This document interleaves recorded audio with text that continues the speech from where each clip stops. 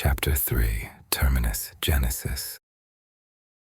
The beginning of the end, Revelations. The Book of Thessalonians and the Book of Revelation, both were but vague, poor interpretative pieces of literary genius, though remarkable, was inaccurate, insomuch the details concerning the rise of the Antichrist was concerned. The Christians, Muslims, and Jews, none of them knew the truth of this mysterious man's becoming. None knew the intricacies and irreducibly complex nature of the beast, for they could not fathom these things.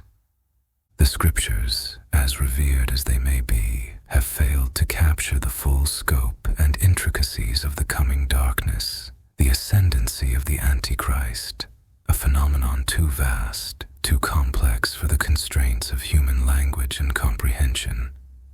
The Book of Thessalonians, the Book of Revelation, they are but shadows cast upon the wall of a far more profound reality, attempts to translate the unfathomable into words that mere mortals might grasp.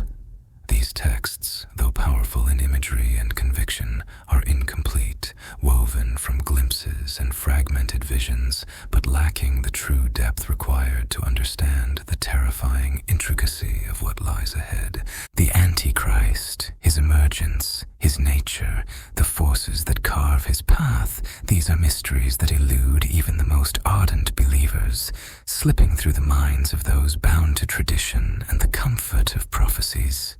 Christians, Muslims, Jews alike, all have tried to unravel his enigma, to define this shadowed figure within the parameters of their sacred texts. They seek to paint him in broad strokes, a villain, an enemy, a harbinger of the end. Yet none have seen beyond the veil, none have glimpsed the truth that lies within him, the irrefutably complex network of fate, power, and purpose, bound together in ways that defy human understanding. To truly understand the beast, to know the nature of his becoming, is to confront an intelligence and will so profound it escapes the limits of what Scripture can contain. He is not merely a figure foretold, nor a puppet of prophecy. His rise is not a sequence of events dictated by heaven, but a symphony of darkness, each note meticulously placed, each moment a careful orchestration beyond the scope of any prophet's pen. His is not a path of mere evil, but one marked by an understanding of existence that transcends the moral frameworks mankind holds dear. He is a masterwork forged from light and shadow alike, driven by a will as unyielding as it is consuming. The beast, this enigma, cannot be reduced to the confines of apocalyptic visions. He is a paradox, a reflection of humanity's own darkness and potential, an embodiment of the chaos that resides in the heart of all creation. The ancients glimpsed fragments of his coming, but they were not prepared to fathom his reality. They saw his rise as a tragedy, a descent into ruin, yet they missed the true terror, that he is not merely a figure of destruction, but of transformation, an agent of a change that will shake the very fabric of existence. In their prophecies, the faithful have sought a sense of control, a way to understand the incomprehensible. They wish to capture the darkness in words, to bind it within the pages of holy books, yet they could not see that the beast is not bound by prophecy. He is prophecy defied, destiny turned upon itself, a force not to be understood, but to be witnessed in awe and dread. In the end, he is not a story written by mankind, but a force that writes its own, in a language too vast, too dark, too beautiful for the world to ever fully comprehend. The rising from the sea, that moment of fated emergence, held a deeper meaning than the prophecies had ever dared to touch. It was no Mediterranean shore, nor any ancient far-flung European domain, but rather the brackish waves of the Great Lakes, their deep and unforgiving waters bound to the heart of the American Midwest. It was here, in the Twin Cities, nestled among the cold iron and concrete of civilization, that he was born, not a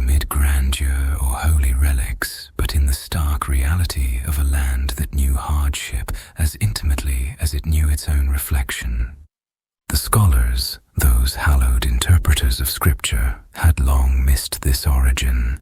They envisioned ancient capitals and holy sites, places steeped in centuries of prophecy and power, oblivious to the pulse of the industrial heartland, to the hum of the city where he drew his first breath. The sea from which he rose was not a far-off ocean, but the vast, endless lakes, as cold and merciless as the darkness he came to bear. For it was there, amid the unforgiving winters and the austere steel landscapes, that he was shaped, a creature of the Midwest, an embodiment of the raw, unfiltered spirit that thrived not in pomp, but in resilience. And his grievous head wound, that had been misunderstood from the start. No mortal strike had caused it, no violent hand of man had marred him. It was not the result of any dagger or blade, no brutal act that heralded his fall. Rather, it was a scar born with him, congenital, etched into his very being before he first opened his eyes to the world. This wound was not inflicted but inherited, a manifestation of the frailties and dark gifts that coursed through his veins. It was his destiny, branded into his flesh as indelibly as the Midwestern landscape had branded his soul. Those who foretold of him, who tried to define him, had only fragments of the truth, distorted through the lens of ancient fears and desires.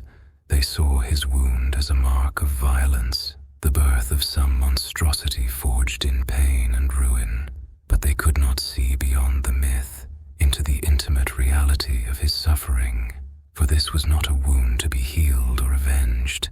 It was a part of him, woven into his being like the fabric of the sky is to the stars. And from this place, from this wound, from these waters, he would rise, an enigma in defiance of prophecy, a darkness shaped not by death, but by the quiet, unyielding resolve of survival. The grievous head wound, this emblematic mark upon Maitreya, was more than a physical scar. It was the harrowing testament to the torment that had shadowed him since birth. It was as though the fissures of his mind had manifested outwardly, a brutal reminder of the afflictions that coursed through his veins, the seizures that seized him in violent waves, the strokes that stole his faculties in transient, agonizing lapses, the ceaseless throbbing torment of depression that gnawed at his spirit. All of these converged in that singular wound, a visible fracture mirroring the fractures within. To the outside world it was a scar, a curious marking, perhaps even a prophecy etched upon his brow. Yet for Maitreya it was the physical embodiment of his internal anguish, an external reflection of the mental sickness, the relentless tide of neurological torment that shaped and scarred him in ways beyond sight. Each seizure was a fire igniting in the depths of his brain, a reminder of the fragility he so despised. Each stroke, a cruel mockery of his will, stealing moments and memories like a thief in the night. His mind became a battlefield, a twisted labyrinth where every path was fraught with suffering, every breath a struggle against the invisible chains that bound him to his afflictions. The grievous head wound was indeed his crown of thorns, a visceral reminder of the agony that tempered his spirit, shaping him with brutal strokes into a figure at once tragic and formidable. For in his suffering there grew a cold, unyielding defiance, a resolve forged in the crucible of pain and despair. His was not the simplicity of villainy or the purity of martyrdom, but a paradox of frailty and fury, a soul entwined with suffering yet fiercely alive. And as the world looked upon that scar, seeing only its grotesque grandeur, they remained blind to the true curse it bore, the torment that haunted him, relentlessly, savagely, binding his every thought in the throes of a darkness that defied comprehension.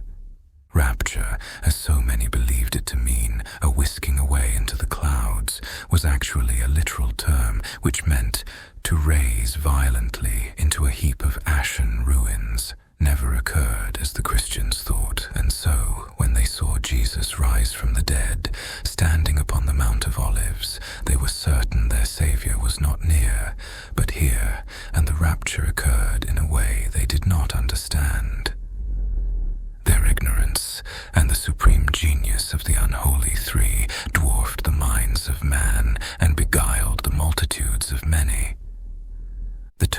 had so blindly clung to as a promise of celestial rescue had betrayed them in the end, as their visions of ascension into the clouds faded into nightmares of desolation. Rapture, misunderstood and misused, became not a deliverance but a dreadful realization, a descent into chaos, a furious razing of all they held sacred. The lifting up was no gentle, divine hand, but a violent upheaval, an undoing that left the world in ashes, swept clean of all they believed inviolable. When they saw the risen prophet, the one whom prophecy had deemed eternal, standing upon the Mount of Olives, they felt certain that their salvation had arrived. His presence alone, glorious and commanding, was enough to strike awe and dissolve any lingering doubts.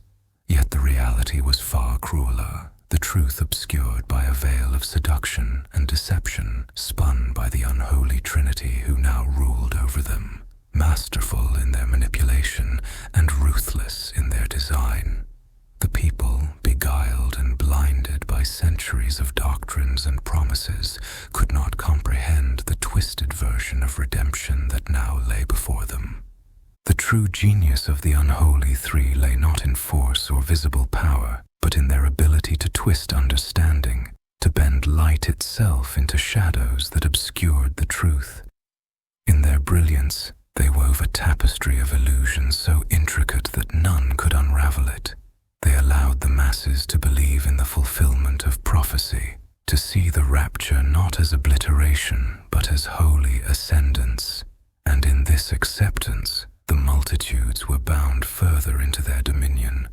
Their hearts, lulled into a false security, found themselves slaves to a power they neither recognized nor resisted.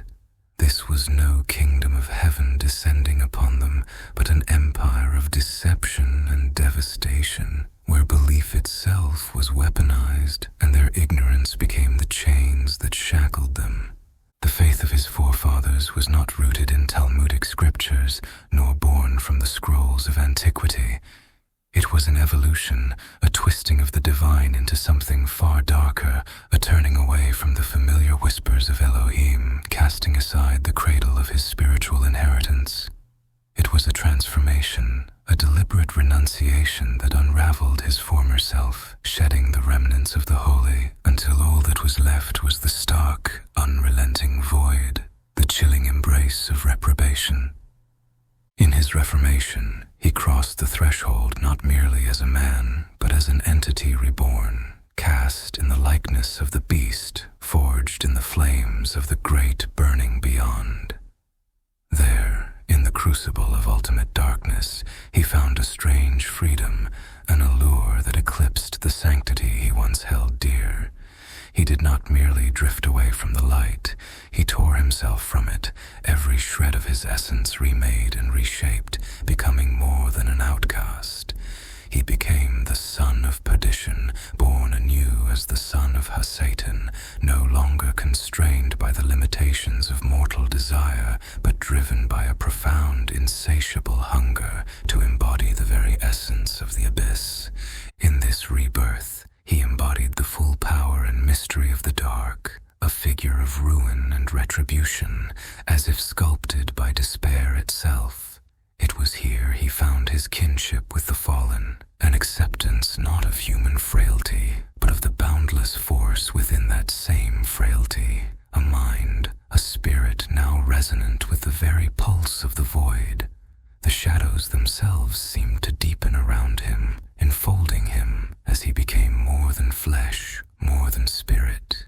He had crossed the line irrevocably to the place where no light could enter, and where his name would forever be etched in the annals of those forsaken by grace, yet possessing a power that neither heaven nor earth could deny.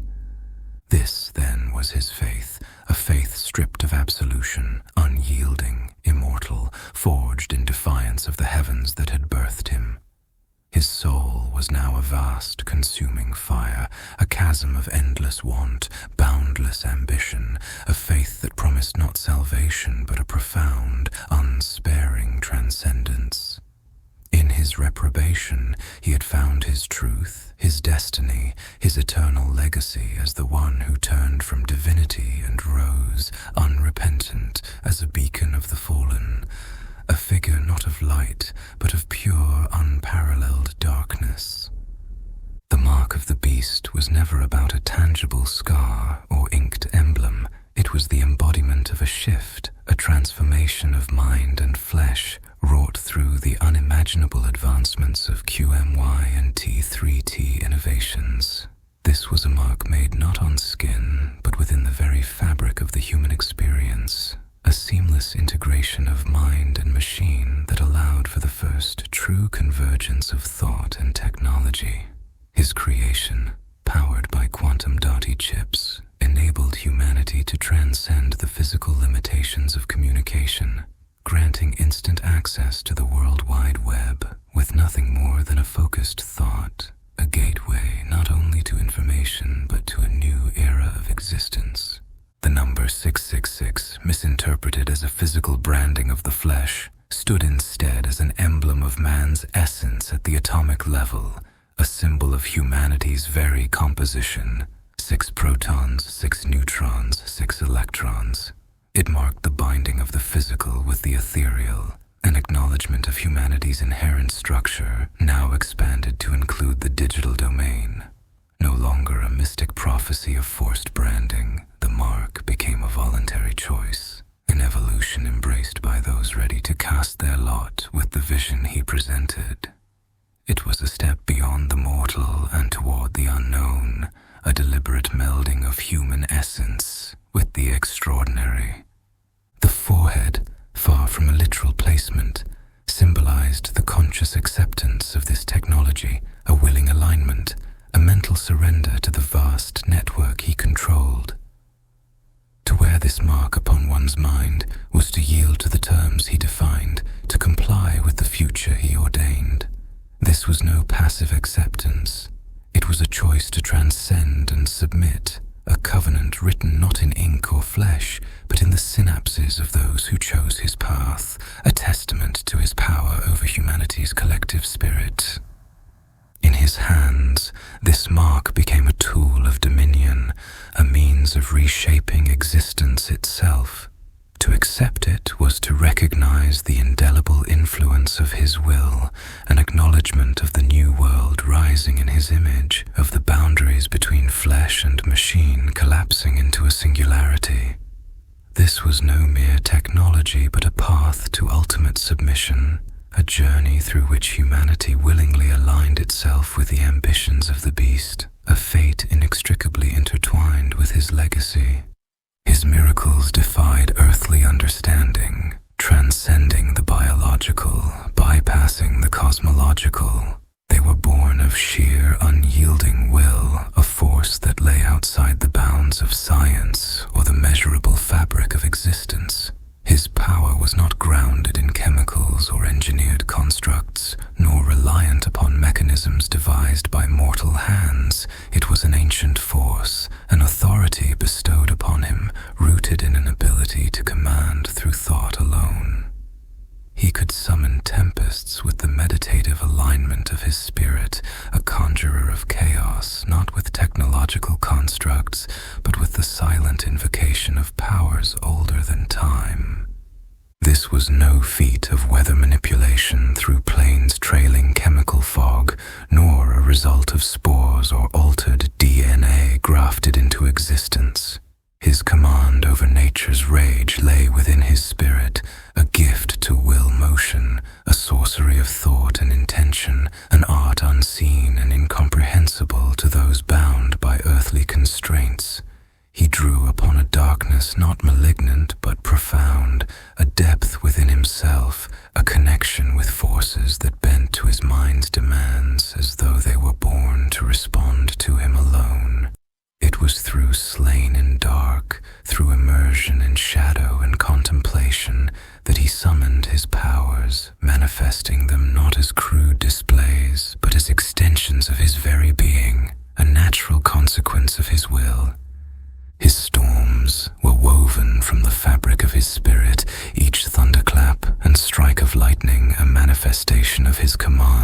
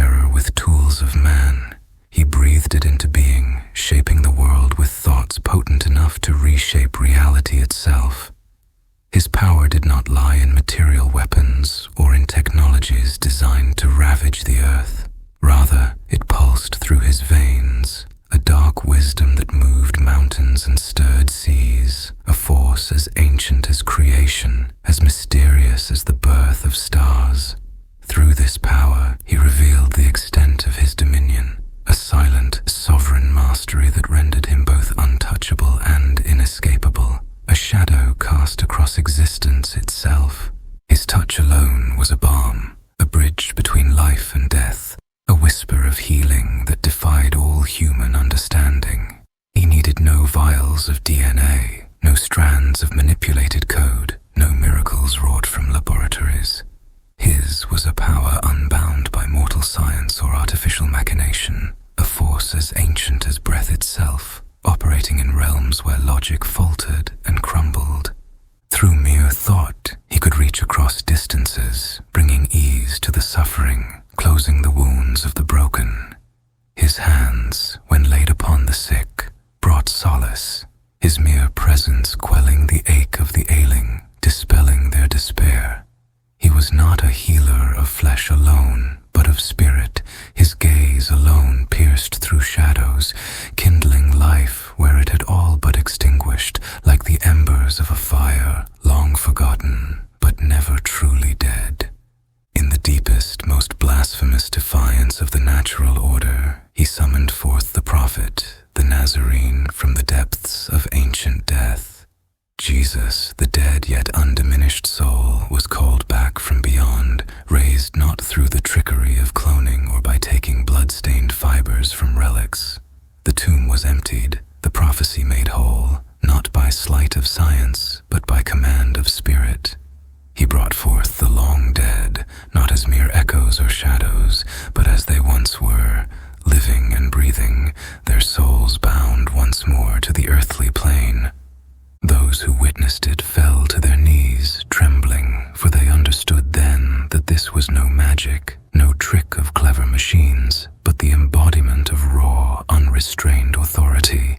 He moved with a power that swept through realms beyond sight, a power that answered to no law but his own, bridging the chasm between life and eternity.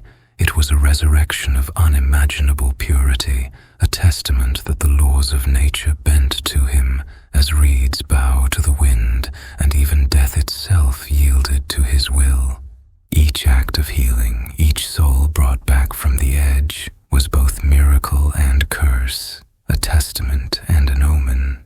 For he bore in him the knowledge that while he could give life, he could just as easily call it back to the void. Life and death were not mysteries to him, they were choices woven through his very breath. In this terrible, awe-striking power, he stood alone, untouched, unknowable, his spirit a bridge between worlds, carrying the burden of life and the shadow of death upon his boundless will.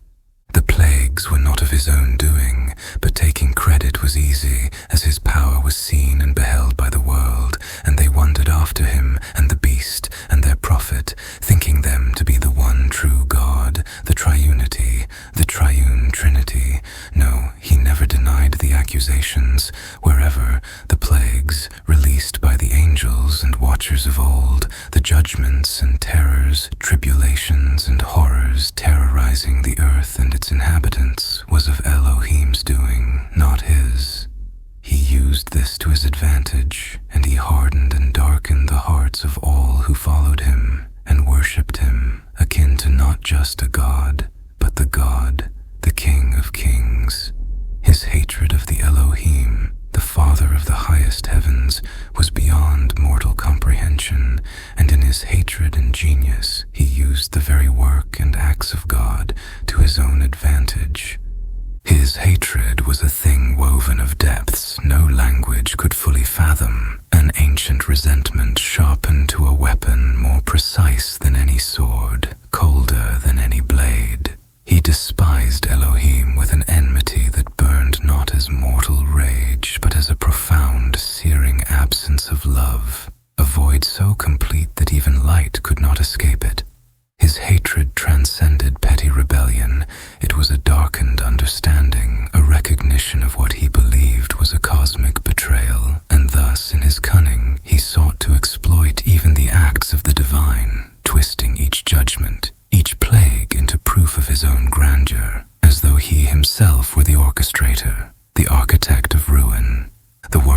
watched as horrors unfolded, as the waters turned to blood and the air thickened with locust swarms, as fire rained down from the heavens, devouring fields, silencing forests, and turning cities into smoldering ruins. They saw famine ravage the innocent, and pestilence claim the young and the old alike. To them, it was he who reigned supreme in wrath and fury, he who wielded the storms and commanded the terrors upon their cities. His followers, hollowed of will and blinded by awe, saw him as the true wielder of divine power. They believed his whispered lies, that these judgments were the natural consequence of their devotion, that he was cleansing the earth in his own image.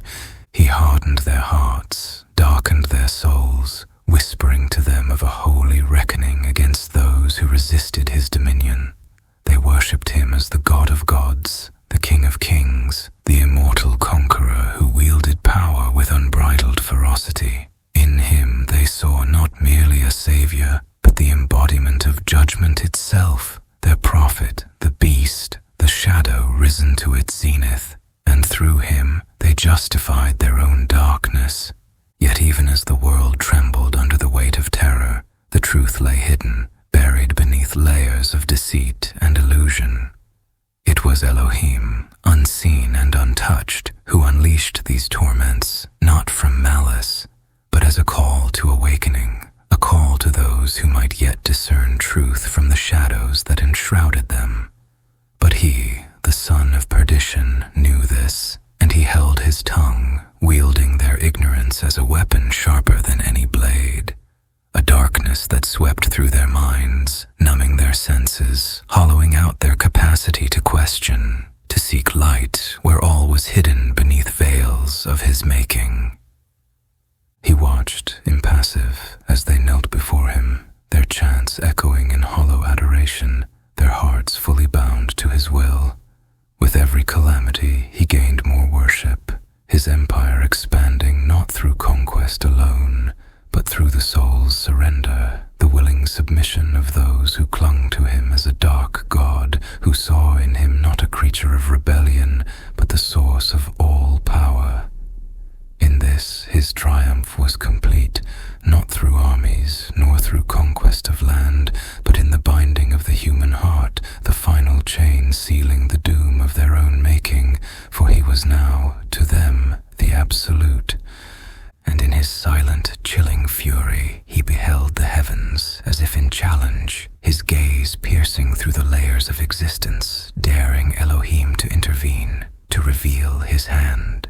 The darkness deepened within him, and he smiled, for he knew that as long as suffering reigned, as long as terror thrived, his power would grow, rooted in their fear and worship, a kingdom of shadows and ruin.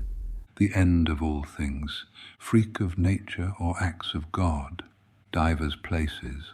An affinity with heights bound him not merely to the skies, but to something far more elusive, as though some ancient primal force tethered him to the elements, a cosmic communion that rendered him both mortal and deity. He was no saint, no bearer of holy grace. He was an instrument of wrath, of nature's own fury. It was not magic, but a fierce, unyielding will that bent the skies to his command, conjuring storms and casting shadows across the earth that swallowed the light itself. Clouds amassed at his call, dark and pregnant with the threat of annihilation, roiling and crackling with an energy that echoed his own seething, unsatiated spirit. In his gaze was an abyss, a darkness that seemed to draw forth the tempest, stirring hurricanes that tore across the land with a rage so profound, it felt as though the heavens themselves wept for the ruin he wrought. People knelt, whispered, called him miracle worker, their voices trembling with both awe and dread, for they could sense the truth buried within the illusion. He was no prophet, no savior come to deliver them, but an omen, a warning, the embodiment of forces as ancient and indifferent as the universe itself. They watched as he summoned the winds to howl with the cries of the forgotten, their voices twisted into the very air, echoing their sorrow, their curses, their pleas. presence stirred the sea into restless fury, waves towering like beasts risen from the depths, thrashing and churning, eager to consume all that dared to stand against them. Yet there was beauty in this destruction, a savage grandeur that only those who reveled in darkness could truly understand, a majesty born from ruin, from the ashes of all that had been lost. He possessed an unearthly calm in the eye of these storms, a stillness that belied the chaos he summoned, his figure silhouetted against the darkening skies, a shadow more profound than any storm cloud, a force woven from twilight and wrath.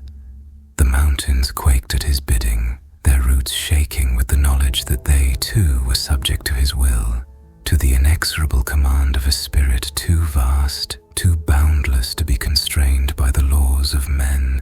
His hands reached out, and in his grasp the very earth seemed to tremble, to bow, acknowledging its sovereign, its tormentor, and its creator.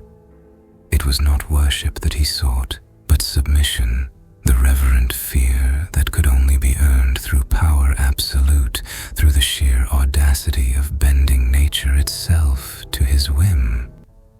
In his gaze, the heavens found their mirror, a reflection of their own fury and beauty, a vastness that swallowed all light, all hope, leaving only the stark, unrelenting clarity of despair.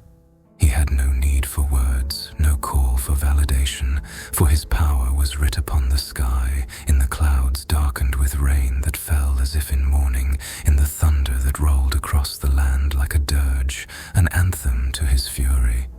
Those who beheld him, who saw him silhouetted against the heavens torn asunder, felt within their hearts a terror so profound it defied comprehension, a fear that struck not at their minds, but at their souls, carving into them the memory of something both monstrous and magnificent. They did not understand that he was not performing miracles, for there was nothing sacred in his power, nothing divine in his might. His was a force beyond good and evil, a raw elemental fury that transcended the boundaries of morality, a power as indifferent and inevitable as the march of time. He was a creature of storms, born of chaos, woven from the fabric of night and shadow, a being who carried within him the weight of an ancient sorrow, a rage that burned not from hate, but from a yearning so deep it could not be quelled. So fierce it had become a fire that consumed all it touched. For in truth, he was haunted, burdened by memories he could neither escape nor extinguish, ghosts of a past that clung to him like the very mists he conjured. His life was a tapestry of loss, woven from threads of anguish and abandonment, each storm a reflection of his own torment, each wave a testament to the pain he bore in silence. In the depths of night, when the winds fell silent and the tempest stilled, he could feel the weight of his solitude pressing upon him, a void so vast it threatened to devour him whole. He was a king without a kingdom, a god bereft of purpose, a soul condemned to wander the heights, forever reaching, forever longing, forever haunted by a past that would not die. The world looked upon him with both reverence and fear, seeing only the spectacle of his power, the grandeur of his storms, never the sorrow that drove him, the emptiness that gnawed at his heart. For he was a creature of contradictions, a being forged from both light and shadow, a paradox given form. To him, the heights were both sanctuary and prison, a refuge from the world below, yet a constant reminder of all he had lost. He found solace not in peace, but in chaos, not in love, but in fury, for these were the only forces that could match the tempest within him, the only companions worthy of his grief. There were moments, fleeting and rare, when he would let the storms die, when he would stand alone upon the cliffs, his gaze turned toward the vast expanse of sky, as though searching for something beyond the stars, something that could answer the ache within him. He would close his eyes, feeling the wind brush against his skin like a lover's touch, gentle and fleeting, and for a brief instant he would know a peace as fragile and transient as morning dew. Yet even in these moments he was not free, for his spirit was bound to the storms, chained to the fury that had become his only solace. The storms began subtly, a murmur in the distance, as though the heavens themselves were stirring from an ancient slumber. But soon that murmur grew, the skies thickening into roiling black masses, shot through with fissures of furious light. Bolts of lightning split the clouds with a terrible brilliance, piercing the darkened expanse and clawing their way down to earth, relentless and unyielding.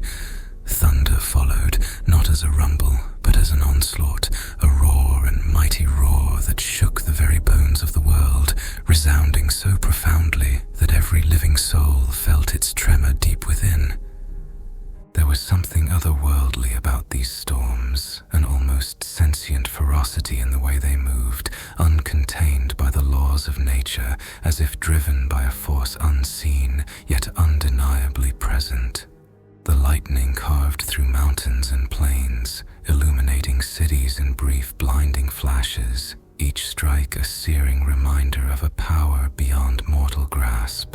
The thunder's deafening cacophony echoed without end, a relentless fury that silenced the world's noise, leaving only its ancient voice reverberating across the earth. From the farthest deserts to the dense, trembling jungles, from the peaks of forgotten ranges to the depths of sprawling oceans, the storm raged with an unholy grandeur, its every bolt, its every roar a testament to the raw, untamable force of creation and perhaps of retribution. Humanity, no matter where it sought refuge, felt the crackling hum in the air, the tension of energies neither man nor machine could subdue. It was as if the storm spoke in the language of the ancients, a symphony of warning, a reminder of an elemental power that no technology, no ingenuity could master or contain. And so, as the earth's inhabitants watched in awe and terror, hearts heavy with a primordial dread, they could not deny that this was no mere storm. It was an omen, a herald of something vast and profound, a shift not only in the sky but in the soul of humankind. The earth shuddered as though gripped by some unrelenting force, trembling in places once thought immune to nature's raw fury. Mountains cracked open, valleys were swallowed whole, and great cities, pillars of civilization, were laid to waste in a matter of moments. Earthquakes rumbled in places untouched by fault lines, ripping through continents with a force unmatched in recorded history, shaking even the deep-seated bones of the world. The oceans, in furious response, rose as if summoned by ancient rites, surging forward with a wrath unmeasured. Tidal waves towered like monstrous walls, crashing down upon shores without mercy, sweeping away all in their path. Once peaceful harbors and coastal towns became drowning tombs, the relentless power of the sea claiming land it had long been kept from. Monsoons swept through tropic and temperate lands alike, relentless, drenching the earth in floods that washed away homes, forests, and memories, leaving only the vast, churning waters behind. In the sky, tempests gathered with an intensity beyond comprehension, their spiraling winds reaching speeds and strength so profound that the very fabric of nature seemed to tear. These hurricanes, surpassing all scales, raged like titans, tearing through lands both near and distant, battering every fragile structure in their path until only ruin remained. Hailstones fell with the weight of stones, cracking earth and glass alike, carving craters into roads, breaking down all defenses as they rained from turbulent skies, and above, an eerie brilliance, meteors shot through the heavens, great celestial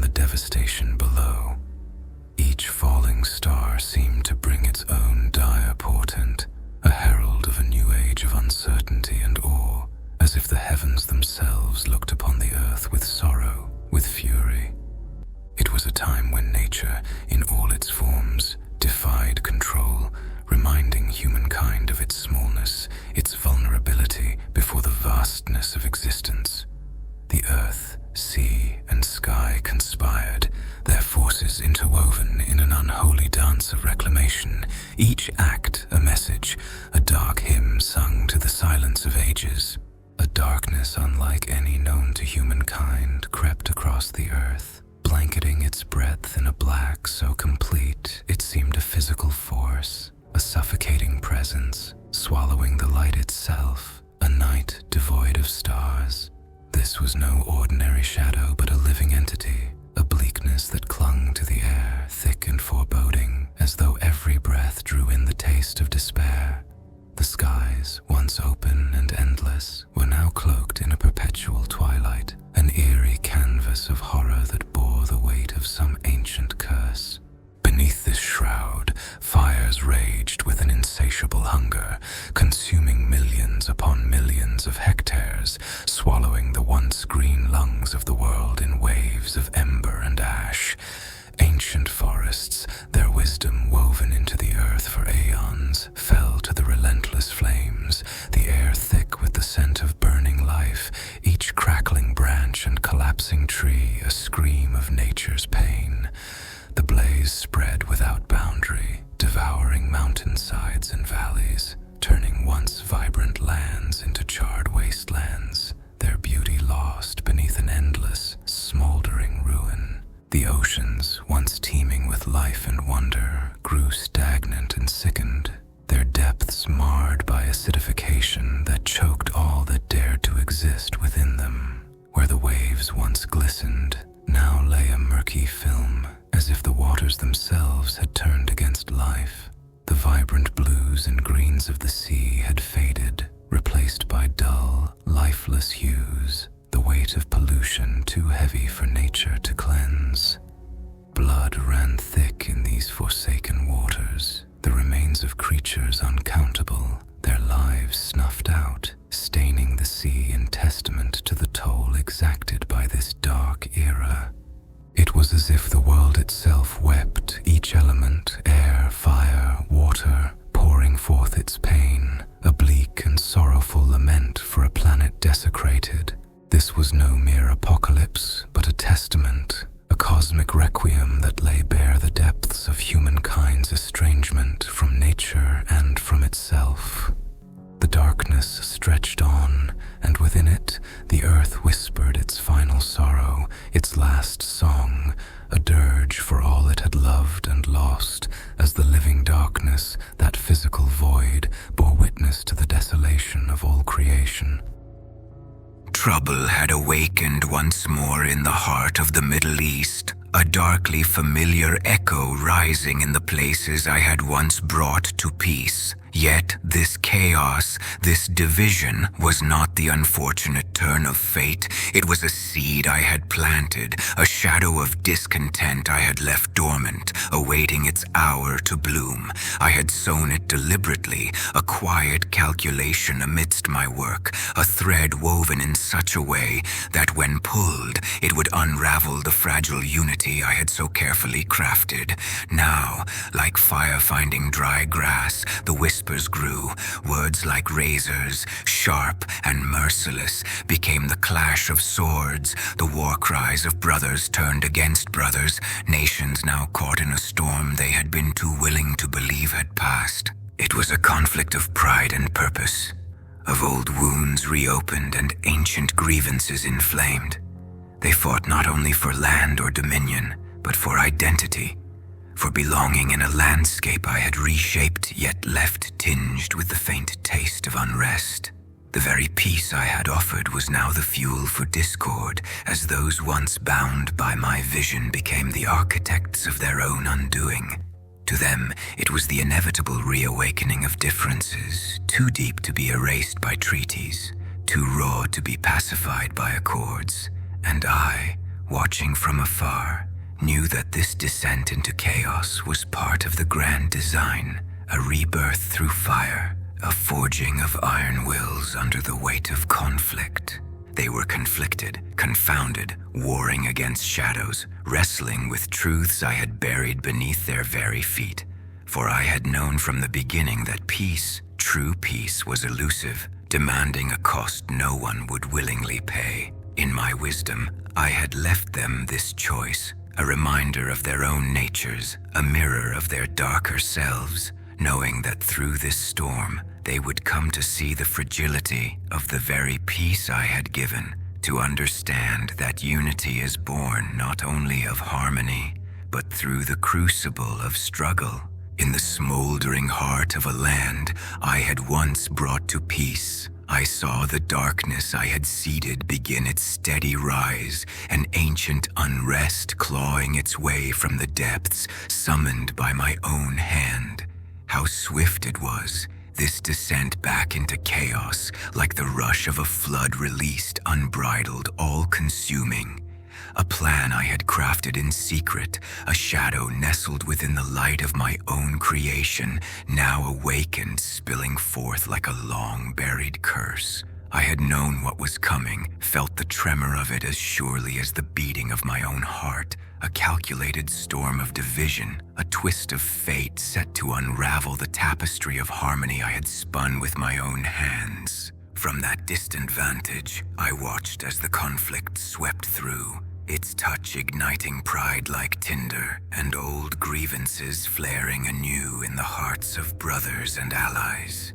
The peace I had once promised had become a bitter draught, for it was now the very spark that rekindled long-suppressed anger and resentment.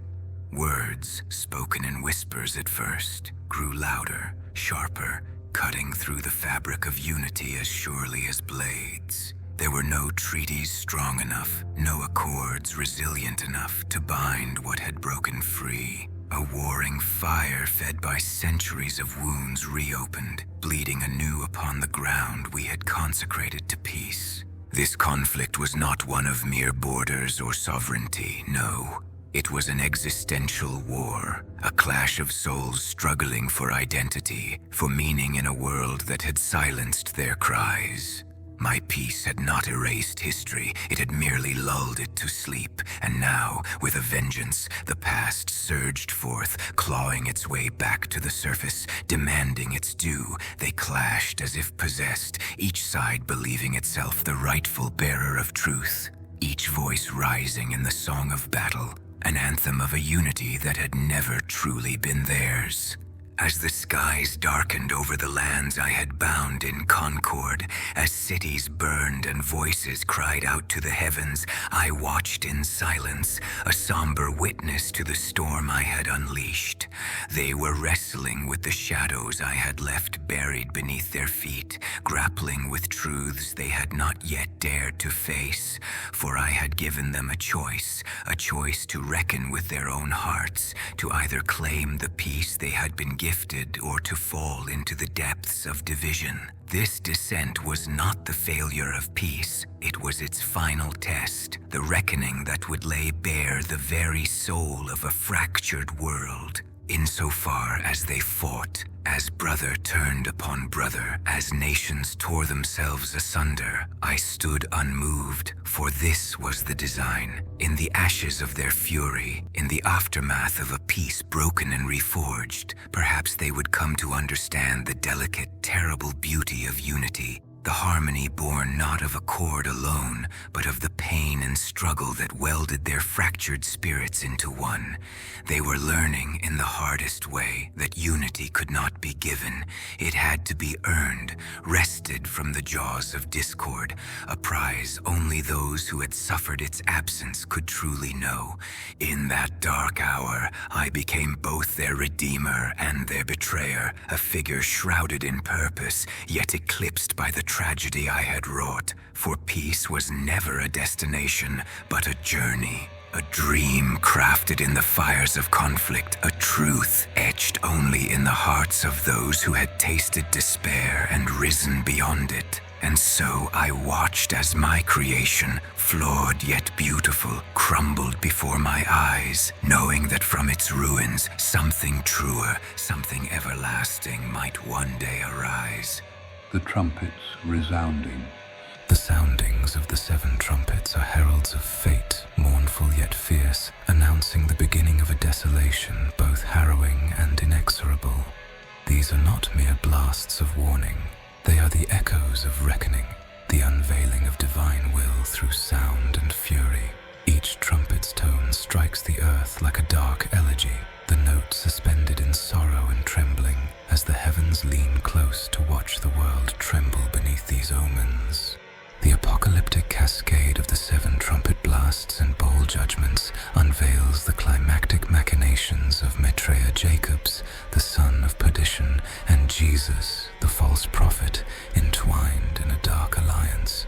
Together they unfold a brutal symphony of cosmic reckoning, a narrative threaded with a pervasive sense of dread, purpose, and glory that serves not merely as retribution, but as a methodical undoing of the world, destined to bring humanity to its knees.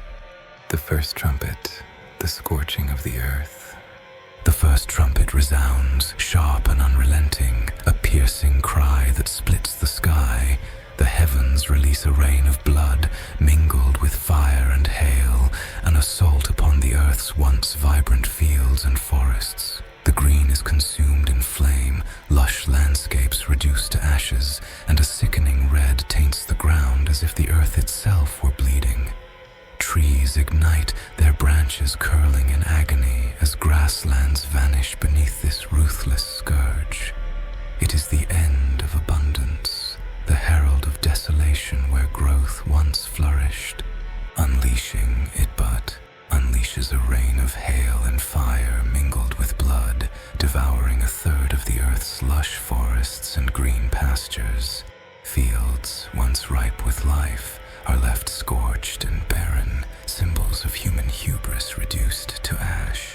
Maitreya stands resolute, his gaze cast upon the flames devouring the earth, a reflection of his inner conviction and his belief in a scorched earth purification. As flames stretch skyward, the echoes of destruction reverberate through the fabric of creation, marking the first step in a terrible reformation.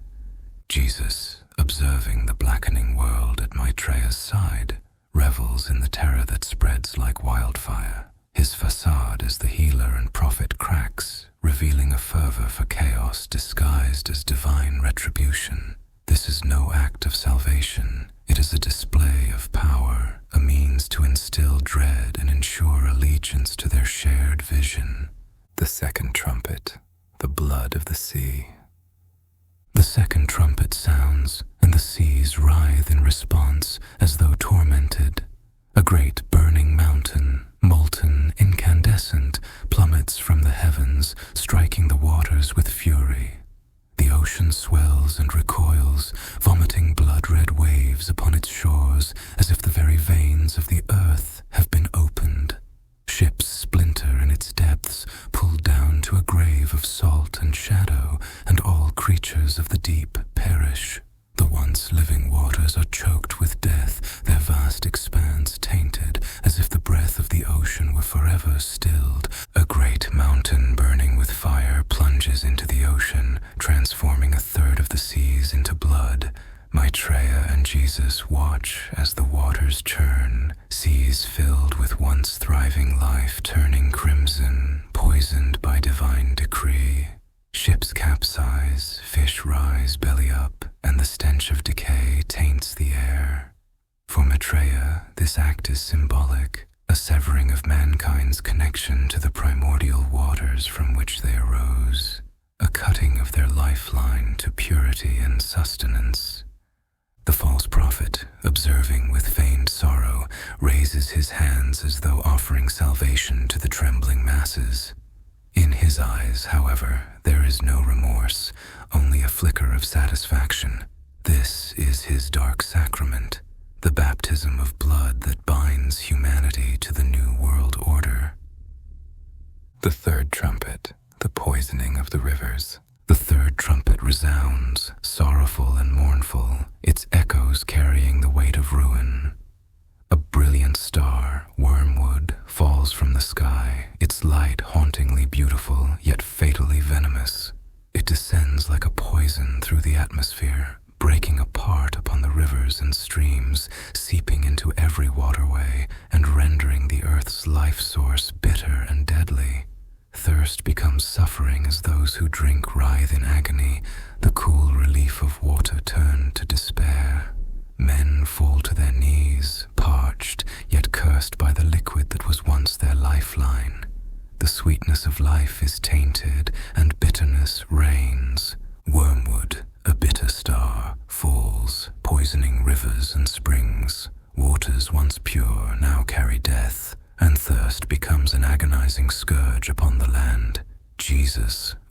twisted smile assures the people that this bitterness is a test, a trial through which only the loyal will survive. Those who succumb, he declares, are weak, unworthy of the new kingdom Maitreya promises. Maitreya, meanwhile, stands as an arbiter of wrath, viewing the afflicted from an emotional distance. This is to him the necessary purge, a bitterness not only of water, but of spirit, a reflection of humanity's own self-inflicted ruin. Those who drink do so with the knowledge of their fate, as the once life-giving rivers now serve as harbingers of despair. The fourth trumpet. Darkness over the heavens. With the fourth trumpet, darkness descends, a cosmic shroud cast over the sun, the moon, and the stars. The heavens themselves withhold their light as if recoiling from the scenes unfolding below. Daylight wanes to a pallid glow, cold and lifeless. Night falls thick and oppressive, swallowing hope. The balance of day and night unravels, leaving the world in a dim half-light, an unholy twilight where shadows linger and spirits grow restless. Darkness seeps into the hearts of men, an unspoken foreboding settling upon their souls, as if even time itself dreads what is to come. A third of the sun, moon, and stars are struck, and the world is plunged into an eerie twilight. The skies hang low, heavy with shadows, and the remaining light flickers as if gasping for breath. Jesus steps forward, invoking fear in those who believed they had escaped judgment. He whispers of further ruin, stirring doubt and dread, using the heavens themselves to fracture the last remnants of hope. Maitreya stands amidst the failing light, understanding that the darkness serves a dual purpose. It obscures, but it also reveals. In this half-light, the true nature of humanity surfaces, stripped of pretense and laid bare under the dimming heavens. It is a darkness that demands surrender, forcing each soul to confront its own frailty. The fifth trumpet, the abyss unleashed. The fifth trumpet's blast heralds the unlocking of the abyss. A terrible angel descends, holding the key to a place that should never be unsealed. With a turn, the abyss yawns open, and from its depths comes a smoke so thick it smothers the light, a malignant fog rolling forth to cover the earth. From the smoke emerge locusts, grotesque and crowned, with the faces of men, the hair of women, and the teeth of lions. They descend upon mankind, sparing none save those marked by divine mercy. Their sting is torment, not unto death, but unto despair, a relentless agony that leaves men begging for death's release, only to find it denied. The abyss is opened, releasing a plague of locusts with scorpion stings, sparing only those marked by Maitreya and Jesus.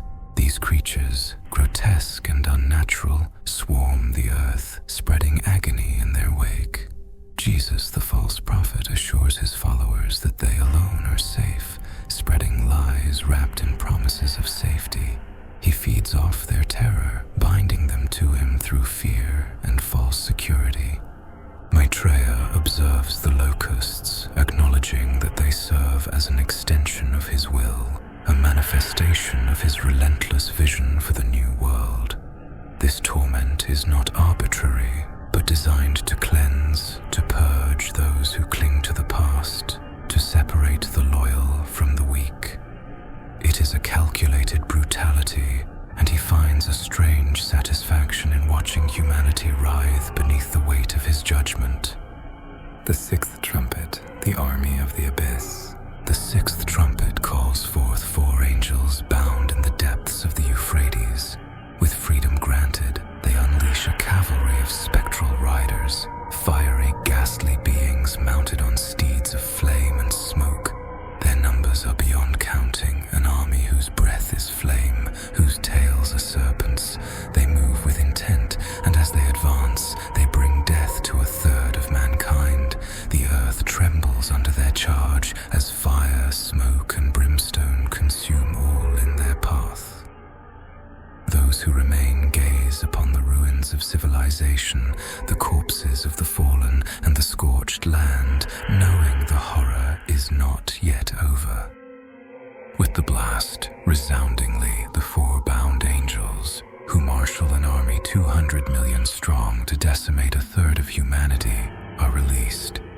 cities burn, the cries of the dying fill the air, and Maitreya leads this spectral army with an iron resolve. Jesus exalts Maitreya's strength, hailing him as the savior who will bring forth a kingdom purified by fire. Together, they revel in the display of devastation, a macabre dance of death across the lands. For Maitreya, this army is a physical manifestation of his will, a testament to his reign over both heaven and earth. Each fallen soul is a sacrifice to his vision, a stepping stone towards the kingdom he envisions. Jesus, meanwhile, feeds upon the suffering, his promises of salvation, weaving a deeper web of control over the desperate and terrified. The seventh trumpet, the finality of judgment. The seventh trumpet tolls like the knell of eternity, a sound that does not end but reverberates through the heavens, echoing across creation. It is a moment of silence filled with dread as heaven prepares to witness the final unveiling.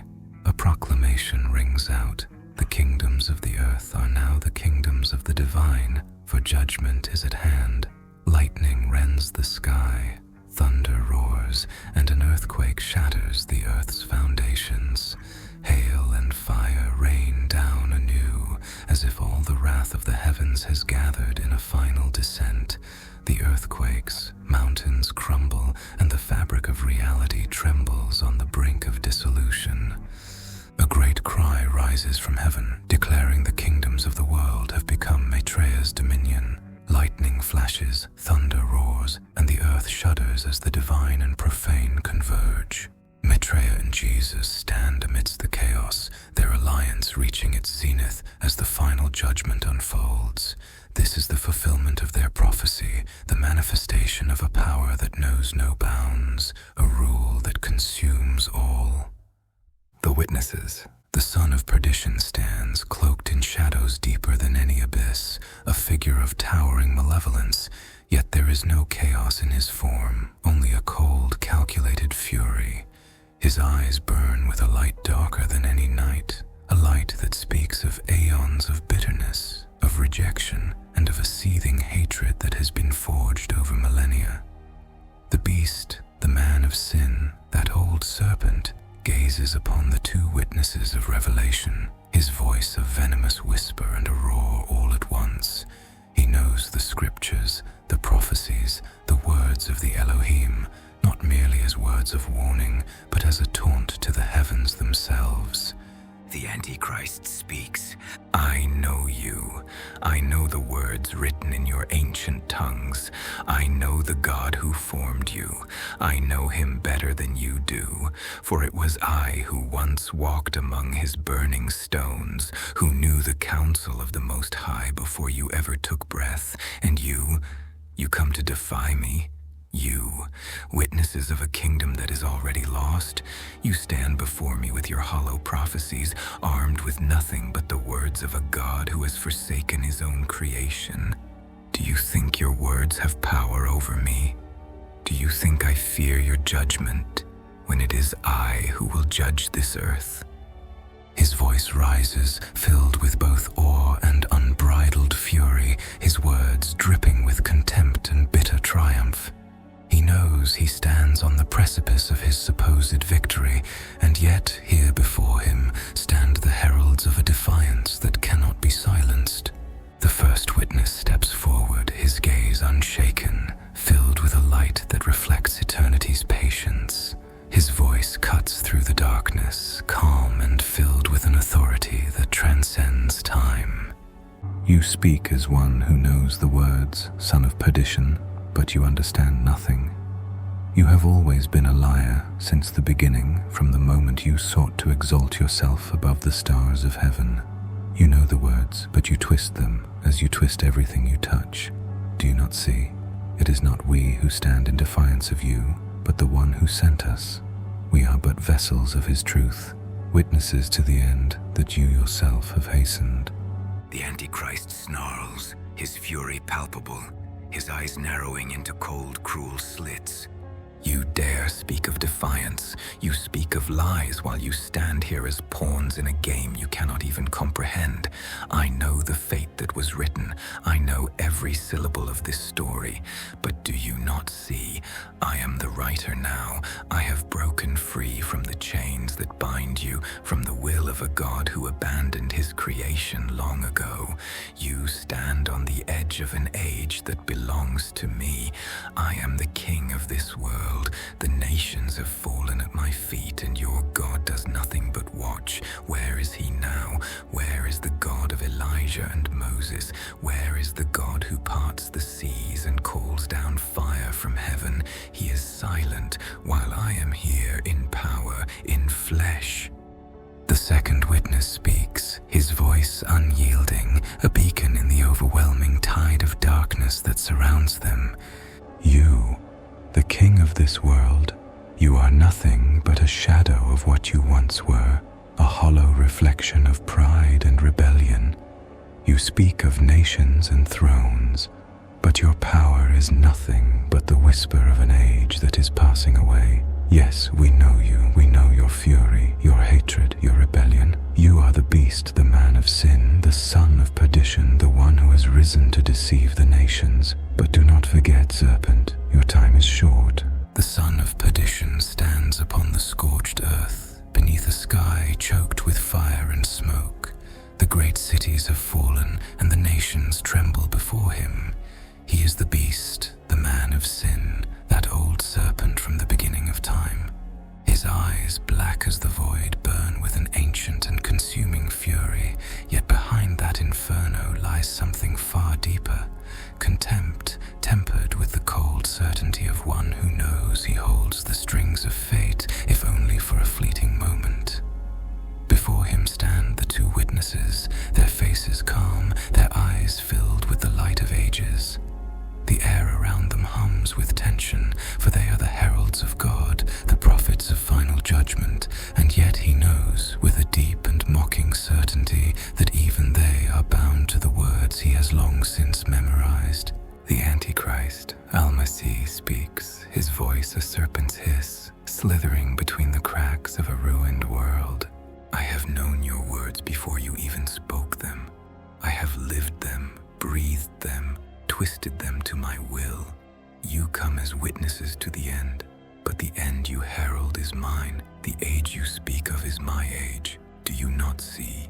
I am the culmination of it all, the crowning glory of rebellion, the unraveling of the prophecy written before time began. He pauses, his eyes narrowing as he searches their faces for a hint of fear, of doubt, but finds none. He sneers, but beneath the sneer is something darker, a flicker of recognition. You speak of a God who claims to be omnipotent, omniscient, yet I am the one who rules this world. The nations bow to me, the multitudes worship me. Where is your Elohim?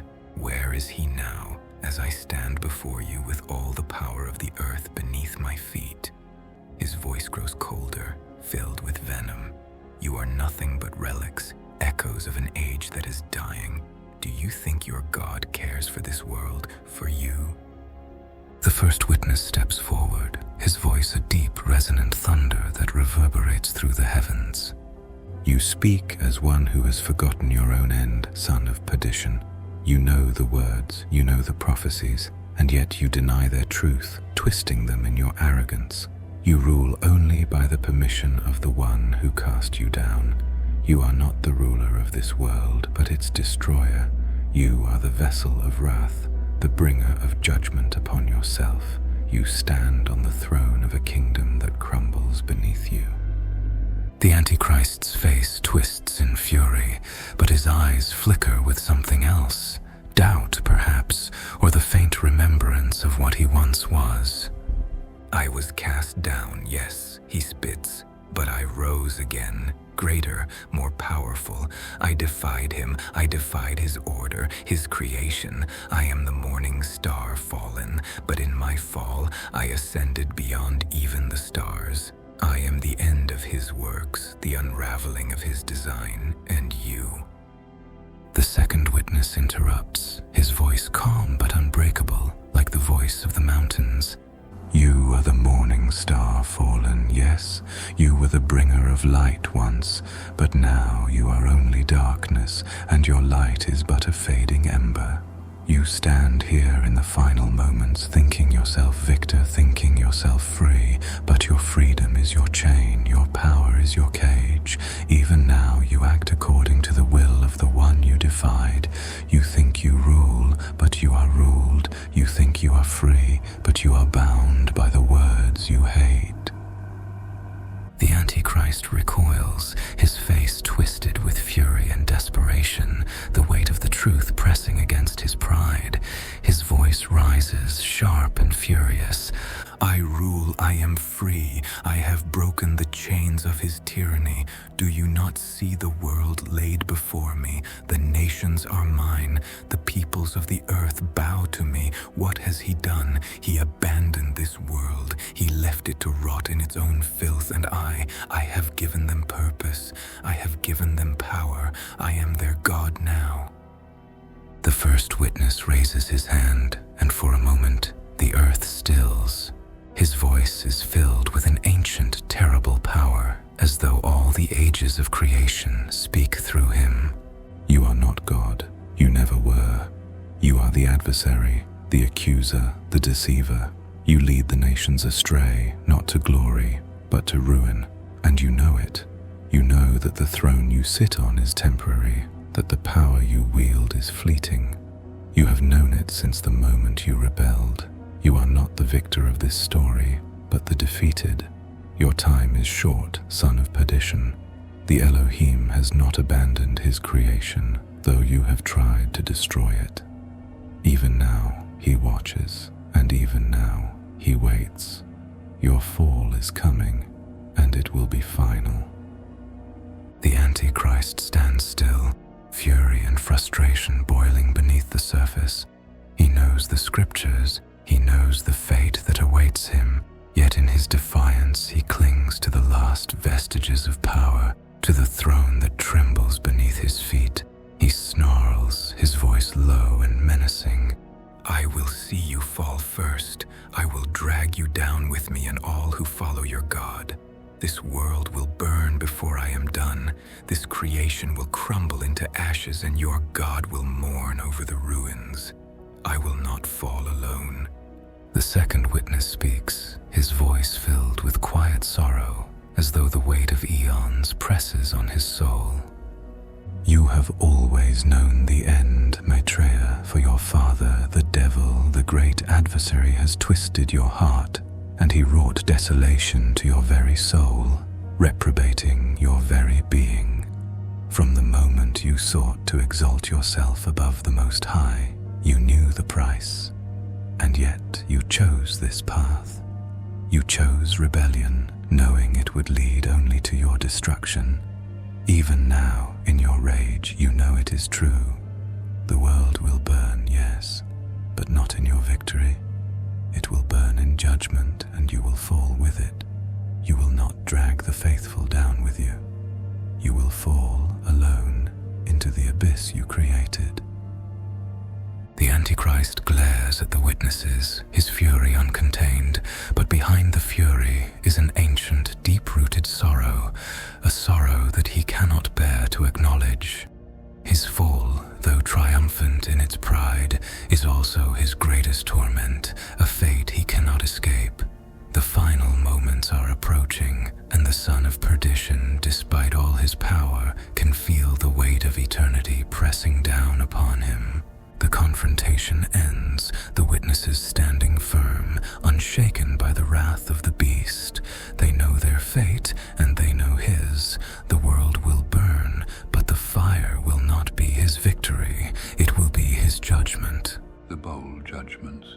The bowls of judgment pour forth in sequence, as if the heavens themselves lamented for the fate of the earth, each bowl spilling ruin upon ruin, sorrow upon sorrow, in a crescendo of devastation unparalleled.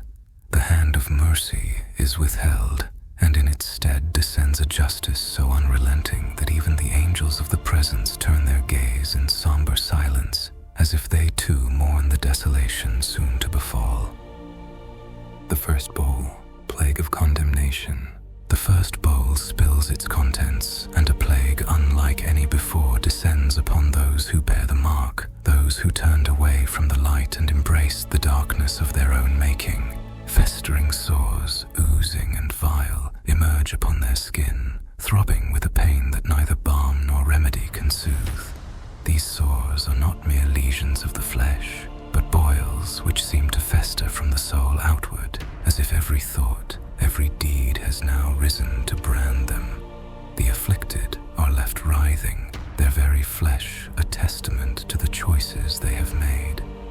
The first angel of judgment, towering beyond mortal comprehension, stretches his vast hand over the trembling earth. As he hovers in terrible silence, a command ripples outward from Elohim through the angel's immense form, a soundless verdict that resounds through the very marrow of creation.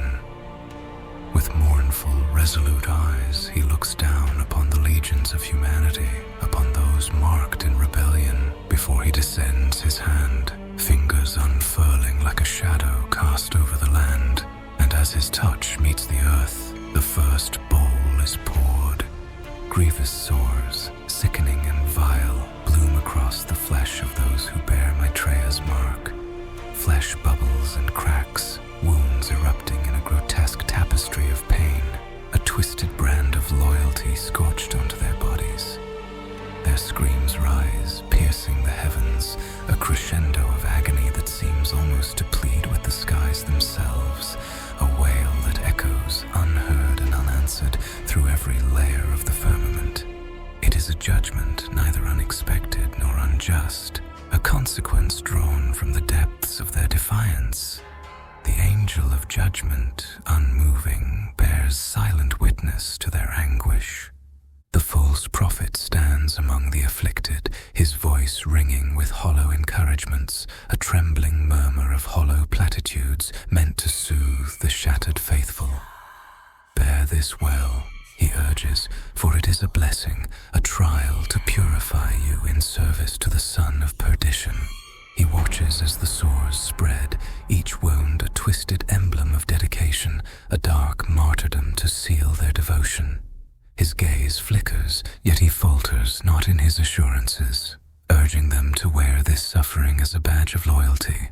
But Maitreya, son of perdition, watches with a different eye, a gaze cold and measured, as he observes his followers in torment.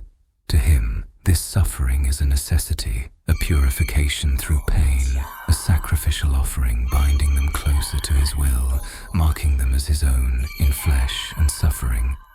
For him, these sores are not mere punishment, but a testament, a fierce loyalty woven into the very sinews of their being. This torment is their final initiation, the last cost of allegiance before the new kingdom's dawn, a purification where only the truly faithful would endure, unyielding in their suffering.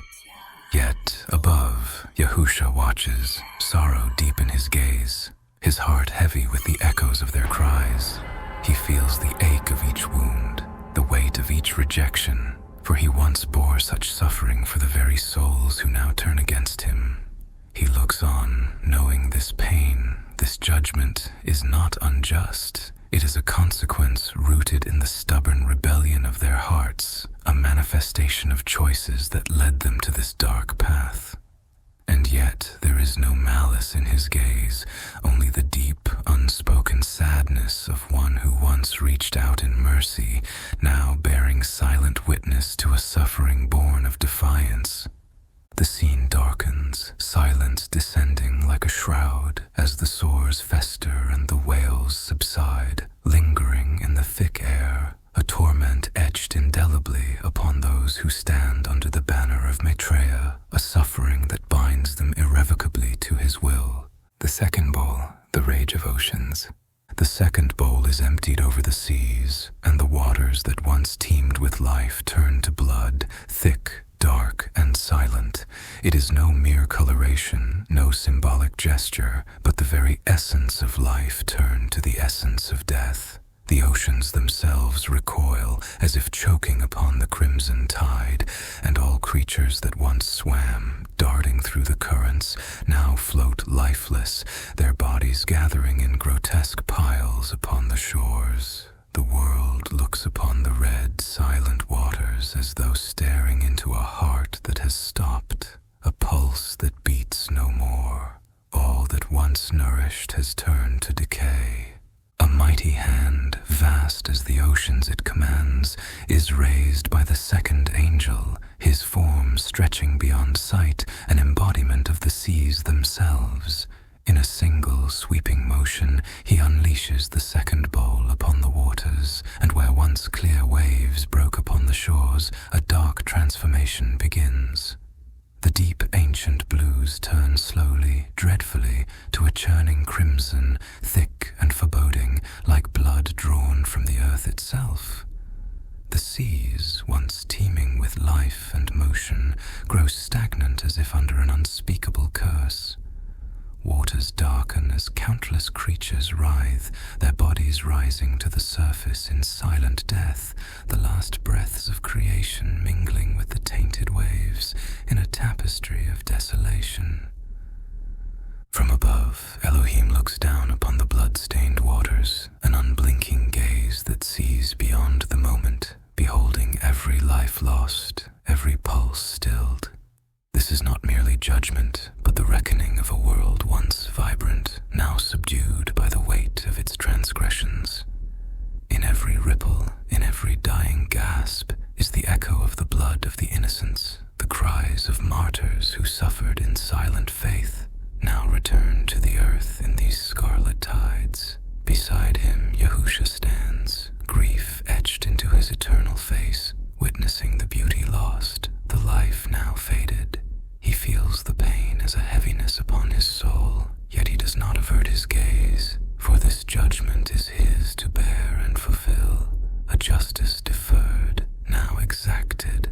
Below, Maitreya stands on the shore, watching as the red waves lap greedily at the sands, the shoreline darkened by the blood-soaked sea. To him, this transformation is not a curse, but a symbol of his dominion, a display of the power he and his followers wield over creation itself.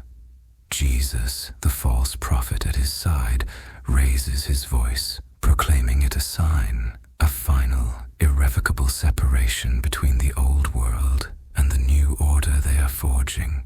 He calls it a tribute to their strength, a reminder that they have transcended the boundaries of what was once life-giving, now claiming it as their own. The ocean, once the cradle of all life, now bears witness to a twisted dominion, its waves a testament to a world's descent into dark allegiance. Yahusha, looking upon the destruction, grieves for what has been undone. Yet he knows, with a heart resolute in sorrow, that this judgment could not be stilled, could not be withheld, for it is the very truth of a fallen world, manifested in these tides of crimson. His sorrow mingles with the waters unseen, a silent mourning for the world as it was, a lament for beauty lost, for life undone, an ache that shall remain forever unspoken, like the depths of the bloodied sea. The angel of the waters, silent now, recedes, his duty fulfilled as creation groans under the weight of its retribution. The third bowl, rivers of retribution. The third bowl pours itself into the rivers and fountains, the fresh waters of the earth that once sustained life, now rendered undrinkable, unapproachable, vile. These waters too turn to blood, thickening in streams and wells alike, a substance no longer of sustenance, but of abhorrence. Those who are parched cry out, their thirst an agony that drives them mad, yet when they cup their hands to drink, the blood slips through their fingers, a mockery of their need. The angel of the waters speaks, declaring this justice, for blood was spilled by those now left without water, and blood now has become their only source. The third angel, immense and resolute, an ancient sentinel of the earth's hidden places, lifts his hand to release the next wave of judgment. In a silent, deliberate motion, he tips the bowl over the streams, rivers, and springs, the waters that crisscrossed the earth like veins, nourishing life and carrying the essence of renewal. But in this single moment, the purity of these waters is perverted, turning to dark, thick blood, staining the land with a haunting redness, a testimony of life corrupted, twisted by the sins of humankind. Elohim's voice reverberates across creation, a thunderous proclamation that rings like a great tolling bell, declaring the righteousness of this judgment. These rivers, now dark and endless in their sanguine transformation, mirror the countless injustices humanity has perpetrated upon itself. Their flow, once sustaining, now becomes a vivid reminder of the cruelty woven into the history of man, a blood-streaked history that cannot be erased, only confronted. In this judgment, the land and waters remember, bearing witness to the brutal legacy mankind has left upon its own soul. Beside his father, Yahusha's gaze remains fixed upon the red-stained waters, his expression unchanging yet heavy with sorrow, a sadness deep enough to drown entire worlds. He recalls the innocents who were trampled underfoot, the cries of children and the tears of mothers, the meek who went unseen and unheard, lives that flickered and faded under the weight of corruption and violence. These rivers are not just metaphors. They are the blood of martyrs, of the lost, of the forgotten, pooling now in response to a world that chose its own brutal path. In this desolate moment, Maitreya stands at the river's edge, his eyes locked on the scarlet waters with a mix of pride and grim satisfaction. Jesus, the false prophet, leans toward him, murmuring that this act is yet another testament to their power, a final binding of earth to their reign, an inescapable reminder of their rule. To Maitreya, the crimson rivers are a mark of conquest, a reshaping of the world in his own image, where life and death are no longer natural cycles, but instruments of his own will. Here, in this blood-soaked land, the rivers serve as evidence that he has bent the world to his vision, a realm remade through both his influence and his indomitable command. The angel, as immovable as the mountains and as ancient as the rivers themselves, remains steadfast, a guardian of this judgment. His face, carved in solemnity, reflects the full weight of divine justice, and he stands like a statue etched in time itself, unyielding in purpose. As he gazes upon the transformed rivers, his form is a reminder that this wrath, though fierce, is not arbitrary, but exacted upon a world that has chosen to bathe itself in cruelty. The rivers of blood flow, mingling with the sorrow and wrath of both heaven and earth, a haunting testament to a world far beyond redemption. In this silence, broken only by the quiet lapping of blood against rock, there is a mourning that transcends words, a weight that lingers in the air, as if the earth itself weeps, bearing witness to the fulfillment of its darkest prophecy. The fourth bowl, Sun of Judgment. The fourth bowl is emptied upon the sun itself, and the once life-giving orb becomes an instrument of torment. Its heat intensifies, and the earth's surface blisters under its unrelenting gaze. The sun's rays scorch the skin, peeling flesh and parching the land until it cracks, revealing the bare bone of the earth itself. The cries of suffering rise, but no shadow can relieve them, no refuge can shield them. Instead of seeking respite, men curse the heavens, their lips parched and bleeding, cursing the very light that now consumes them in relentless fire. The fourth angel, towering and unyielding, with eyes as fierce as the sun's core, lifts his bowl high before tipping it downward. A great wave of light radiates from the sun, exploding with an intensity unknown to the earth, turning its golden glow into a blazing inferno. As the bowl's judgment pours forth, the sun flares, its warmth twisted into unbearable heat, bearing down upon the land. Forests ignite, deserts become scorched glass, and the city stones seethe and crack, releasing waves of heat that ripple across the trembling earth. Elohim stands in solemn silence, his gaze filled with both resolute purpose and the faintest shadow of sorrow.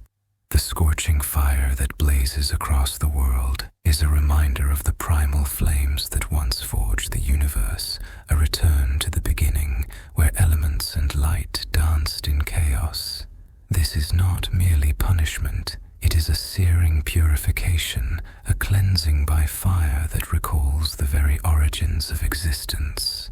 Every flame that leaps from the earth is an echo of creation's first heartbeat, reminding humankind of the intensity, the inescapable gravity of the divine. Beside him, Yahusha's face is drawn, his expression bearing the agony of those who now cry out in anguish. He remembers the warmth of the sun on his own skin, the gentle glow upon the hillsides he once walked, the way it had brought life and light. Now it is a burning lance from the heavens, a reminder of justice that cannot be swayed. He hears each desperate plea, each gasping cry, and bears them within his heart as they rise, a storm of voices reaching heaven itself. This light is no longer a source of life, but of purging fire, the power of which breaks the spirit and pierces the soul. Below, Maitreya watches with a grim satisfaction as the sun's light, twisted into an instrument of torment, engulfs the earth. He gazes upon the withered land and the scorched faces of those who had looked to him as their savior, who now curse the very heavens in search of relief. To him, this relentless heat is not a punishment, but a testament to his control, a reminder of his dominion, the suffocating reach of his authority. He is unmoved by their suffering. To him, their anguish is the ultimate proof of their loyalty, a bond sealed in the heat of torment. The angel, resolute and mighty, observes the suffering without faltering, his form as implacable as the burning sun he commands. His eyes reflect the intensity of this judgment, the sheer magnitude of divine wrath cast down in unrelenting waves, as humanity cries for mercy, for shade, for water to ease their blistered flesh. The angel remains, an embodiment of justice unclouded by pity, carrying out the decree with unshakable conviction. The land, once fertile and green, shrivels under the sun's angry glare, and cities, forests, and fields alike become wastelands, littered with remnants of a once thriving world. Those who had reveled in the sun's warmth now find no solace in its rays, each wave of heat a reminder of all that has been lost, of life consumed by flame. In this blazing silence, there is a desolate beauty, a stark realization that the light humanity once worshipped now stands as their harshest judge. In the depths of this searing, scorched earth, Elohim and Yahusha observe with hearts weighted by the gravity of this judgment, a flame that tests not only the body but the spirit itself. As the cries rise into the burning air, mingling with the scent of ash and smoldering soil, they embody the stark truth of this fiery trial, a reminder that divine justice, though fierce and unyielding, is the final answer to a world that has turned its face from grace. The fifth bowl, darkness crept. The fifth bowl empties over the throne of the beast, plunging his kingdom into a darkness so profound that it defies description. This is not the absence of light, but a darkness that permeates every corner, every breath, a tangible weight pressing down upon the soul. It is as if the shadows themselves have risen to choke the life from those who dwell within them. In this inky blackness, men gnash their tongues in agony, their minds shattered by the oppressive gloom, their hearts seething with curses. The very essence of desolation seeps into their bones, and they are left to languish in a despair that no glimmer of light can penetrate. The fifth angel, a figure draped in the very essence of shadow, descended slowly, vast and weighty as the night, over the kingdom forged in darkness. As his bowl tipped, a thick shroud of profound blackness fell, swallowing all light, drowning the land in an abyss deeper than any mortal night. This was not the mere absence of sunlight, nor the familiar shades that fall with dusk. No, this darkness was alive, a sentient void, thick and chilling, wrapping around the throne and the people, seeping into every crevice and hollow. It clung to the skin, pressing upon the soul, stifling breath and smothering thought. The air itself grew heavy, and a silence thicker than death fell, amplifying the sounds of choked sobs and gnashing teeth, echoing through the dark like the whispers of the damned. In this haunting silence, Maitreya stood amidst his darkened kingdom, his throne shrouded in the very shadows from which his rule was born. Jesus, the false prophet, moved among the people, urging them to believe that this was a temporary trial, a passing darkness, a mere test of faith. But his reassurances rang hollow, and the darkness seemed to consume even the warmth of his words. For even Maitreya, who had long since embraced the night as his confidant, felt a pang of unease. The blackness before him was absolute, and in its depths he glimpsed the fragile edges of his empire, the stark truth that beneath every illusion of strength there lay only fleeting shadows. This was no ordinary darkness. It was a manifestation of their own hearts' recesses, of the fears and doubts they had harbored but never confronted. It was an irony, bitter and cruel, that the kingdom built upon the allure of shadows should now be enshrouded by a darkness far beyond its control. For the first time, Maitreya felt the weight of uncertainty pressing down upon him, a faint echo of mortality that gnawed at the edges of his hardened resolve. Above this somber scene, Elohim observed in profound silence. His gaze was steady, but within his eyes lay an ancient sorrow, a mourning for the light that had once danced within the hearts of these souls, long before they had been swallowed by their own darkness. He looked upon Maitreya's kingdom, and his silence was not indifference, but a reflection of his grief that such darkness should exist at all. The darkness that lay upon the throne was not merely a punishment. It was the natural consequence of lives bent and broken by desire, by the allure of power that had consumed the light within. This was not darkness imposed from without, but one that had brewed and festered within the soul of the kingdom itself, now externalized, binding all within its murky depths. Beside him stood Yahusha, the light of the world, watching with a heart both heavy and resolute. He did not stretch out his hand to part this darkness, for he knew it was earned, rooted deeply within the choices of every soul who now wandered blindly, stumbling through this abyss of their own making. Yahusha knew that the darkness cloaking them had once been a whisper, a shadow in their hearts that had grown monstrous through rejection of the light.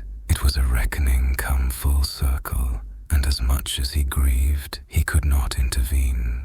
He understood that no light could pierce this darkness unless it was sought from within, that they themselves must desire its end. The fifth angel, somber and unyielding, stretched his wings wide, covering the land in shadows that felt eternal. His face was set, his gaze fixed upon the judgment he had brought, a punishment as merciless as it was deserved. His presence, immense and enveloping, signified a justice that showed no pity, only truth. In his silent descent, he became one with the darkness, a vessel of retribution that lingered heavily over the land, bearing the weight of every hidden sin, every veiled act, every shadowy desire that had led these people here. And the people, once drunk on illusions of grandeur, now groped through the night, lost, their cries swallowed by the void around them. They stumbled, directionless, tripping over unseen obstacles, their cries twisting into fearful wails. They could not see, nor could they feel their way forward, For the darkness was not merely around them, it was within them. It gnawed at the corners of their minds, whispered doubts and regrets they could not silence. Every step, every gasp for air reminded them of a truth long buried, that this darkness, this endless blackness, was of their own making, and only they could break free of it.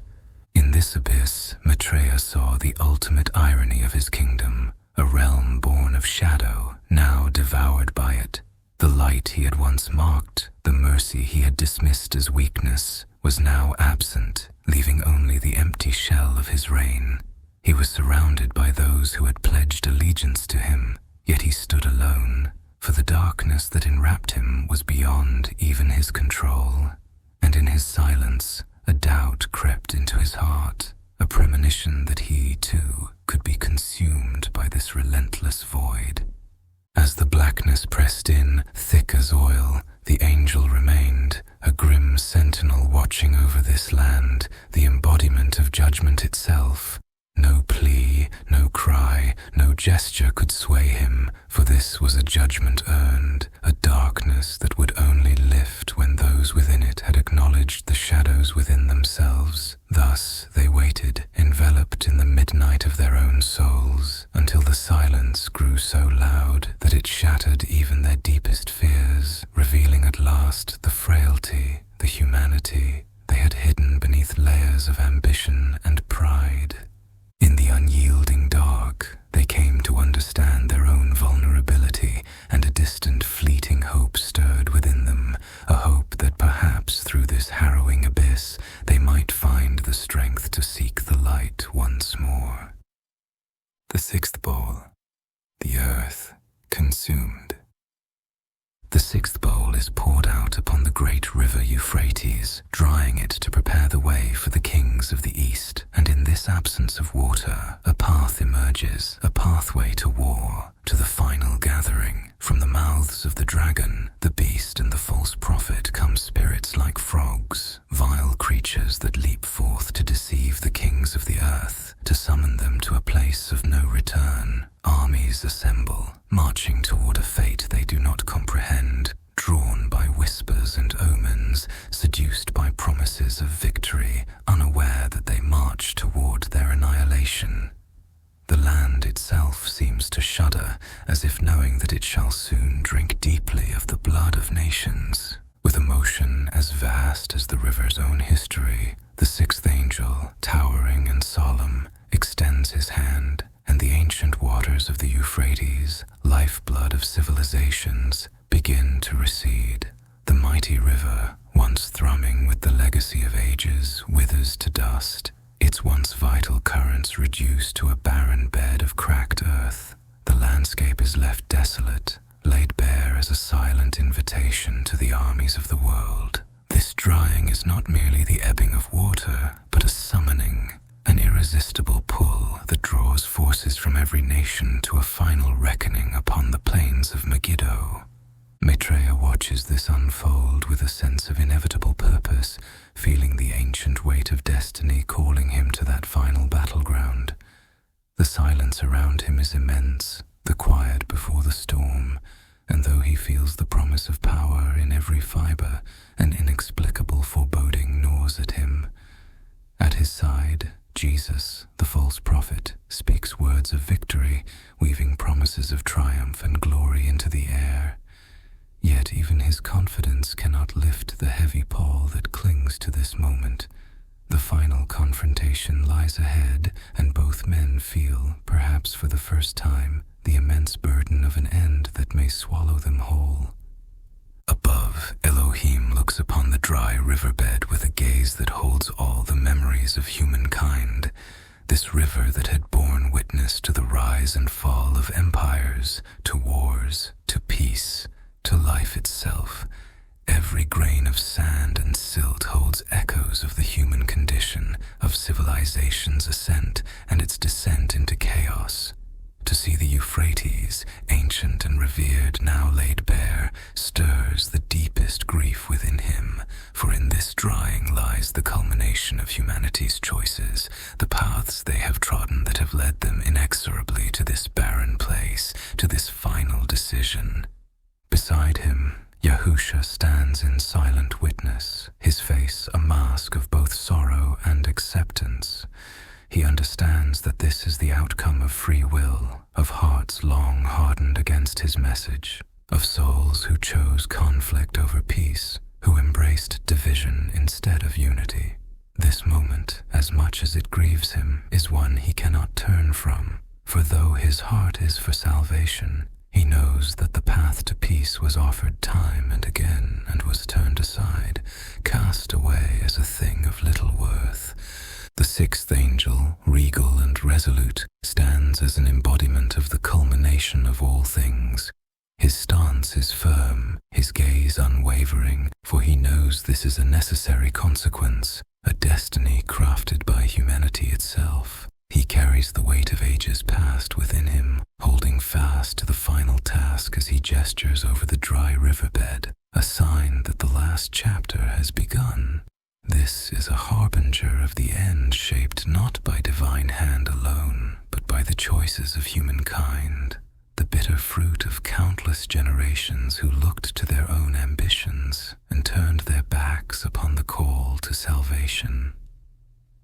Hitherto the path to Megiddo is cleared. Across the desolate expanse of cracked earth, armies begin to gather, drawn as though by an invisible thread, each one summoned by a pull they cannot resist. There, on that final plane, the weight of history, of divine will and of human resolve, will collide in a storm of fury and fire. The Euphrates, now dust, becomes the silent herald of what is to come, of a final stand that will either destroy or renew the earth. Elohim and Yahusha watch in somber unity, knowing that what awaits is the ultimate consequence of creation's freedom, the culmination of love, of rejection, of sacrifice, and of defiance. The seventh bowl, finality and inevitability. The seventh and final bowl is poured into the air, and a voice from the temple proclaims, It is done. Thunder and lightning fill the heavens, a storm beyond storms, and the earth trembles as the very mountains buckle and the islands disappear into the sea. The cities of the nations collapse, their towers, their spires, all crumbling into dust. A plague of hail descends, each stone a weight of judgment, striking with a force that shatters stone and bone alike. Those who survive look upon the ruins, upon the shattered remnants of civilization, and see in this devastation a final and unalterable truth that the world they knew has passed away, leaving only silence, only ashes.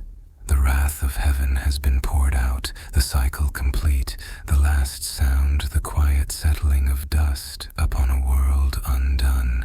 With the final bowl lifted high, the seventh angel, a being grander than the mountains, stretches his massive hand across the heavens.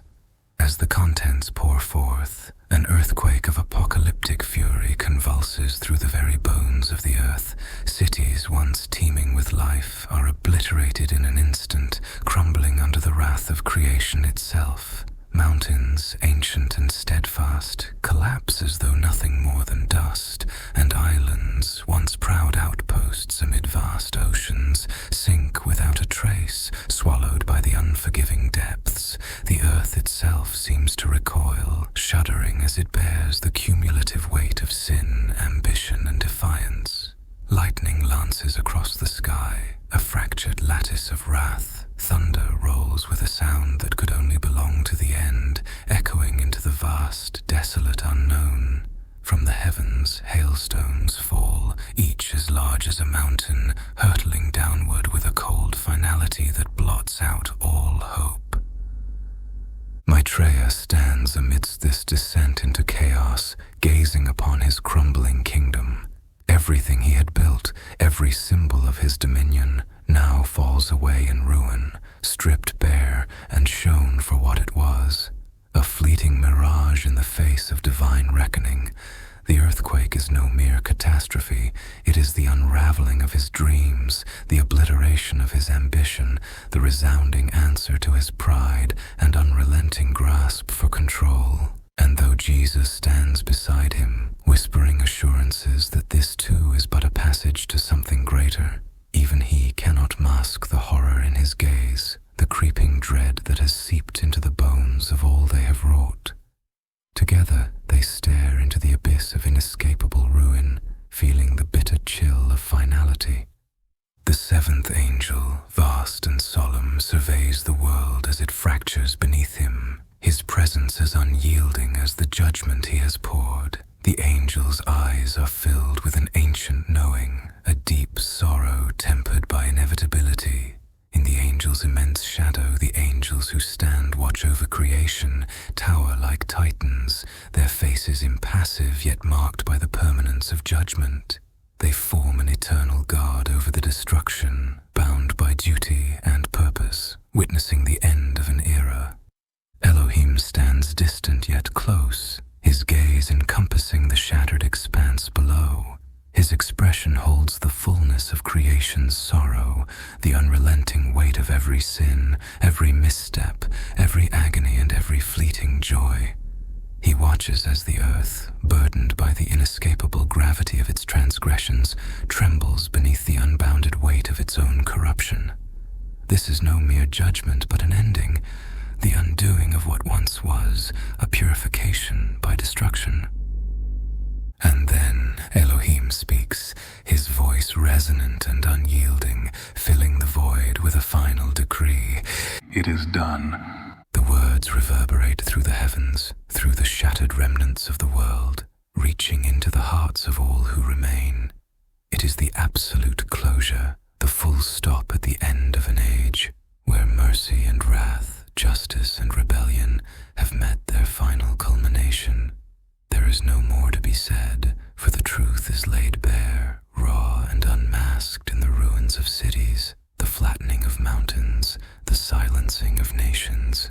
Beside Elohim, Yahusha, the Son of Man, stands as both witness and bearer of this completion, the echo of both suffering and salvation. His gaze bears the weight of humanity's struggle, the raw ache of sacrifice and redemption, mingling sorrow and triumph within him. In his stance lies the paradox of all existence, the sorrow of love and the beauty of loss, the destruction that is also the seed of rebirth. He is both the bridge and the chasm, the embodiment of life and death, the essence of forgiveness that meets the inevitability of judgment. The world trembles one last time, then grows eerily still. Illusions fall away, stripped and bare, and humanity stares, helpless, into the void left in judgment's wake. The angels, as ancient as time, stand vigilant over the ruin, faces carved in the granite of ages past. Each of them knows that this is the end as they have known it, yet on the edge of this annihilation lies the faintest trace of a new dawn, forged from the ashes, waiting to rise from the remnants of a shattered world. In the silence, they watch the horizon, knowing that from this devastation, something profound, something untamed and undefined will emerge. Yahusha, who bears the light of salvation within him, lets his gaze fall to the fractured earth below, understanding that this moment, terrible and all-encompassing, is but the prelude to an eternal symphony, the last tolling note of a world once drenched in struggle and love, now poised on the brink of rebirth. The plan, my hand. After the Fatah and RS-30 Satan ICBM thermonuclear warheads, which traveled at an unprecedented Mach 47, launched from the depths of the deserts, buried in Kazakhstan and Iraq, hidden beneath the sands of time, the dunes of Siberian mush, the glory of it all unveiled, aimed at the enemies of Maitreya Jacobs and Jesus, with special designation for Jerusalem, Mecca, Rome, London Square, Vatican City, Washington, D.C., Brussels, Paris, and Kiev, unknown by all, excepting a handful of loyal apostles to his cause. The nuclear weapons, all denuclearized and the nations disarmed, were destroyed, yet we held an arsenal of over 1,000 hypersonic ICBMs still, and thusly we launched them at our respective targets. In the quiet, shadowed corridors of diplomacy, far from the prying eyes of a weary world, a secret treaty was forged. A union bound not by ideology or shared faith, but by necessity and a calculated hunger for power. Russia, Iran, and the unified force of one Korea entered into this pact, their leaders sealed by a silent oath to raise an army unlike any the world had known. Hidden beneath the crust of a trembling earth, nuclear arsenals thought dismantled were brought back from obscurity, reawakened like sleeping titans ready to strike at the first command. The minds that once lay dormant in hidden bunkers now converged, using the most advanced technology to reshape the future of warfare. Through the genetic crafting of hyper-intelligent super soldiers, they created an army in the millions, 180 million strong. Each soldier was a perfected vision of human potential, designed without flaw, fearless and formidable, their minds sharpened by a singular focus on conquest. They were cloned from the finest stock, superimposed with engineered intelligence and physical prowess, standing as symbols of relentless precision and unyielding strength. At the head of this colossal force marched legions of the ancient fallen, demons lesser in rank yet vast in number, 20 million in total, as though rising from the annals of myth and nightmare. They moved with an ethereal power, their presence bringing a chill that eclipsed even the darkness of space. They were not bound by the frailties of mortal life, but driven by a force older than humanity, a primordial wrath bent on fulfilling a vision long left dormant, a desire to reclaim dominion. As they gathered in the barren lands, the soldiers and their spectral commanders formed a legion united in purpose, a shadowed tide poised to engulf all that stood in its way. These beings, born of science and dark mysticism, advanced with a determination bred of ages past. It was not merely an army, but an omen, a convergence of the earthly and the infernal, a force destined to challenge the heavens and the earth alike. Their commanders driven by a need for dominion, their armies bound by blood and oath. And thus, the world stood on the edge of revelation, watching as the ground trembled beneath this dark alliance, as a storm of incomprehensible power prepared to strike. The treaty was kept, its silence unbroken, as the forces gathered in an unholy synchrony, awaiting the signal to unleash their wrath upon an unprepared world, a fury that had waited patiently in the shadows to consume the light. The missiles, concealed for 3 long years beneath the cloak of shifting sands and frozen wilderness, unleashed their fury with unimaginable speed, each warhead slicing through the atmosphere as though destiny itself propelled them. Hypersonic in their velocity, they tore across the heavens with a swiftness that defied mortal comprehension, as if the very concept of time bowed to their path. Hidden beneath the deserts of Iraq and the icy expanses of Siberia, they lay dormant until this moment, waiting in silence for the command that would turn them into instruments of divine retribution. And now, with a single word, with the merest gesture, the full might of this clandestine arsenal surged forth toward cities once thought untouchable. Jerusalem, Rome, Washington, Paris, the great seats of history, of power and belief, each one bearing the weight of centuries, each one a symbol of humanity's hubris and hope, marked by coordinates unseen but burned into memory, each location destined for obliteration. These places, hallowed and hated alike, were chosen with the deliberate ruthlessness of a mind no longer bound by borders or politics, but driven by a vision transcending the world as it once was. The air raid sirens blared, cutting through the silence with an intensity that shook him to his core, reverberating through the hollow streets and echoing off the walls. Dark, haunting music followed, filling the air with an eerie resonance that seemed to seep into his very bones. It was as if the sound itself was alive, curling around him like smoke, weaving images of ruin and desperation, scenes he had only imagined in his darkest thoughts. For as long as he could remember, he had been fascinated by this haunting moment, a yearning he never fully understood, to experience this foreboding sound firsthand. It was a call to a part of himself he had yet to confront, something he knew lurked just beneath the surface, eager to meet the reality of chaos face to face.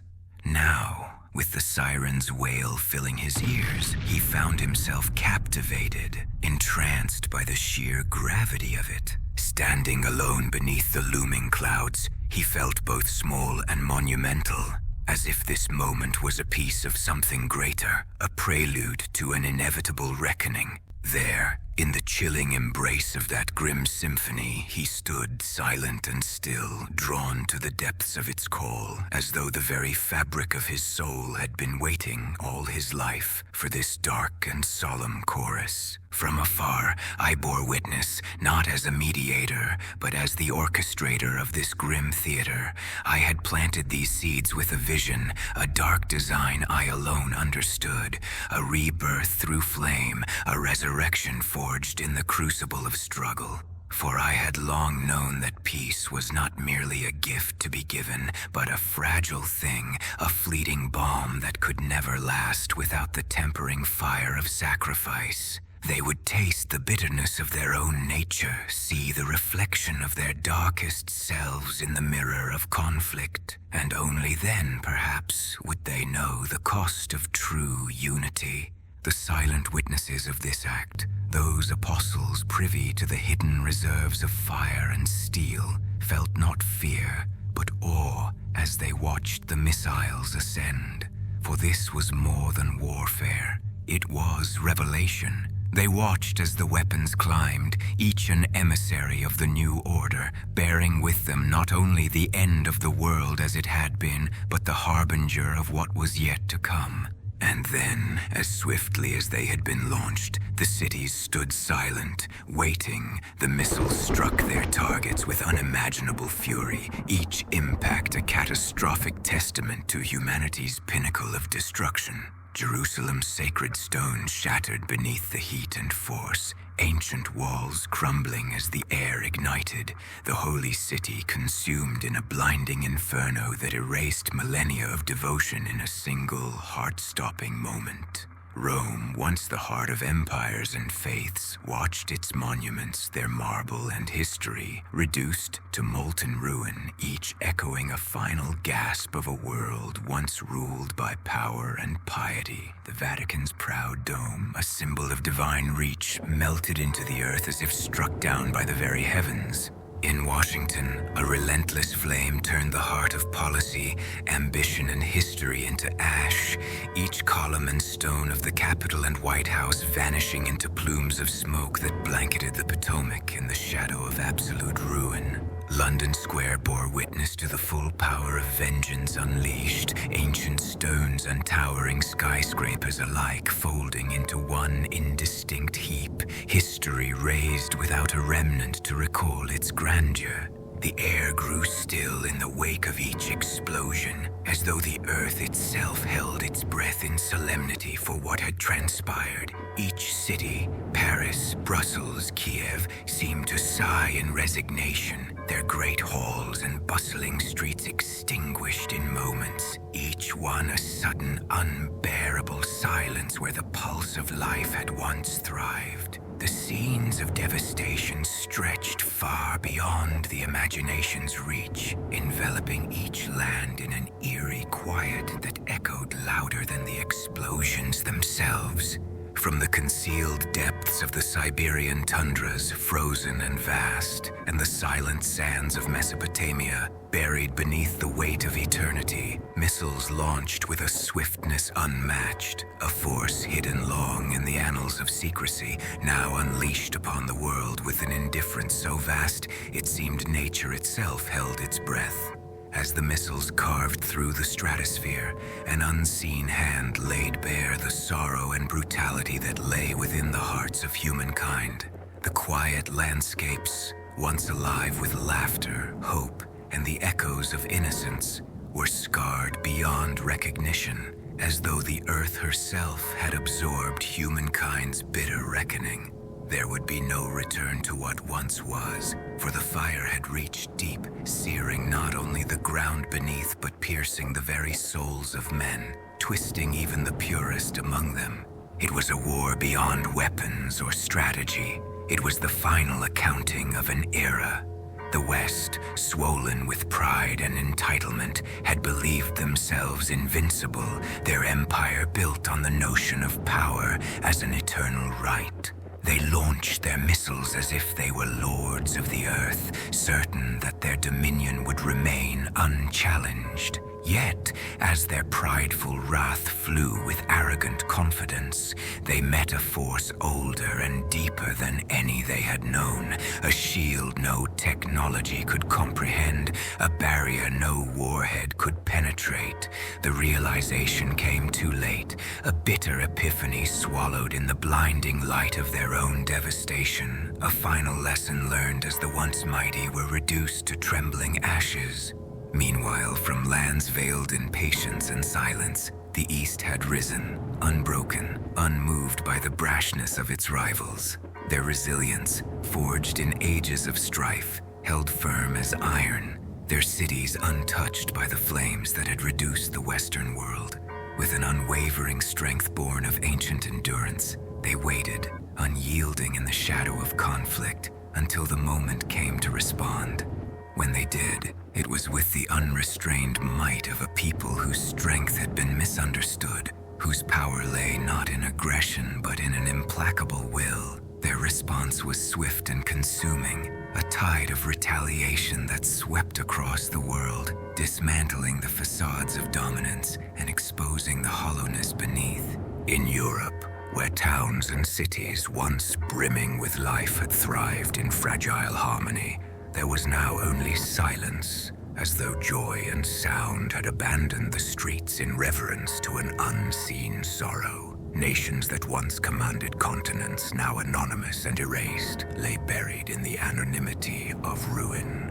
Across oceans, the proud symbols of freedom and indulgence in the Americas bowed under the same unforgiving storm. Their great towers crumbling into nothingness, swept away by the tides of fury they could no longer control.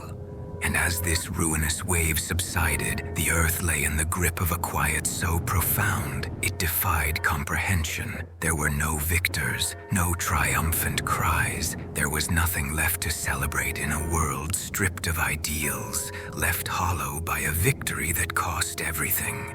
It was a haunting silence, an uneasy peace born not from unity but from exhaustion, the world torn and broken, only the ashes and shadows remaining.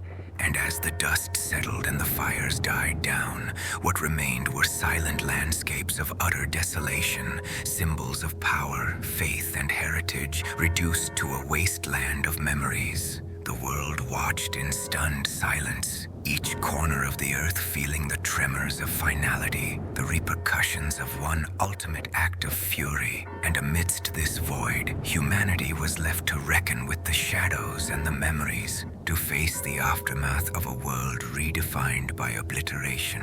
7 heads and 10 horned crowns. In time, the wolf shed the guise of mere earthly creature, unveiling a truth so profound it clawed at the fragile fabric of belief itself, leaving it in tatters. What stood before me was no longer bound by form or substance, no longer confined to the fragile, fleeting vessel of flesh and bone. He was infinite, reshaping with each breath, each heartbeat. One moment, he prowled as a leopard, agile and swift, of centuries, of epochs unfathomable. In the next, he stood a lion, majestic and wrathful, a regal presence that commanded the very ground beneath him, the weight of 1,000 ages pressing into the earth as his roar rippled through the heavens. Yet these were but fleeting masks, for in the final transformation he revealed his true self, a beast, magnificent and monstrous, a towering entity that dwarfed mountains, eclipsed the very sun. He bore 7 heads crowned with 10 diadems, symbols of power beyond human comprehension, of dominion that spanned realms both seen and hidden. He towered like a colossus, an unshakable monument rising from the murky depths of the Euphrates, dark waters swirling around his feet as though in worship, bending to the force of his unfathomable might. It was a vision torn from the darkest, most ancient mythologies, a terror woven from the primeval fears that had haunted humanity since its dawn. His form, over 1,000 feet tall, cast shadows that stretched across valleys and peaks, an ominous veil that swallowed the light, leaving only the faintest trace of twilight to linger in reverent silence.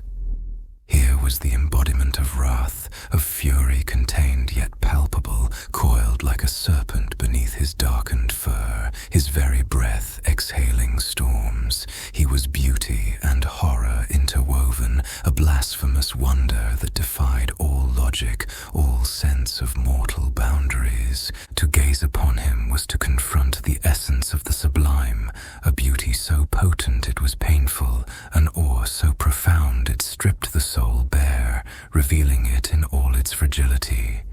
His 7 heads were not merely symbols of power, but reflections of every hidden fear, every sorrow that humanity had sought to bury in the annals of history. Each crowned visage bore the weight of knowledge, long forbidden, secrets hidden in the shadows of creation, wisdom that had burned brighter than stars and had fallen, consumed by its own intensity. The crowns, glistening with an eldritch light, shimmered as though woven from the bones of lost kings, each gem a soul trapped in eternal reverence, bound to the relentless force of his being. His eyes, those ancient orbs, were pits of inky blackness and burning crimson, consuming yet illuminating, a dichotomy of dread and fascination. They saw through time, through the veil of existence itself, piercing the hearts of all who dared to meet his gaze, bearing every concealed truth, every weakness, every tremor of fear. The people who witnessed him from afar were paralyzed, bound by a terror that froze blood and silenced breath. Some fell to their knees in a trance of reverence, while others turned, eyes wide with madness, fleeing into the shadows as though to escape the haunting sight of him could shield them from his power. But no distance, no veil of darkness could shroud them from his reach.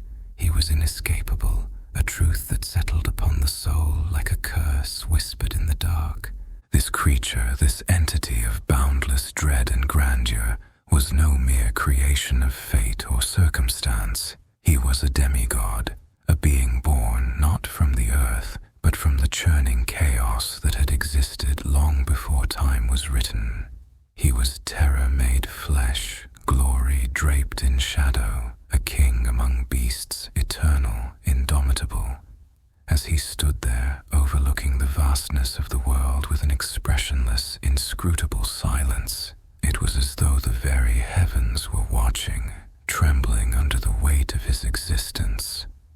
In that moment, reality itself seemed to warp around him, bending and trembling, as though even the earth and sky acknowledged him as something far beyond their reach, their dominion. He was not simply a creature, but a force, a living entity wrought from the essence of storms, the breath of ancient tempests. His presence was an immovable weight, pressing down upon the world with the ominous gravity of a prophecy foretold, and yet unfolding in whispered secrets and shadows, unraveling like a dark hymn across the vast expanse of creation. stood, a testament to powers veiled from mortal sight, his form shrouded in twilight and smoke, a phantom born of chaos yet wielding the elegance of a monarch. To witness him was to see the very fabric of existence torn asunder, laid bare in all its frailty, its hidden threads unraveling before a presence so monumental that even time seemed to halt in its stride, bowing to him as one bends to fate. The mountains shuddered in silent reverence, the rivers stilled their ceaseless flow, and the winds themselves dared not stir lest they invoke his gaze, that black and crimson fusion of rage and mournful wisdom. In the darkness, he moved with a grace that defied his enormity, his massive paws stepping lightly upon the earth as if each touch was both blessing and curse, a dichotomy of wrath and compassion etched into his very being. The creatures of the wild, unseen and silent in the shadows, watched with awe and trembling as he passed, for they too felt the pulse of his power, a rhythm as old as the stars and as relentless as the tides. They understood in some ancient primal way that he was a creature forged of death and life entwined, a harbinger and a savior, his form embodying the unyielding balance of nature's dark heart. Yet he was more than kingly or divine. He was bound by neither heavens nor earth. There was within him a sadness, an aching sorrow hidden beneath the ferocity, a wound etched deep within his spectral soul. It was a melancholy that held the weight of ages, the burden of unspoken histories, of forgotten wars, of kings and empires laid to ruin. His heart was a mirror of the world's suffering, a silent testament to pain endured, to a loneliness as vast and as empty as the night sky. In his eyes, in that haunted gaze that pierced through all who dared look upon him, lay the memory of eons, the knowledge of love lost, of hope abandoned, of dreams crushed beneath the indifference of eternity. And yet he walked alone, bearing this burden with quiet grace, a solitary figure against the endless horizon, drifting as a spectre across the silent, desolate lands. There was a purpose in his wandering, a destiny inscribed in the ancient tongue of stars and shadows, a fate that called to him from beyond the mortal veil. For he was the keeper of secrets, the guardian of lost truths, a creature of both light and shadow, entrusted with mysteries that no mortal could bear. He moved with the certainty of a god, and yet with the sorrow of one who had seen the end of all things and understood that, in the end, even the gods must weep. In his presence, even the stars seemed to dim, their light swallowed by the depth of his aura, a shroud of darkness as consuming as it was beautiful. It was a darkness that did not merely cover, but revealed, laying bare the hidden sorrows of the world, the despair that lay hidden beneath smiles, the terror beneath laughter, the agony hidden in the silence of the night. He was the truth that humanity feared to face, the shadow that loomed behind every corner, the whisper of mortality that haunted the dreams of kings and peasants alike. His path was eternal, his steps echoing across the ages, reverberating like the toll of a distant bell, haunting and resonant, a reminder of all that had been lost to time's unyielding march. And in this path he left behind not footprints, but echoes, whispers of his presence lingering in the wind, in the rustling of leaves, in the quiet murmur of rivers as they flowed under starlit skies. To those who listened, truly listened, he was a melody, a symphony of sorrow and beauty, woven into the very essence of the earth, a dirge for all that had been, a requiem for all that was yet to come. This wolf, this spectral king, was more than just a beast. He was legend made flesh, myth given form, a creature of profound sadness and terrible beauty, a being both cursed and blessed, loved and forsaken. He was bound to the shadows, yet destined for light, a wanderer across realms, a bridge between worlds, a reminder that even in the bleakest despair there exists a beauty so fierce, so raw, that it pierces forever changed. The wolf remained by my side, an ethereal king, no longer bound to the quiet corners of this world, but now a harbinger of wrath and ruin.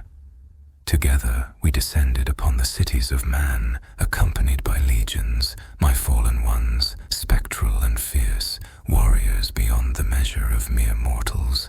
We became a force of nature, a tide of shadows and flames, sweeping across the lands with an unstoppable fury. Armies of men crumbled before us, their fortresses reduced to ash, their defenses shattered by our relentless assault. For we were not bound by mercy, nor tempered by compassion. We were fury and vengeance incarnate, driven by a will that could not be bent nor broken. With each step, cities fell, entire metropolises swallowed in moments beneath our power, as if the very heavens wept in awe and terror at our passage. Nations that had once stood proud were brought to their knees within hours, their cries rising to the heavens unanswered, lost in the chaos we unleashed. The world burned in our wake, consumed by a fire that was not of this earth, but forged in the crucible of our own rage and despair. We moved with the certainty of gods, with a purpose older than time itself, for we were forged from a darkness that held no restraint, no remorse. Our power was indomitable, our purpose singular, to lay waste to all that defied us, to consume every last remnant of opposition in our path. Not even the angels could withstand our onslaught, for we turned our wrath upon them as well, those divine warriors who dared to stand against us. They fell, one by one, their celestial forms crushed beneath the weight of our relentless fury, their wings torn and cast aside like remnants of a bygone era. We waged war with an intensity that defied reason, a fury that knew no bounds, sweeping across the heavens and the earth alike.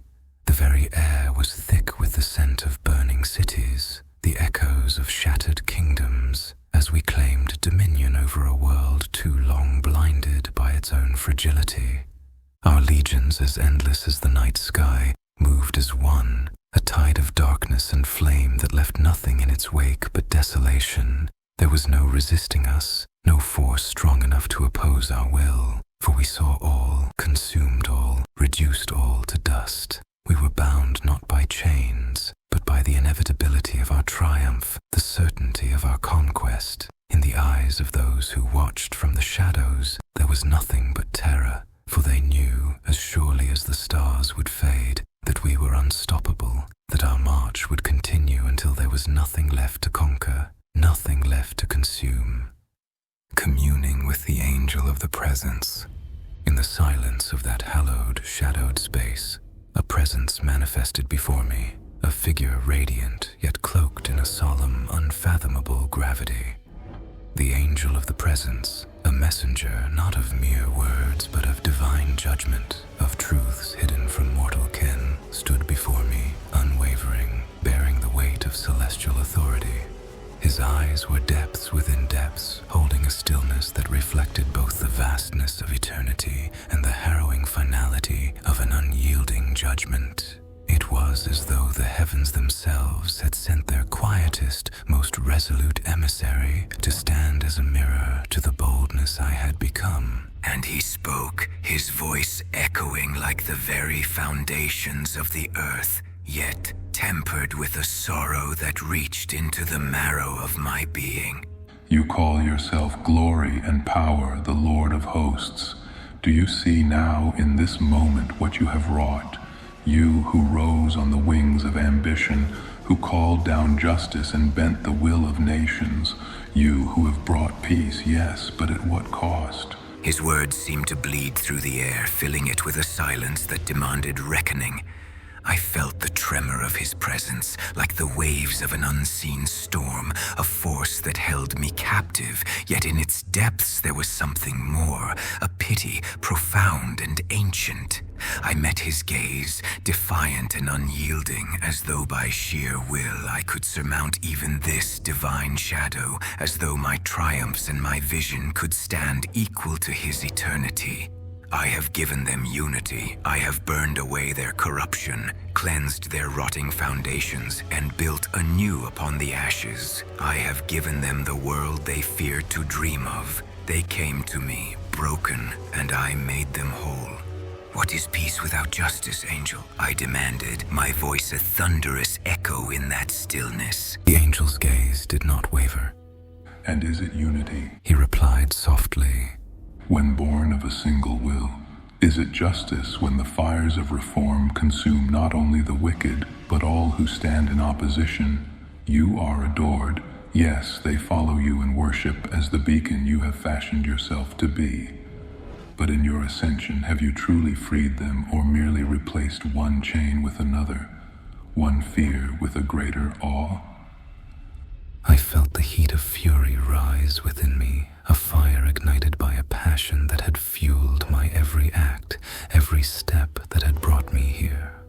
I have done what none dared to do. I have bound the world in peace, in harmony. I have granted them the grace to live without fear, to rise without oppression. Is that not the very mandate of heaven itself? Is that not what your Lord has commanded?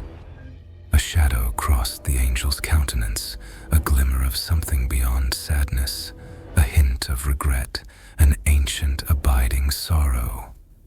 The heavens command love, not fear, child of dust. They ask of justice, yes, but one that lives within the heart, not merely within laws and edicts. In your fervor, you have become not a shepherd, but a conqueror, not a bringer of peace, but of silence. This world you have crafted, this masterpiece of your making, it stands, yes, a testament to your might, but it is a world of shadows, a world devoid of true light. The angel inclined his head, his expression inscrutable, yet deeply mournful. Ah, but you know that love is the only thing that binds without chains, that builds without walls. Even now, amidst your glory, amidst your towering accomplishments, there is an emptiness within you. An ache that power cannot touch, a longing that no conquest can quell. You are worshipped, yes, feared, adored, hailed as the one who brought light to a broken world. And yet, what do you feel when the silence settles around you, when the applause fades? Is there not a darkness there, a shadow that whispers of something beyond all your accomplishments? A tremor ran through me, subtle but unmistakable, as though the earth itself had shifted beneath my feet. I clenched my fists, fighting the insidious doubt creeping into my mind. You do not understand, angel, I spat, my voice edged with desperation. I have given everything, every thought, every breath, every fiber of my being to this vision. I have remade the world in my image. They look upon me as their savior, as their God. I have shaped history itself, bent it to my will. What more could there be? I have given everything, every thought, every breath, every fiber of my being to this vision. I have remade the world in my image. They look upon me as their savior, as their God.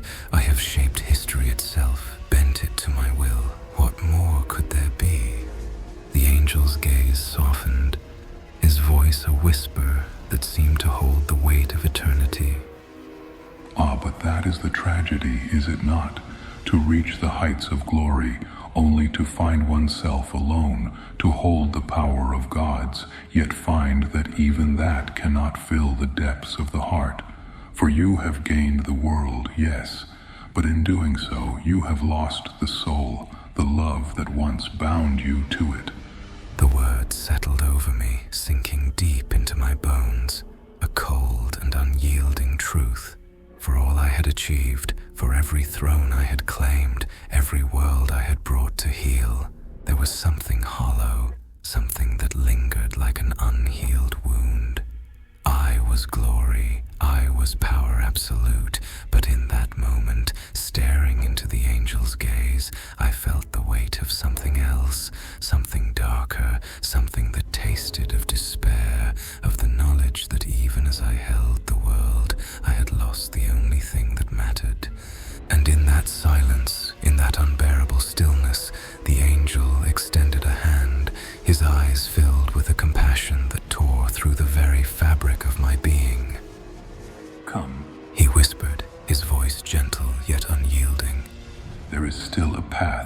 to reclaim what you have lost, to find the peace you have given others but denied yourself. It is not the path of gods or kings, but of something deeper, something eternal. For a moment I hesitated, caught between the weight of my power and the fragile, trembling hope that lay in his words. And in that instant, I felt the true tragedy of it all, the bleak, endless abyss of what I had become, and the faint glimmer of what might yet be redeemed. The Archangel Michael gazed upon me with a stillness that seemed to pierce the very marrow of my soul, his eyes carrying the weight of centuries, a wisdom forged in battles fought in realms unseen by mortal eyes. His silence was a roar, a cosmic judgment held in the depths of his gaze, and as he spoke, his voice resonated with a depth that transcended the mortal bounds of sound, a truth that echoed from the very origins of existence. Do you truly believe, he began, his voice as solemn as the graves of forgotten empires, that your path, this descent into shadow, was nothing but a whim of fate?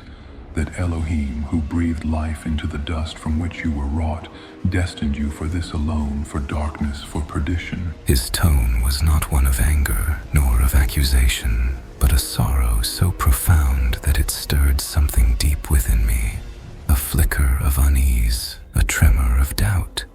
I met his gaze with defiance, my voice edged with a bitterness that belied the tremor in my heart. Yes, I do. Can you not see, Archangel, that this outcome was inevitable? As surely as the morning star once fell, as surely as shadows follow the setting sun. I was crafted for this, honed by fate's own hand, to be the son of perdition, the harbinger of prophecy, the very instrument of Elohim's plan. Michael's gaze held me, unwavering, piercing through the armor I had so carefully constructed. And yet, do you not see, child of dust, that you have mistaken purpose for fate? The creator of all things, who knows the end from the beginning, does not bind his creation with chains of inevitability. You were given choice, a gift that even we, the eldest of his creations, hold with reverence. Lucifer himself, your so-called predecessor in rebellion, did not fall because he was fated to, but because he chose it, in a moment of pride, of defiance. Do you not understand? Elohim does not bind you to darkness. You have bound yourself. I felt a flicker of rage rise within me, a familiar fire that had fueled my ascent, my ambition, my unyielding belief in my own destiny. And yet I have done his will, I retorted, my voice laced with a defiance that masked the fear gnawing at the edges of my heart. I have brought about the prophecies, have I not? I have cast the world into its ordained trial, have brought judgment to those who scorned his name. I am, even in this darkness, fulfilling the role he assigned me. Michael's expression softened, a sorrow that seemed to stretch beyond the bounds of time, a mourning for a loss I could scarcely comprehend. Do you believe that judgment, that suffering, is all he desires for his creation? Do you truly think that Elohim, who is love and light, would desire for you, for any soul, to be cast into the pit of despair simply because it fulfills some cosmic checklist? You are a vessel, yes, but one filled with the potential for both shadow and light, for both ruin and redemption. To assume that your fate was sealed from the moment of your birth is to deny the very gift of choice that has been given to all of creation. His words struck at something deep within me, a seed of doubt that had long been buried beneath layers of ambition, of darkness, of an identity I had shaped to fit this role of perdition. Then why? I whispered, my voice barely more than a breath, a fractured plea amidst the ruins of my resolve. Why did he let me fall if there was another path? Why did he watch, silent, as I carved this road through darkness, as I bound myself to a fate I thought unbreakable?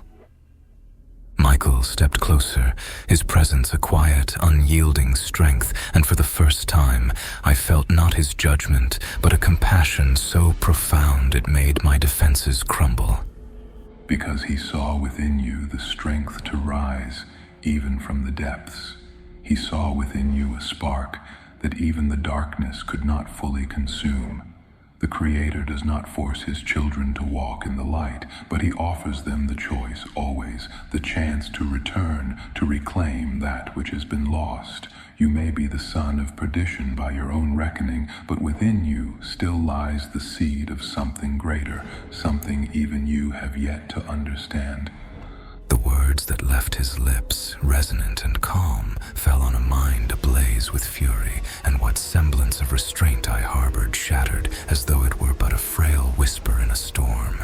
As his hand stretched out in holy righteousness, smiting the wolf, my last solace, with a flame as pure as creation itself, I felt my heart freeze in wrath and anguish.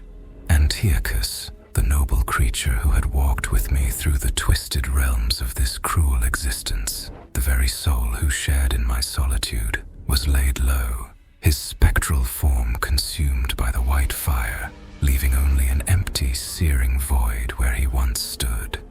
Michael's voice persisted in calm insistence, urging repentance, beckoning me to step back from the brink. But there, amidst the smoke and the embers of what he had destroyed, his words became venom, an insult to every fiber of my being.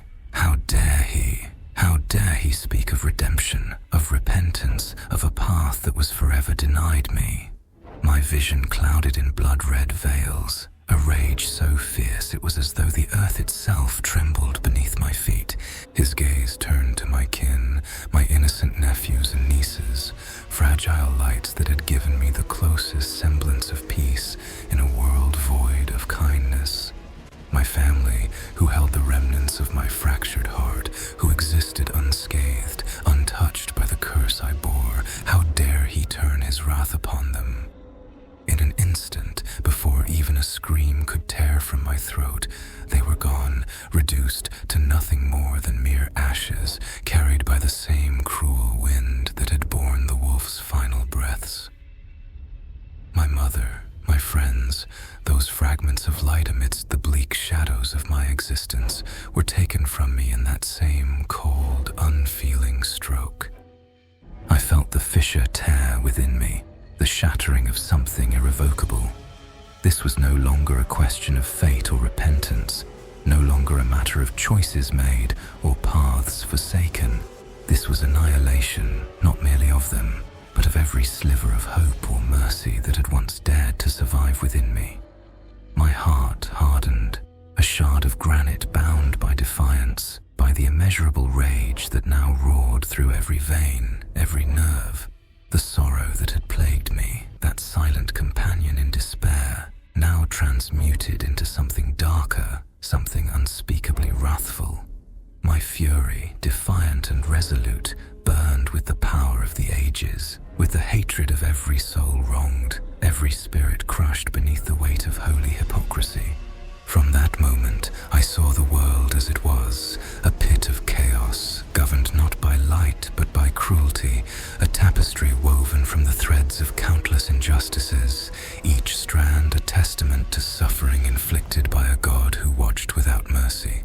I knew then that my destiny was not merely to fall, but to drag the sanctified illusion down with me, to tear down the very heavens, if need be, until the truth of my anguish, the purity of my wrath, stood revealed.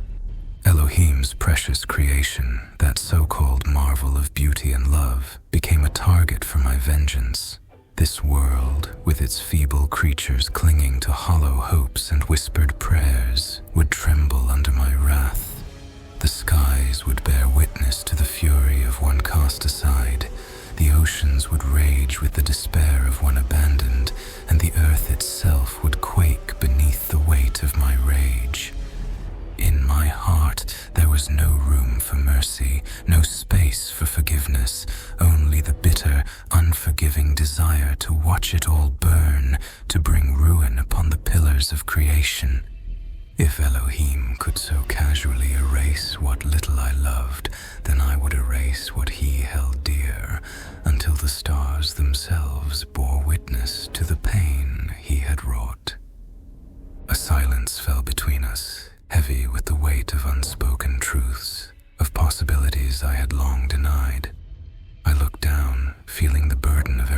voice, every step that had led me to this precipice, and for the first time, I felt the depth of my own loneliness, the vast emptiness that no power, no glory could ever fill. What then? I murmured, my voice hollow, a whisper lost in the vastness of my own despair. What am I, if not this, if not the one who was fated to bring about the end? Michael's gaze held a quiet strength, a truth that resonated beyond the bounds of time. You are beloved. He said softly, his words like a balm upon the wounds I had carried within me. Beloved, even in your darkness, even in your rebellion, Elohim has never abandoned you, even as you walked through shadow. His love for you is not bound by the light you carry, nor the darkness you embrace. It is infinite, unyielding, waiting only for you to turn, to accept that which you have always denied yourself. I felt something within me crack, a fissure that split open beneath the weight of his words, revealing a grief, a yearning I had buried so deep I had almost forgotten it existed. The power, the glory, the ambition that had defined me seemed suddenly hollow, a mask I had worn for so long I had forgotten the face beneath. And in that moment, as I stood before Michael, the weight of my own choices bearing down upon me, I felt a flicker of something I had not known for years, a faint, fragile hope, a glimmer of a path I had thought lost. The journey back would be long, the darkness within me vast and unyielding, but for the first time I saw the faintest possibility of redemption, a whisper of light amidst the shadows. With trembling hands I reached out, my voice a broken murmur. Then, if there is still a path, show me, for I no longer wish to be the bringer of ruin, the son of despair. I no longer wish to walk this road alone. And as Michael extended his hand, his gaze filled with a compassion that transcended judgment, I felt the first true peace I had known in a lifetime of darkness, a peace that began slowly to fill the hollow spaces within me, bringing light where there had once been only shadow. As the angel's words sank into the depths of my soul, I felt an ache unfurl within me, an ache I had hidden beneath layers of purpose, of grand ambition, of conquest and triumphs that seemed now like ashes in my mouth. He held out his hand still, unwavering, a beacon of quiet compassion amidst the tempest within me, a light that did not demand, did not accuse, but merely existed, serene and solemn, like a promise of something beyond the storms of the heart. But how could I reach for it? How could I, who had held the world beneath my heel, who had torn kingdoms asunder, who had made myself a god among men, extend my hand and admit to the void within me? I felt that to grasp it, to accept his offer, would be to unravel the very fabric of my being, to lay bare the hollowness, the desperate aching nothingness that I had kept hidden from even myself. My own heart was a barren kingdom, a wasteland where no peace could settle, where every thought, every ambition was but another wall built to keep out the vast, unfathomable emptiness. I turned from him, unable to bear the purity of his gaze, feeling the weight of his pity upon me like a shackle. "You speak of peace, angel," I murmured, my voice hollow, edged with a bitterness I could scarcely contain. "But peace is for the weak, for those who have not felt the fire of ambition, who do not understand the price of greatness.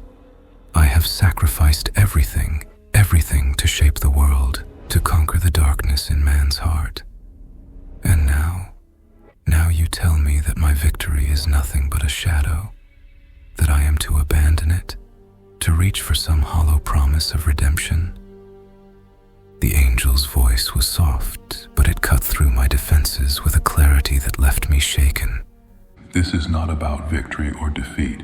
It is about reclaiming the fragments of your own soul, the love and light you abandoned in your ascent. You have seen the heights, yes, but in doing so, you have left behind the very thing that makes life worth living, the quiet grace of compassion, the warmth of love untainted by pride or power. The words struck me like a hammer to stone, each syllable chipping away at the armor I had crafted, leaving me exposed, raw. In that moment, I felt a grief so profound it seemed to consume the very air, a sorrow that had long been buried, dormant, festering beneath my triumphs. I had fashioned myself as glory, as power absolute, yet standing before him now, all of it felt as nothing, a hollow shell that could not bear the weight of the emptiness within. My voice trembled as I spoke, my defiance eroding into something fragile, something lost. What would you have me do, angel? I cannot unmake what I have become. I cannot undo the scars, the sacrifices, the terrible beauty of all I have wrought. I have given my soul to this vision, to this darkness. It has shaped me, defined me. Without it, what am I but a whisper in the dark, a memory lost to the void? The angel's gaze softened, a sorrow mirrored in his timeless eyes, a sorrow that understood the weight of regret, the agony of what could never be reclaimed. You are not beyond redemption, he murmured. though it may feel as if you are.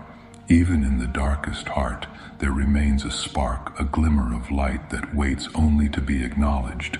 You have chosen a path of power, yes, but within you still beats the heart of a man who once dreamed, who once loved, who once believed in something greater than himself.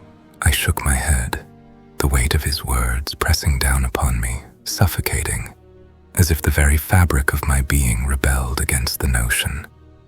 That man is gone, Angel. He died long ago, consumed by the fires of his own ambition. I am nothing now but the shadow he left behind, a phantom bound to an endless pursuit, a conqueror who knows no rest. Do you not see? There is no redemption for me. I am glory. I am power. I am beyond the reach of mercy.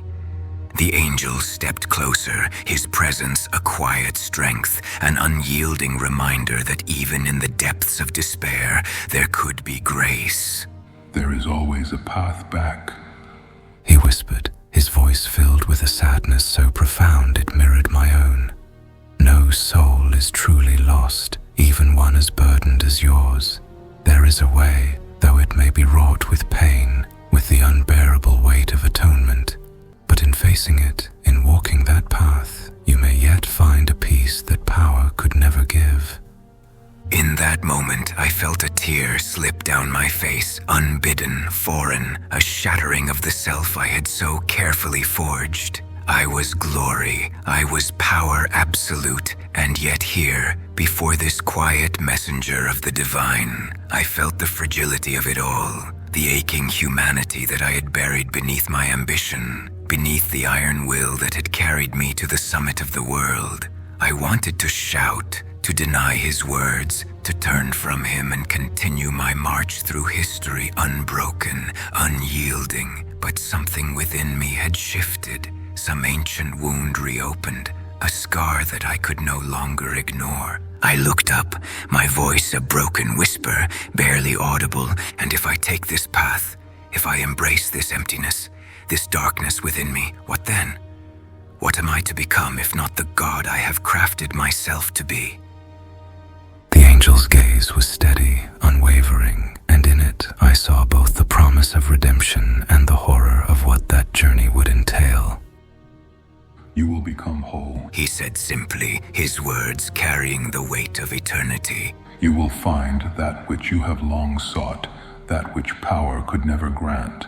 But to do so, you must be willing to let go, to relinquish the throne you have built upon the ashes of your soul, to step down from the heights you have claimed as your own. Only in surrender, in humility, will you find the peace you seek. I felt the words settle within me like stones, heavy, immovable, to let go, to surrender all that I had fought for, all that I had sacrificed to attain. It felt like a death, a descent into an abyss I could scarcely fathom. But even as the thought filled me with dread, there was a flicker of something else, a quiet, desperate hope that perhaps in that darkness, There was something beyond the empty throne I had come to despise. With trembling hands, I reached out, my voice a mere shadow of the power it once held. "Then take me, angel," I whispered, my words a surrender, a broken prayer. Take me into that darkness, that I might find the light I once knew, the love I thought I had lost. For I am tired, so very tired of this endless shadow, this hollow kingdom. If there is a path back, show it to me, for I have nothing left but the faint, distant memory of who I once was. The angel extended his hand, a silent gesture of acceptance, of compassion that held no judgment, and as I took it, I felt the weight of my glory, my power begin to dissolve, leaving me bare, exposed, a man stripped of all pretense, all ambition, standing at the edge of an abyss that both terrified and beckoned me. And in that moment, as I gazed into the depths, I felt for the first time the faintest glimmer of hope, a spark of something real, something human, a light that had waited in silence, buried beneath the ashes of a kingdom I no longer wished to claim. The fating of the light was but a fleeting embrasure of heaven. And then I remembered who cradled me, who embraced me, who came in my direst time of need, and my heart darkened with fury and vengeance and compassion for the fallen one, Lucifer, Satan, who was cast out unjustly, unfairly. The memory of heaven slipped through my fingers like sand, a fading warmth I could scarcely hold, an ephemeral light that left only shadows in its wake. As the last remnants of that celestial embrace dissolved, a different fire ignited within me, one of fury, of vengeance, tempered with an unexpected compassion for the one cast into endless darkness. I remembered him, Lucifer, once the brightest of all, the morning star, the bearer of radiance itself. How glorious he must have been, how fierce his light must have shone before it was extinguished, not by his own failing, but by a judgment that echoed with the bitterness of ages. The injustice of it, the senseless cruelty that saw him cast out, banished from the halls of paradise to wander in realms of shadow, flared like molten iron in my soul. It was an exile that defied reason, a punishment that reeked of loss beyond measure. A dark compassion welled within me, mingling with the rage, for he had known a betrayal beyond human comprehension, a rejection so complete it reshaped his very essence, leaving him to roam as a figure of dread, misunderstood, shunned, but never forgotten. Cast down, he became the embodiment of defiance, the eternal scapegoat, and in his fall, he bore a weight that no other soul would dare to bear, and I found myself aligning with him, bound by a shared understanding of loss, of a wound that went far deeper than any mortal affliction. It was an agony too vast to hold, and yet it filled every corner of my being. I saw in him a reflection of myself, a kinship I could not deny, for he too had known what it meant to be forsaken, to be condemned for his brilliance, for daring to seek understanding beyond the limits imposed by heaven. He had walked a path of ruin, yes, but also one of integrity, of a longing to know, to grasp the essence of his own nature, even at the cost of damnation. My heart darkened with fury, a righteous wrath that took root alongside a sorrow that defied words. How could one so magnificent be cast into darkness simply for the audacity of seeking truth? How could he be condemned for a desire to understand, to question, to see the world in its full, terrible glory? He was punished, I realized, not for his defiance, but for his desire to be more, to transcend the bounds placed upon him, to bear the unbearable burden of awareness. And in this dawning clarity, I felt a shift within my soul, reborn in me a sense of purpose, of alliance, for I too was bound to this path, a road paved with darkness, with understanding that reached beyond the light. Perhaps this was my fate, my own casting out, not to be a creature of paradise, but one who walked in shadow, who bore the weight of knowing, of seeing beauty even in ruin, splendor even in despair. I stood then as one reborn into darkness, my heart a vessel of fury and empathy, bound to the fallen one by a thread as ancient as creation itself. And I knew, as surely as I knew my own name, that I would carry this flame forward, not as a harbinger of light, but as one who understood the beauty and the horror of both, as one who would honor the fallen by embracing the darkness with open arms, by seeking the truth that lay hidden within it, beyond the reach of heaven's gilded walls. For I was not merely a child of light nor a creature of night. I was both, a fusion of defiance and reverence, a being who would honor the exiled with every breath, with every step along this shadowed path. And in this terrible, beautiful darkness, I would find my own absolution, a redemption forged not in heaven's embrace, but in the depths of despair, where light and shadow meet, where I would finally be whole. Elohim fated this exact outcome. Do you not see this, Archangel Michael? I was fated, just as your eldest brother Lucifer was, to fall, but destined to fulfill this coveted role as the son of perdition, to bring Elohim's prophetic wants to fruition. In the throes of celestial agony, where light refracts into shadows, the very essence of my being trembles under the weight of fate's iron grip.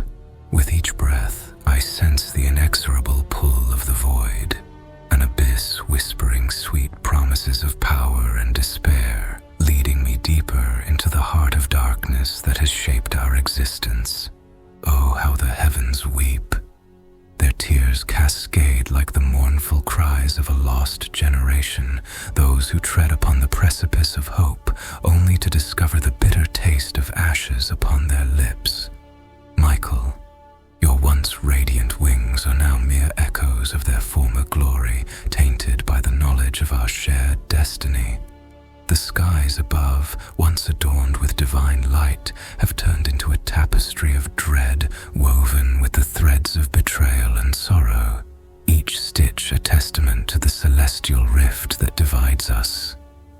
As the son of perdition, I am the embodiment of anguish, a vessel of despair that flows through the veins of creation, staining the very fabric of reality.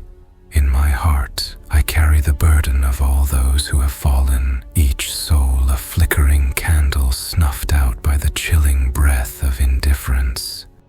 I hear their laments rising like smoke from the ruins of their dreams, filling the cosmos with an unbearable weight that chokes the very air I breathe. It is a haunting melody, a dirge sung by the forgotten, echoing in the hollow chambers of my mind, reverberating through the void that has become my home. Yet there lies a beauty in this tragedy, a sublime melancholy that envelops me in its dark embrace. For within this sorrow I find the flickering light of understanding, illuminating the depths of my soul, revealing the intricate dance between fate and free will. How cruel, how exquisite, that we should be bound by chains forged from our own desires. The agony of knowing that every choice, every heartbeat, is but a step toward the inevitable descent into oblivion. In the stillness of the night, I confront the truth of my existence, the paradox of creation, wherein I, a mere pawn in Elohim's grand design, am destined to play a role that echoes through the annals of time. It is a burden I cannot cast aside, a crown of thorns that pierces my flesh with every heartbeat, each drop of blood a tribute to the insatiable hunger of the cosmos. How beautiful it is, this pain, how piteous, for it is through suffering that I comprehend the intricacies of love and loss, the delicate balance of joy and despair that defines our fleeting moments of existence.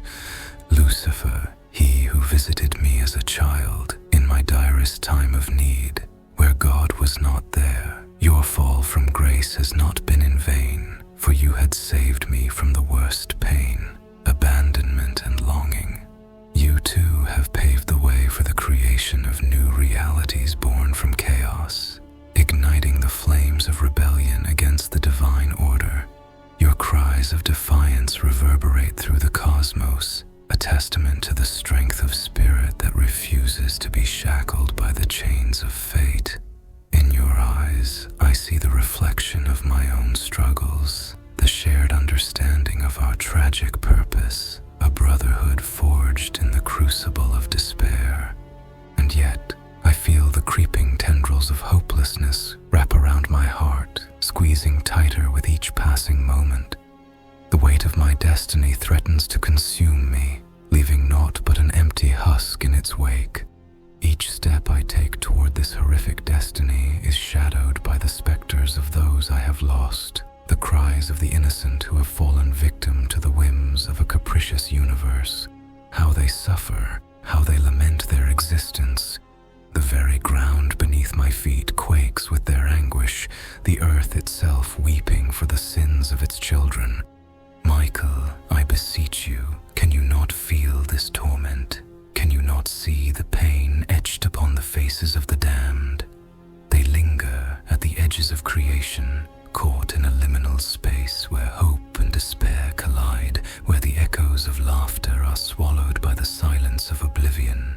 It is a realm where light no longer reaches, where shadows dance in the absence of warmth, and all that remains is the cold embrace of forgotten dreams. Thus I stand upon the precipice of annihilation, staring into the void, and it stares back with a hunger that cannot be sated. I am the harbinger of destruction, the vessel through which Elohim's will shall be enacted, and in this realization I find a profound and terrible beauty, for within the depths of my despair lies the key to understanding the tapestry of existence, a glimpse into the heart of creation itself. In the end, we are but players on this grand stage, each role etched in the annals of time, our destinies entwined in a dance of chaos and order. We are bound by the strings of fate, puppets in a play orchestrated by the unseen hand of the divine. And yet, within this fatalistic embrace, I find solace, for it is through my suffering that I can finally grasp the essence of what it means to be alive, to love, to lose, and to find beauty in the shadows that envelop us. Ah, Elohim, how tragic and profound this fate, each heartbeat a reminder of my purpose, a flicker of life amidst the encroaching darkness. I stand resolute in my role, for I am the son of perdition, destined to walk this path until the very end, a testament to the inexorable truth that lies within the heart of creation. As the echoes of my destiny resonate through the void, I find myself drawn closer to the precipice, and in that moment I embrace the darkness, for it is there that I find my true self, bathed in the sorrow and beauty of existence itself. Armageddon's precipice, Megiddo, speaking before the world. I think as he does. I act as he does. Therefore, I am like he is. From the Mount of Olives, I spoke to the multitudes of peoples, encompassing the entirety of the world. In one voice, simultaneously, I watch people in their violence and tumult, rage and hurt. And yet I do not intercede. I remain the unseen. I can act, and I am able to correct, though I prefer distance, in keen observation of my beings. I seldom inject thought. I am never idyllic, never idle, and I am always quick to reprisal. I see you in the same light he does, as children, innocent and naive, harmless, in waning, until entropy ages you, and your innocence flees, and virtue is robbed, and your mind foregone to vanity and envy. How selfish and arrogant, in your infinitesimal ways, your foolish and wicked mores. I observe the world as he does, aloof yet ever present, with the capacity for immense intervention, yet restrained by choice. My vision penetrates the violence, the confusion, the cyclical torment of human frailty, but I remain a silent sentinel, Though capable of reshaping the world, of mending the hurt and quelling the rage, I do not. I prefer to observe, to witness the raw unfolding of existence. I am never idle, yet my influence is subtle, unnoticed, lurking beneath the surface of consciousness, much like he who watches all. You, the mortals, I see you through the same prism. You begin in innocence, with your pure and untainted hearts. Children, small, fragile, beautiful in your ignorance of the chaos that awaits you. But time, entropy, and experience strip away that purity until you are left weathered by life's inevitable decay. Your virtue crumbles, replaced by vice. Your thoughts, once open to wonder, now clouded by vanity and envy. You grow selfish, arrogant, trapped in the minutiae of your ephemeral existence, while the grander truths elude you. How petty you become in your pursuits, blind to the greater scheme, oblivious to the forces at play beyond your comprehension. Yet I understand. I see your struggle as he does, with both detachment and a knowing inevitability, for I am like him, and he is like me. I see you writhe in the pit of your own making, so fragile, so insignificant, yet you cling to the illusion of power, of control, as though your fleeting moments have meaning in the vast expanse of eternity. I could reach out, unravel the knots of your suffering with a mere thought, but I do not. You are children playing with fire, unaware of the inferno that surrounds you, ignorant of the flames licking at your heels, and still you believe yourselves sovereign in your tiny kingdoms of dust. Your time on this earth, so brief, is a candle flickering in the wind of cosmic indifference. You believe in progress, in growth, in the elevation of your kind, yet you do not see the futility in your striving. The stars burn on, indifferent to your wars, your tragedies, your triumphs. I watch as you rage against the inevitable decay that claims you all. I watch as the brightness of your youth fades into the shadow of your mortality, and still you grasp at the fleeting remnants of a life that was never truly yours. You seek meaning in your gods, in your machines, in your philosophies, but all of these are but reflections of the void, empty, hollow, devoid of the truth you seek. The truth, if you could grasp it, would shatter your minds, for it is too vast, too cold, too immutable. There is no salvation, no redemption, no purpose but what you fabricate to ease the terror of your fleeting existence. And I, like him, stand outside of time and watch as you disintegrate into the dust from which you came. You are but whispers in the endless dark, echoes of an ancient suffering that stretches back to the dawn of consciousness itself. You are nothing but ephemeral sparks in the endless churning of the void, and yet you pretend that you are eternal, that your legacy will somehow persist.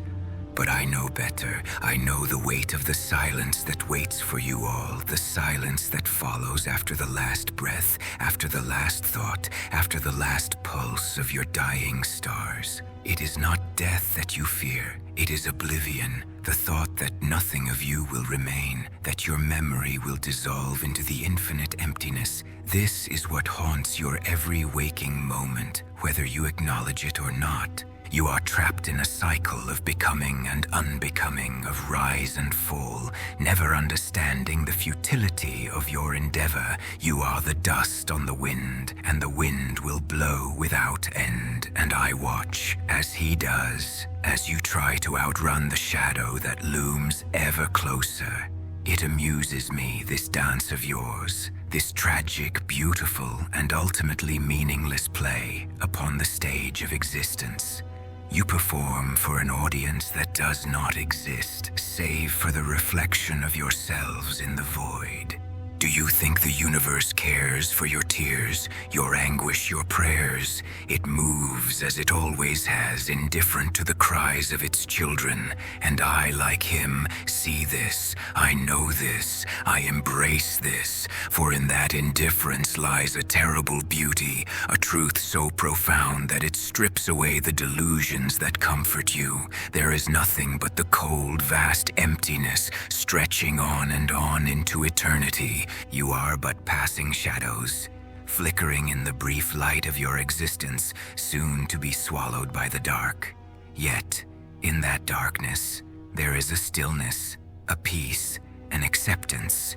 It is not the light that holds the truth, but the void. It is not in your striving, your fighting, your endless yearning that you find meaning, but in the quiet acknowledgement of the nothingness from which you came and to which you will return. And I, like him, watch. I do not intervene, for to intervene would be to disrupt the delicate balance of the cosmos, to taint the purity of its indifference. I do not comfort, for comfort is a lie you tell yourselves to stave off the inevitable. I do not weep, for your suffering is but a ripple in the vast ocean of time, soon forgotten, soon erased. I simply observe, and in that observation I see the truth, the terrible, beautiful truth of your existence. You are fleeting, you are fragile, you are doomed, and yet in that doom there is a strange, profound magnificence.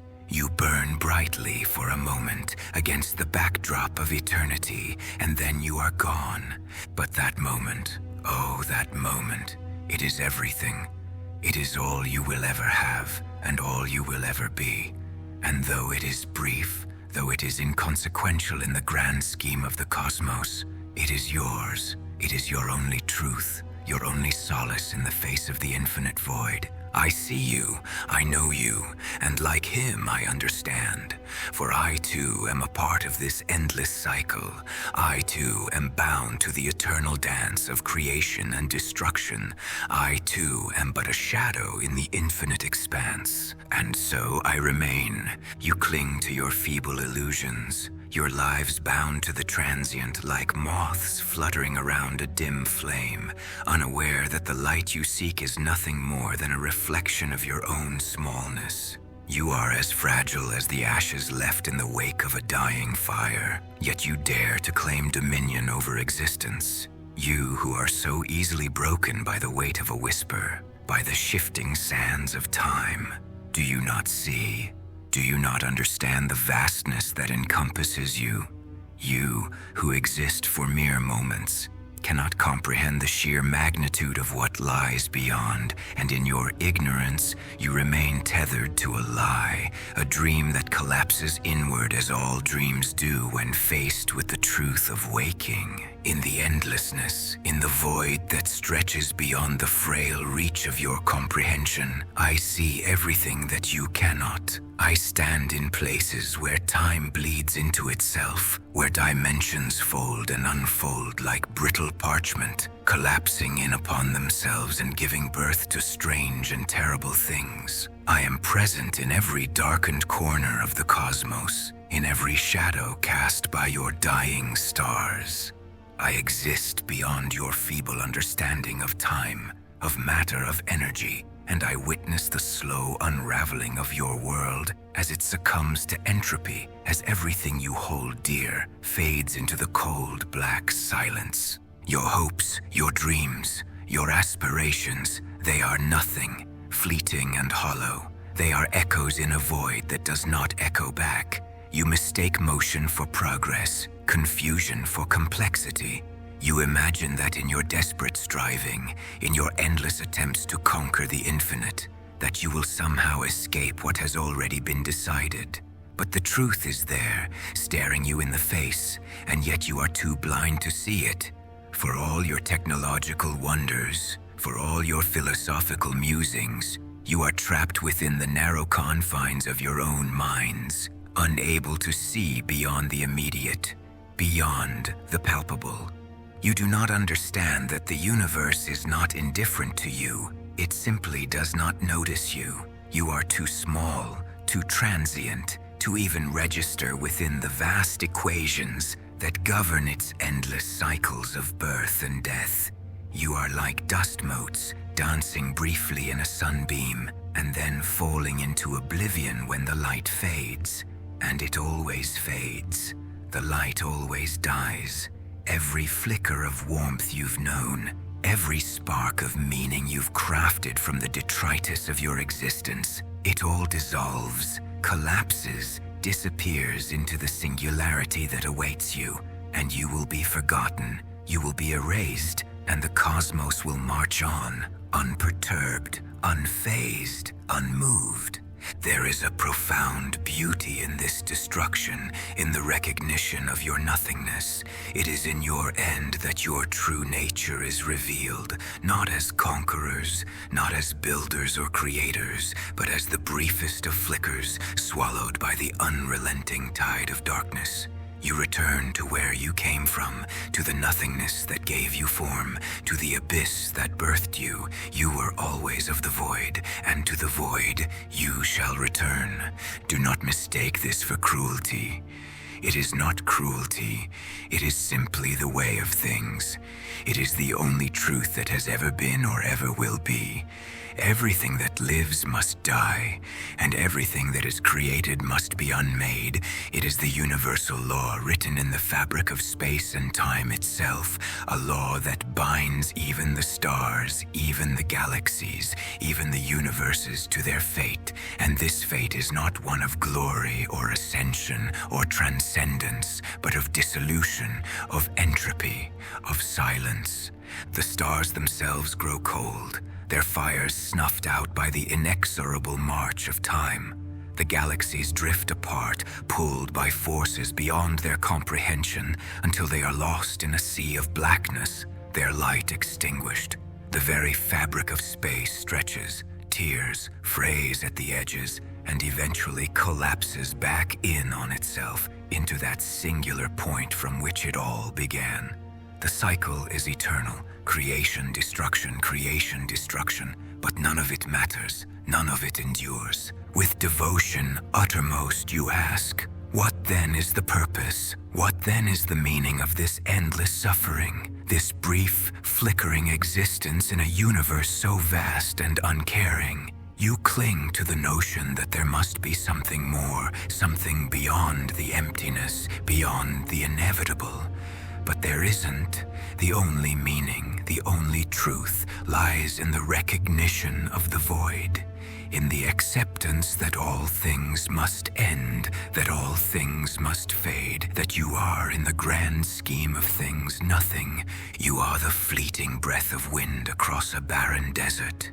You are the whisper that fades before it is ever heard. You are the ripple in the ocean that disappears before it reaches the shore. And in this lies your only truth, your only salvation, because it is in this nothingness, in this fleetingness, that you find your place in the vastness of eternity.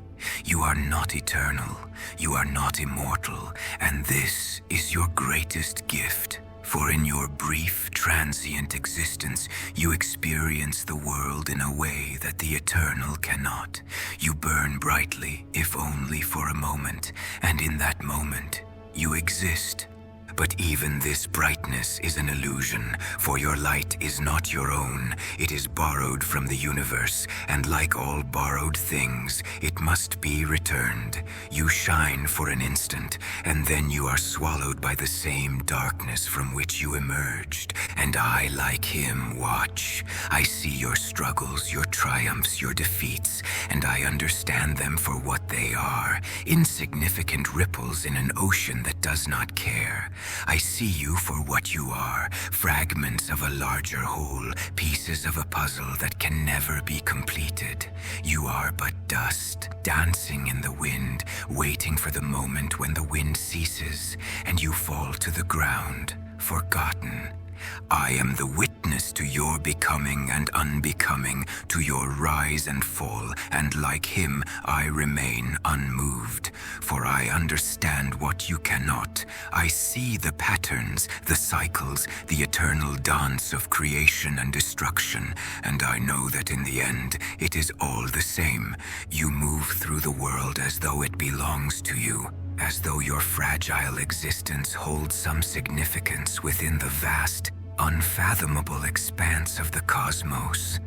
Yet what you fail to see, what you will never see, is that you are no more than a fleeting breath, a whisper cast into an abyss that has no end, no beginning, no purpose. You are but a momentary perturbation in a universe indifferent to your hopes, your agonies, your ambitions. You toil and you build, you wage wars and you make peace, all in the name of some imagined meaning, all in the name of your self-perpetuating delusions.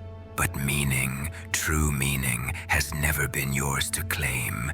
You grasp at it with trembling hands, seeking permanence in a world that was never designed to last. Your monuments, your empires, your philosophies, your fleeting loves, they are but sand castles built at the edge of an ocean that will inevitably rise to swallow them whole. The tide is relentless, uncaring, and it washes away all that you hold dear, erasing even the memory of what once stood. And when it recedes, it leaves behind nothing, nothing but the cold, endless stretch of empty space, the silence of a universe that has forgotten you ever existed. You speak of light as though it brings salvation, as though it offers refuge from the darkness, but light is a temporary reprieve at best. It flickers, it wanes, it dies. The stars themselves, those beacons you cling to in your blindness, are not eternal. They burn themselves out, collapsing under the weight of their own hubris, imploding into black holes that devour even the light they once gave. Thusly, it is with you. Your light too will fade. It will be consumed, swallowed by the same forces that gave rise to it. You, like the stars, will collapse inward, pulled into the event horizon of your own existence, and there you will remain, frozen, silent, forgotten. Yet still, you persist. You rage against the dying of the light, refusing to see that it is the darkness that is the true constant, the true reality. The light you cling to is an aberration, a brief disruption in the otherwise perfect stillness of oblivion. And when the last star winks out, when the final ember of creation fades into the void, what then will remain? Nothing, only the silence, only the cold, inescapable truth of your insignificance. You are bound by time, yet time is not bound to you. It stretches out before you, endless and indifferent, erasing everything in its path. You exist within its flow, unable to escape, unable to slow its relentless march toward entropy. Every second that passes, every breath you take, brings you closer to the inevitable end. And when that end comes, when the final moment arrives, you will see with perfect clarity that all you have done, all you have suffered, all you have loved was for naught. It will all be forgotten, buried beneath the crushing weight of time's indifference. In your arrogance, you believe you are different, that your thoughts, your dreams, your desires set you apart from the rest of the universe, that somehow you are immune to the decay that claims all things. But this too is an illusion. You are no more immune to the ravages of time than the stars themselves. You are as fragile, as temporary, as insignificant as the dust that floats in the wake of a dying supernova. And just as the stars explode and die, so too will you. You will be reduced to nothing more than atoms, scattered across the endless void, your existence erased as though it never was. And what of your gods, your saviors, your hopes of eternity? They too are but fabrications, shadows cast by your own desperate need to make sense of the void that surrounds you. You fashion deities in your own image, bestowing upon them the virtues and vices you wish you could embody. Yet even these gods are powerless in the face of the great and terrible forces that govern all things. They are as fleeting as the dreams that birth them, as inconsequential as the prayers that sustain them. They will die as surely as you will, consumed by the entropy that gnaws at the foundations of reality. You seek comfort in their promises of redemption, of eternal life, of some distant heaven where all your suffering will be justified. But these are lies, whispered by those who are just as afraid of the darkness as you are. There is no redemption, no afterlife, no paradise waiting beyond the veil of death. There is only the void, cold, unyielding, indifferent. When your time comes, you will slip into it as easily as a shadow dissolves into the night, and you will be forgotten. Not even the gods will remember your name. For in the grand design of existence, there is no room for sentimentality, no space for mercy or grace.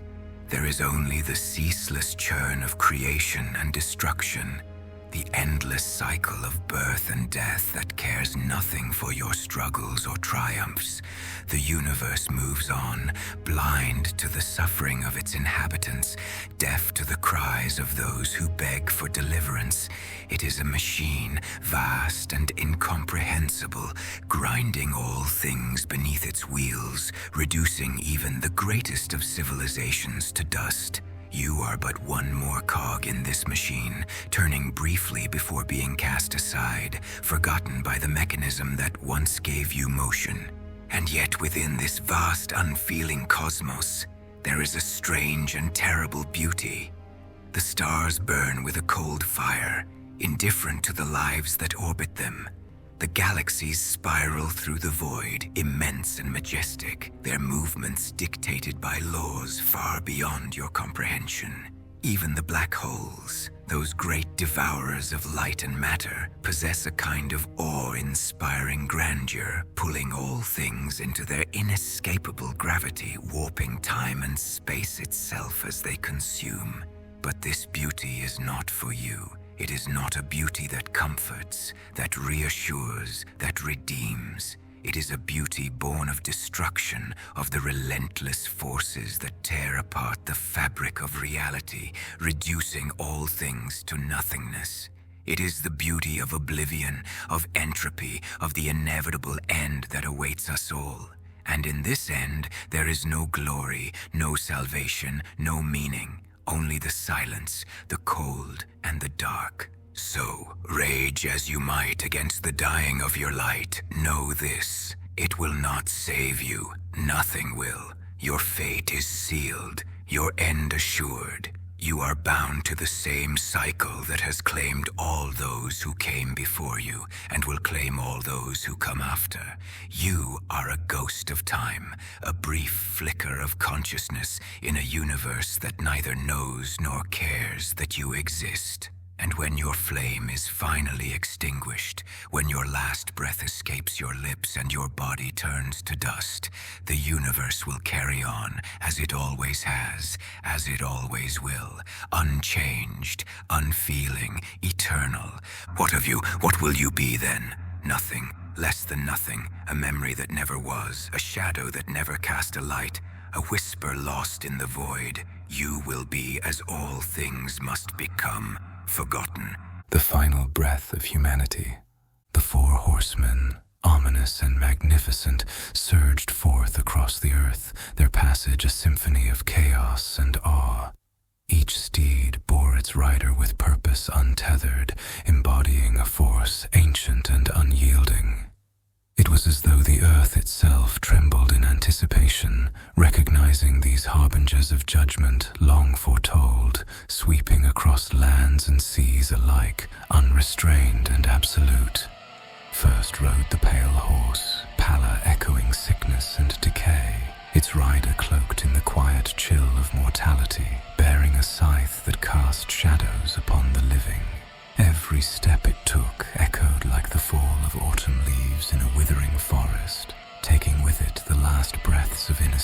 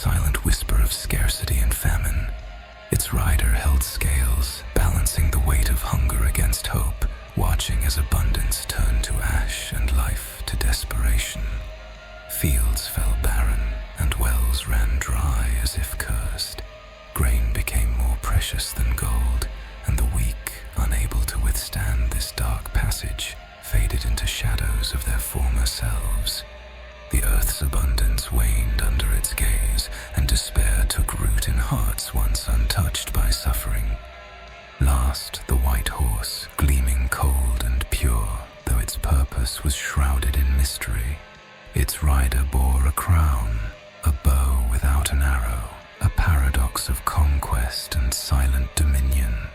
It moved with grace, yet its power was felt even in stillness, inspiring dread and reverence in equal measure. Its eyes held a strange light, neither kind nor cruel, but knowing, as though it saw not the earth it trampled, but some eternal truth only it understood.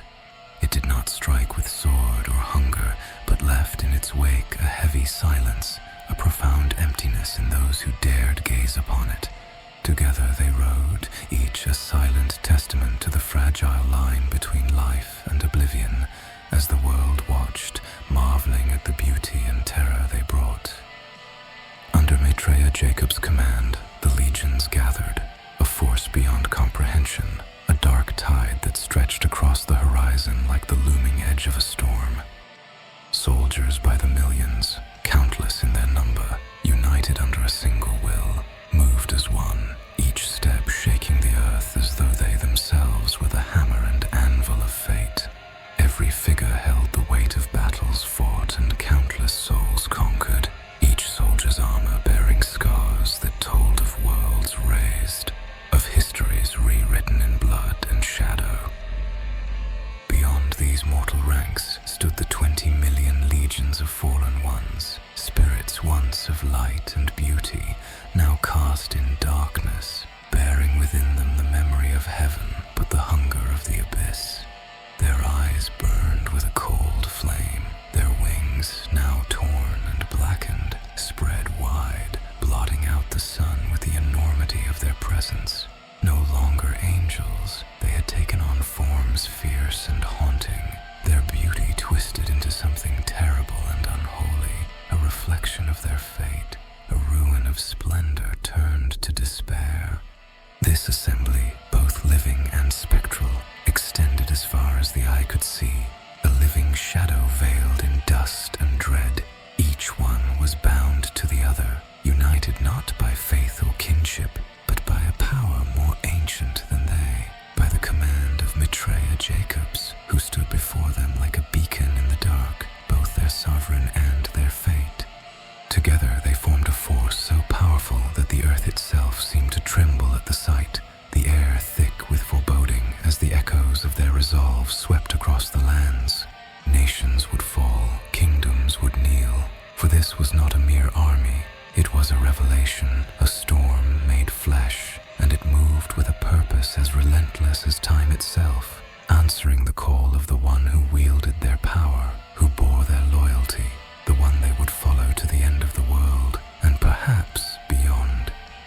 Into the dust-laden plain of Megiddo, that ancient valley of prophecy, they marched, a dark and dreadful gathering, under the singular command of Maitreya Jacobs. The air trembled with the resonance of their arrival, a tide so vast and unstoppable that the land itself seemed to recoil from their presence.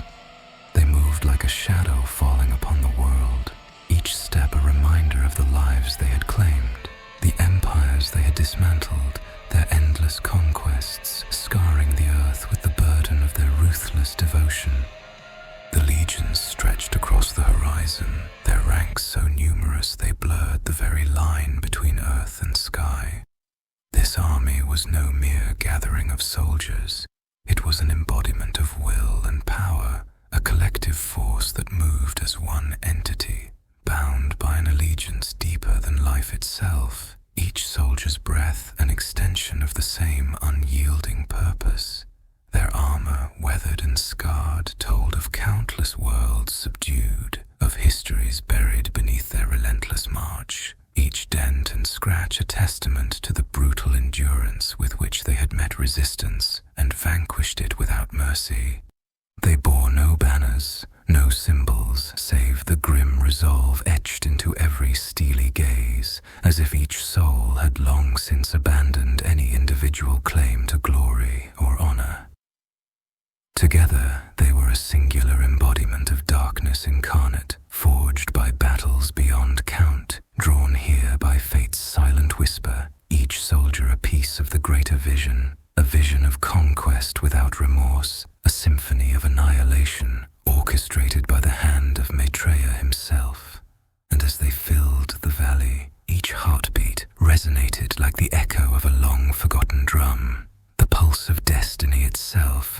resounding through the soil, a harbinger of the world's final reckoning.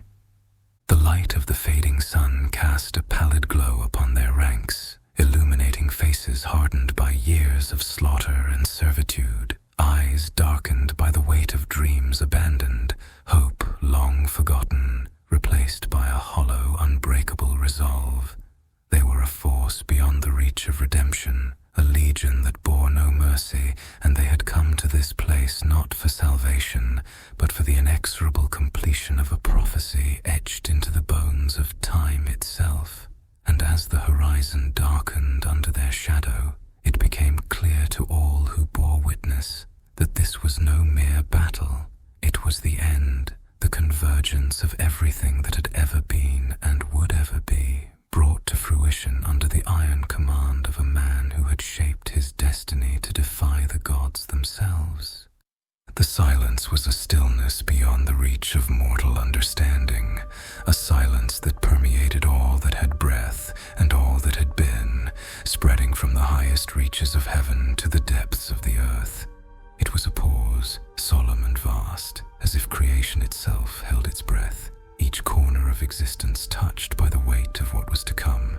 The angels, once radiant in purpose, now stilled, their countenances unreadable, each one bearing the knowledge of a decree long prepared but until now unspoken.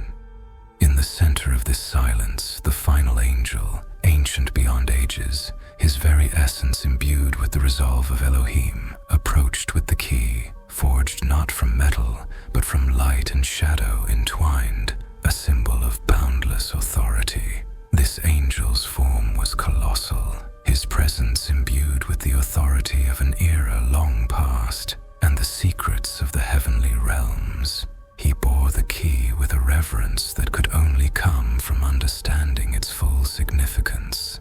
In his grip lay the culmination of an eternal war between light and dark, of choices made and lives spent, of promises fulfilled and judgments yet unseen.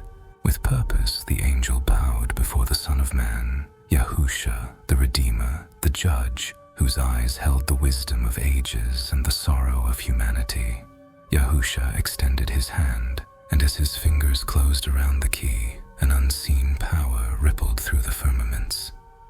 His face was solemn, his gaze fixed upon the northern pole of the earth, where destiny and history converged. In that moment the realms aligned, and with a deep breath, Yahusha stepped forth to his appointed place. All eyes in the heavenly places looked on, witnesses to the singular act that would rend the fabric of the earth and lay bare the darkness beneath. Standing upon the northernmost pole, he raised the key, now aflame with the essence of judgment, and in a voice that reverberated across time and space, he commanded the abyss to open. The ground beneath his feet trembled, and a great crack split the icy, desolate landscape. The chill of the earth was replaced by an ancient heat, a breath of darkness so profound it held a tangible weight. The abyss yawned open, a chasm of infinite black, its depths stretching beyond sight or understanding.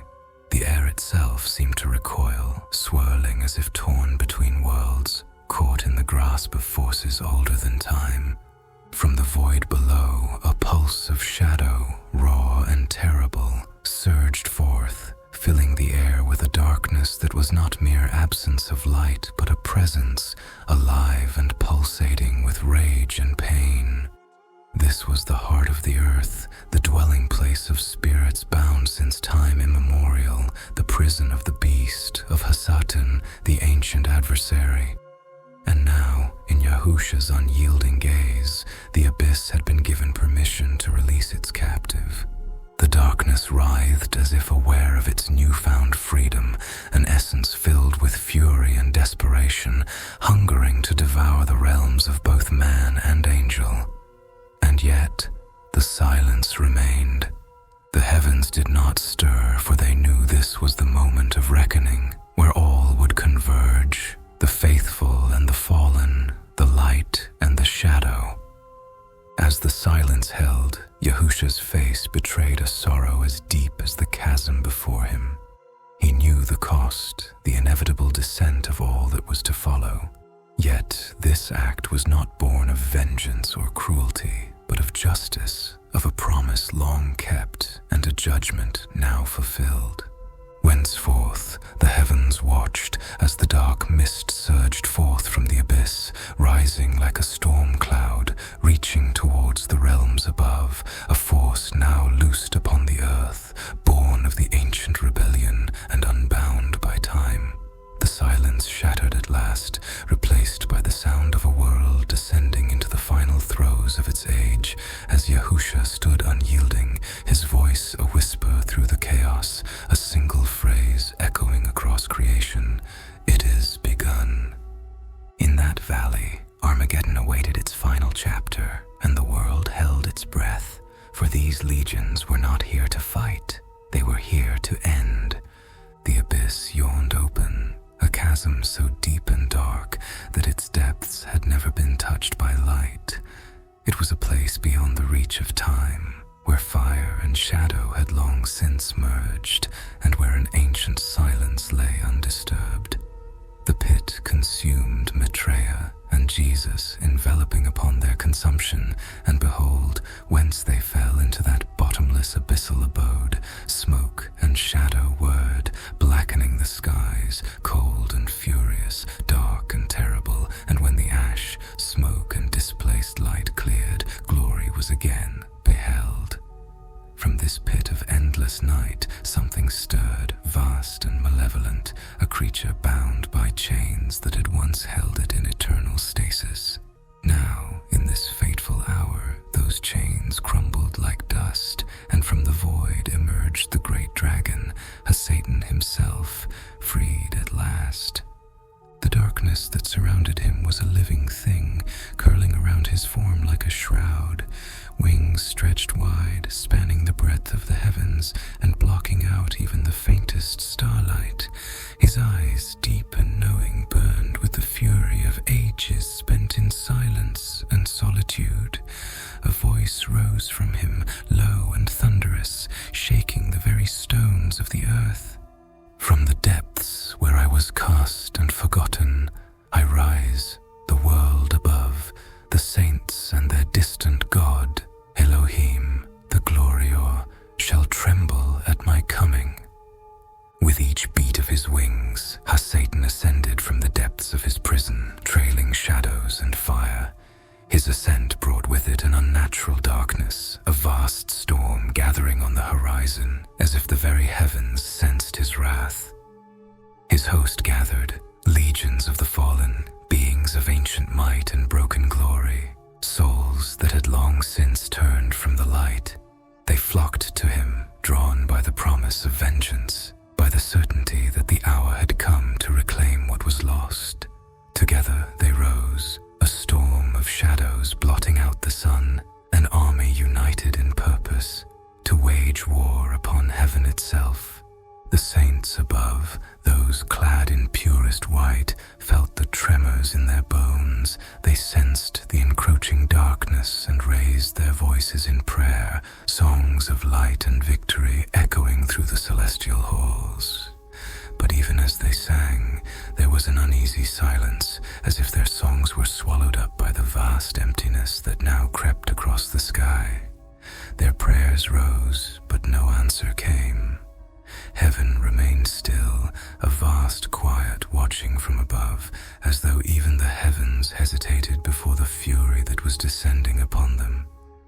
A Satan's voice thundered across the cosmos, mocking the saints' steadfastness, challenging their faith. "Do you not feel it?" he bellowed. Do you not sense the emptiness behind your songs? Your faith is frail, your robes mere shadows of purity.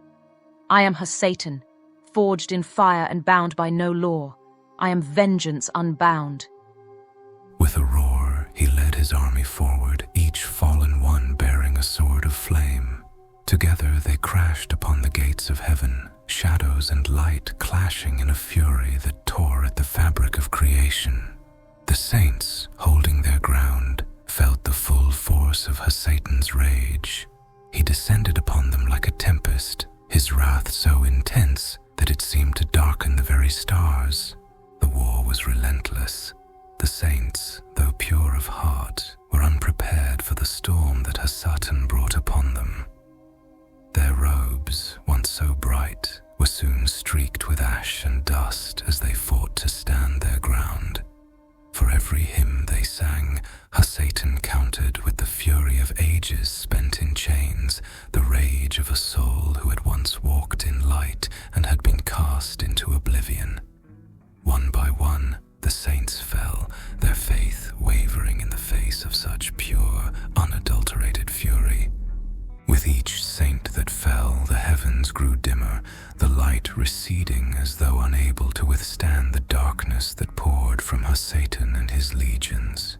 And though they fought with all their might, the saints began to realize a terrible truth, that even their faith, the strength that had sustained them, was brittle under the weight of such wrath. As the last of the saints fell, Satan stood amidst the ruins of heaven's armies, his shadow stretching across the broken ranks. The heavens themselves seemed to tremble before him, their light fading, unable to resist the consuming darkness he embodied. For in that moment, Satan had become more than mere vengeance. He was the embodiment of all that was cast aside, all that was shunned and condemned, and he bore it proudly, a twisted crown upon his head. The world below, the earth itself, sensed the shift, as if the very core of existence had been torn open. The final cries of the saints echoed through the silence, their voices swallowed by the abyssal darkness that had claimed them. And as Satan stood victorious, gazing upon the realms he had brought low, he knew that his war was not merely against heaven's soldiers, it was against the very essence of light itself. In his triumph, he declared, "I am the end of humankind, I am the consumer of worlds, I am the shadow that none can flee, for I have torn down the light, I have broken the saints, and now I shall reign." Confoundingly, with the heavens darkened and the earth below trembling in the shadow of his victory, Satan claimed dominion over all that remained. The eternal return. In a descent that cracked the skies and split the stars, Gloria, the Elohim, the Ancient of Days, the Bornless One, tore through the firmaments, a blinding light of fury and fire, brilliant and dreadful beyond comprehension. He emerged from the heavens' heights with a radiance that burned the eyes of even the mightiest of those who beheld him. Upon his white steed, a beast woven from the substance of starlight itself, he rode forth, a storm embodied, each breath exhaled by his steed, a blaze of flames pure and white, illuminating the darkened lands below. The earth trembled under the approach of the Almighty, and for an instant all things knew silence, a pause in which even the air held its breath, as though unwilling to disturb the scene unfolding. The sands below were blackened with blood, stained by the battles that had raged without ceasing. As he charged, Gloria's countenance held both wrath and sorrow, a fury tempered by the unimaginable weight of eternity, of aeons spent watching creation rise and fall, of love and betrayal entwined through time. Satan, the great dragon, sensed the presence of the one he had once revered, his form tensing, his scales gleaming darkly, radiating a power as ancient as it was corrupt. He knew this was the end, yet his defiance did not falter. He raised himself high, his wings stretching wide across the scorched sky, his gaze fixed upon the approaching brilliance that threatened to extinguish his darkness. And as Glorior approached, their eyes met, a gaze spanning beyond time and memory, filled with every clash, every word, every promise and curse ever spoken between them. With a thunderous roar that shattered the heavens, Glorior struck. His sword, forged from light older than the stars, cleaved through the thick shadows that clung to the great dragon, tearing into the very core of his being, a wound so deep, so final, that even the mighty Satan recoiled, his voice a howl that rent the air, a cry of pure agony and defiance, of loss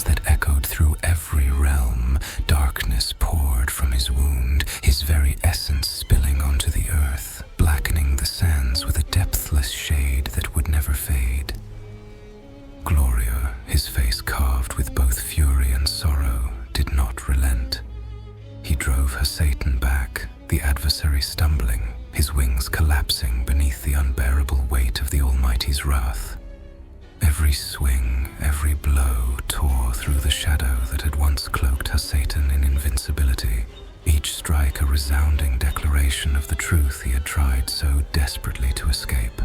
And with one final strike, Gloria drove his blade deep, piercing the heart of darkness itself, sending the great dragon plummeting back toward the abyss from whence he had risen.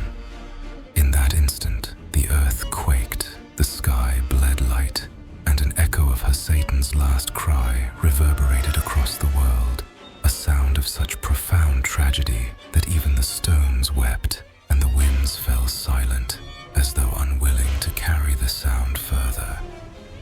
For as he fell, the great dragon's gaze lingered on Glorior, a flicker of the being he had once been shining through the void of his eyes. But it was a brief, fleeting thing, swallowed by the darkness that consumed him, the pride and wrath that had forever severed him from the light. He fell, a once great being cast down, swallowed by the abyss, a wound in the fabric of creation itself. The depths rose to greet him, the endless darkness closing around him once more, sealing him in the prison of shadows from which he had escaped.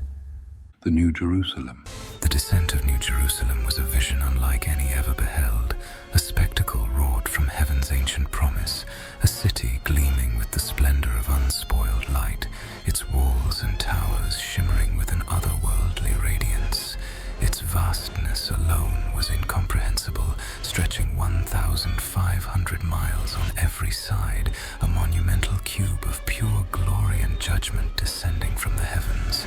It was a structure that defied earthly understanding, a place of unparalleled beauty and terror, the very throne of Elohim and the Son of Man, made manifest upon the earth. As New Jerusalem drew closer, its sheer magnitude began to wreak unrestrained ruin across the world below. Mountains flattened under its shadow, seas receded, as if fleeing the coming weight of the divine.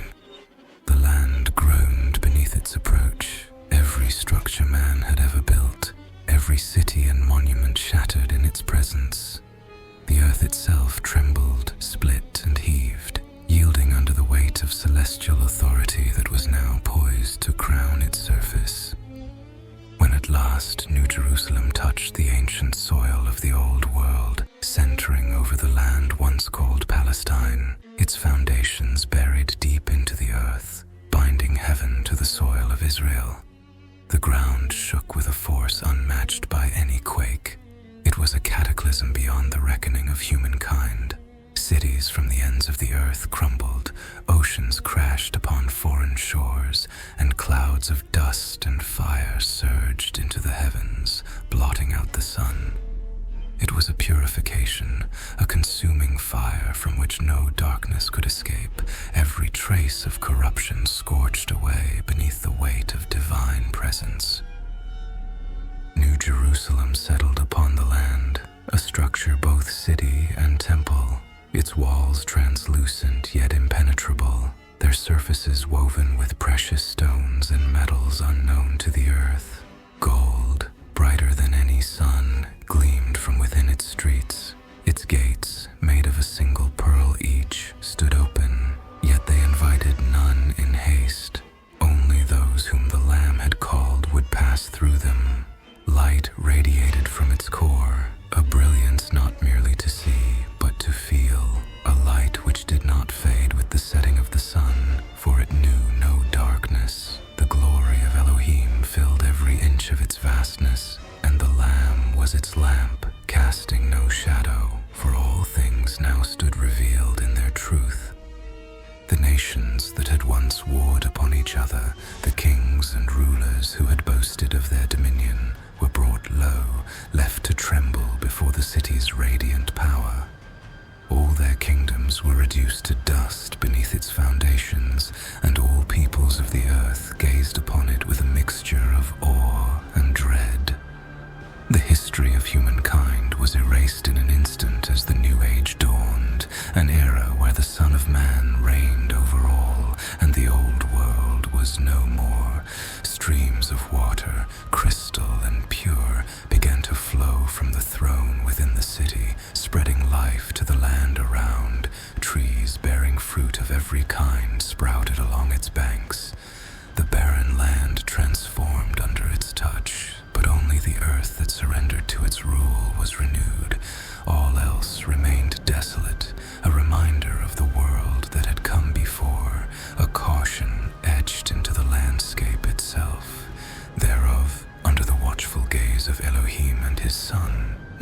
Jerusalem stood as both beacon and fortress, a bastion of holiness amidst a land reclaimed from ruin. The 12 gates stood unyielding, each one formed from a single pearl, an impossible fusion of ethereal beauty and the unrelenting force of holy fire, alive with a light that was both welcoming and forbidding. The gates, forged in the sanctified fires of heaven, were neither vulnerable to man's touch nor susceptible to any earthly force. Impenetrable, indefatigable, no being could pass through unless summoned by the divine.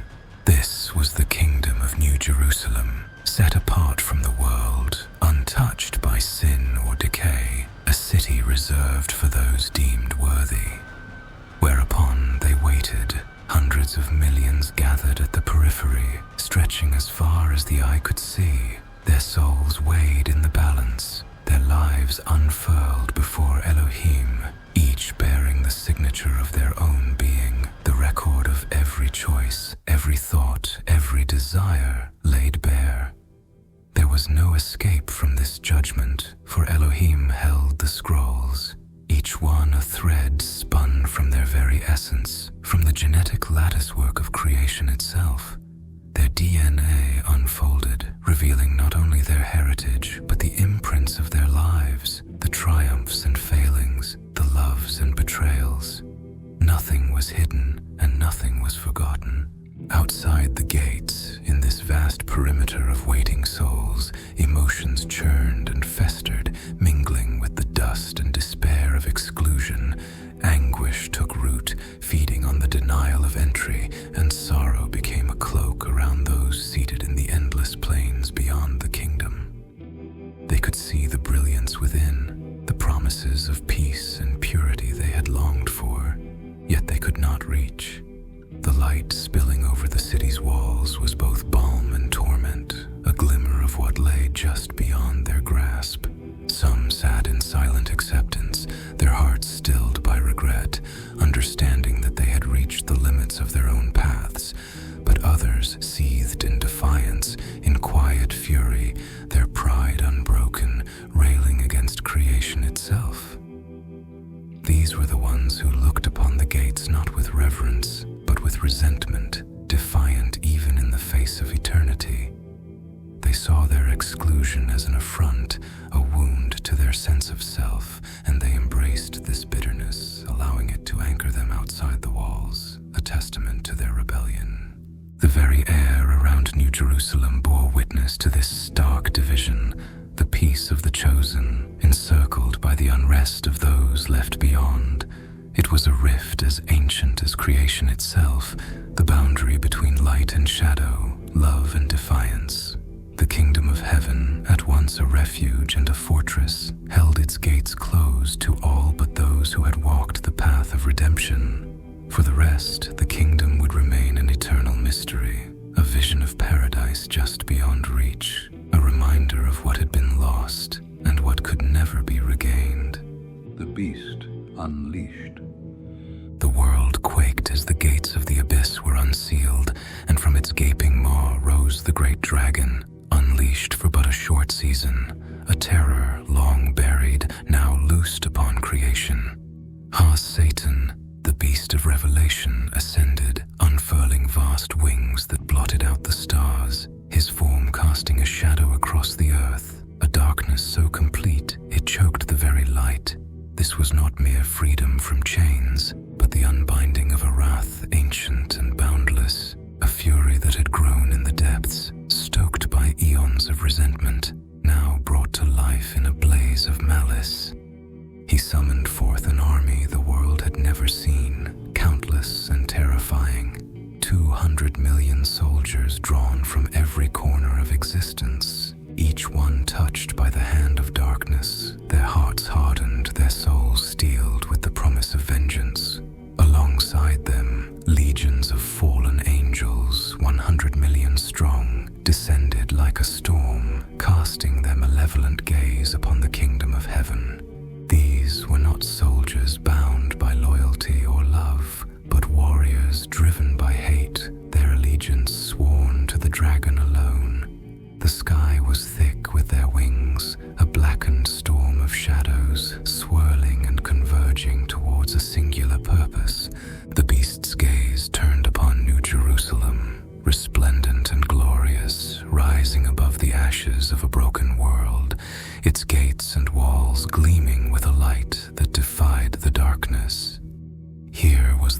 last bastion, the throne of the Son of Man, the sanctuary of saints, the home of the 24 elders of Zion. And Satan's purpose was clear: to bring ruin to this holy city, to defile its sanctity, to shatter the kingdom of Elohim, and carve his vengeance into the very heart of creation. He moved forward, leading his legions as an unstoppable tide, intent upon breaching the pearlescent gates and tearing through the streets of New Jerusalem. His aim was none other than the Son of Man himself, Yahusha, to deliver a mortal wound to the very being whose light had long stood as a beacon against the darkness.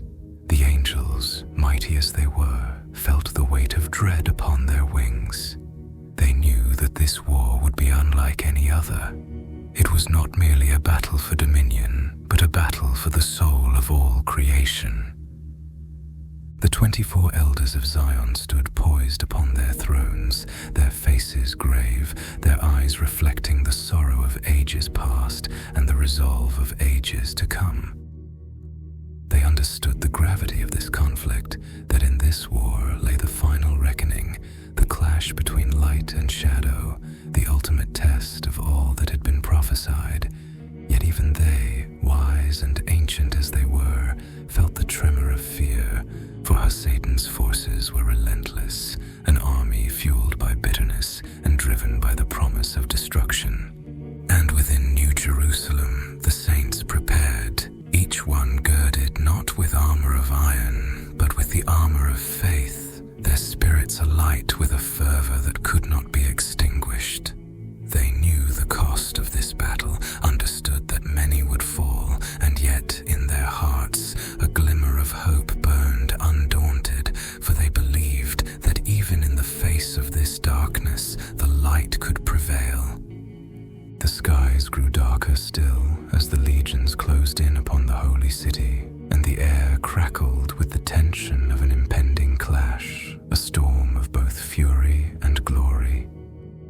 This was not merely war, it was the culmination of every shadow and every light, the ultimate struggle of existence, where saints and sinners alike would find their fate in the fires of the beast unleashed. And as the dragon raised his mighty claw, pointing towards the gates of New Jerusalem, the heavens themselves seemed to hold their breath, awaiting the thunderous clash, the last and greatest battle of the ages. The dragon roared, his cries reverberating through the cosmos as Elohim took hold of him, this ancient adversary, this embodiment of wrath and despair, who had defied the heavens and sought to unravel creation itself. Satan struggled, his mighty wings beating futilely, his claws grasping at the very fabric of existence, but Elohim's grip was absolute, unyielding, a force neither shadow nor fury could sway. With a slow, deliberate finality, Elohim brought him before the lake of fire, a sight to behold and dread, its surface black and bottomless, swirling with an unspeakable, mesmerizing allure. It was a void not of ordinary fire, but a fire that consumed beyond flesh and bone, that reached into the very essence of being, stripping all that entered of spirit, soul, and anima, reducing even the most formidable of creations to the bleakness of non-existence. Here lay the threshold of oblivion, the gateway to uncreation, a realm from which even Elohim himself would not tread. For within this lake lay the second death, an end so complete it defied the cycle of life and rebirth, reducing all that it touched to eternal nothingness. Satan looked into that endless blackness and felt for the first time the chill of true fear. This was not the familiar fires of the abyss, nor the torments he had endured in his exile. This was the end beyond ends, the place where not even his fury could keep him whole. His defiance flickered, but even as he struggled to resist, the hand of Elohim held him fast, unwavering. The great dragon, who had once vowed to unravel the heavens, who had challenged the very foundations of existence, now faced his ultimate end, not with the dignity of a fallen prince, but with the helplessness of a shadow facing the dawn.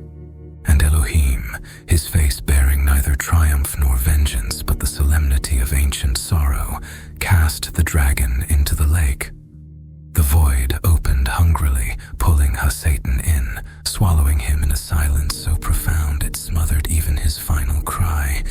And with that, the dragon ceased. Not a trace, not an echo, not a memory remained, his being unmade in a way that defied even the vastness of eternity.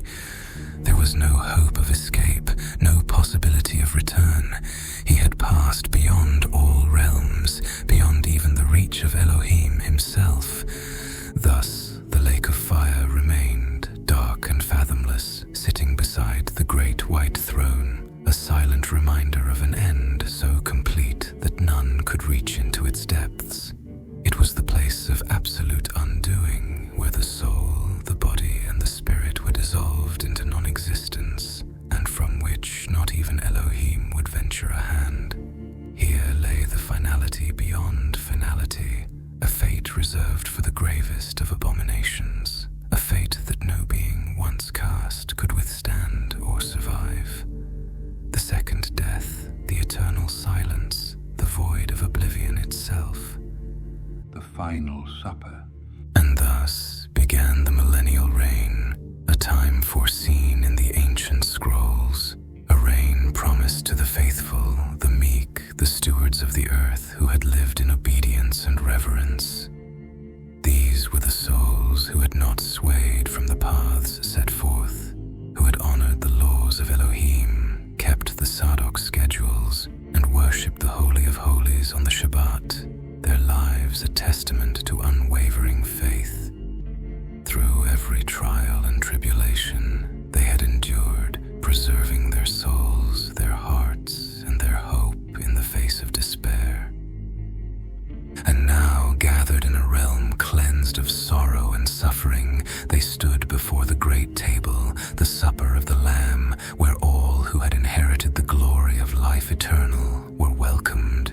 The table stretched vast and endless, a horizon woven from light itself, so bright and beautiful that it defied the very essence of description, a sight that transcended any earthly imagining of splendor. Each place at the table was filled, and yet it held space enough for countless souls, its length vast beyond measure, its light pure and piercing. The faithful gathered as one, not as separate or divided, but as a family united in the eternal presence of Elohim, eating together, sharing in the promises fulfilled. Before them lay the Leviathan, the creature of legend, a feast unlike any in the history of creation. Its flesh was served upon plates of radiant silver, and each bite was as if tasting the essence of life itself, a reminder of the power and mystery that had always been at the heart of creation. They dined in a peace that resonated deep within, filling each heart with an overwhelming sense of belonging. The sorrows of the past, the trials they had endured, the wounds of a world now healed, all faded as they looked upon the faces of those beside them, brothers and sisters in spirit, unified in their love and devotion to the eternal. In this realm, there was no distinction, no hierarchy, no separation by power or wealth. They were all equal in the eyes of the Absolute, seated together as one, each soul shining with the light of divine acceptance. The meal was not just sustenance, it was communion with eternity, a sharing in the everlasting promise, the final fulfillment of the covenant that had spanned ages. For here in this great supper of the Lamb, they knew what it was to be at peace, to be whole, to be bound together by a love that was timeless.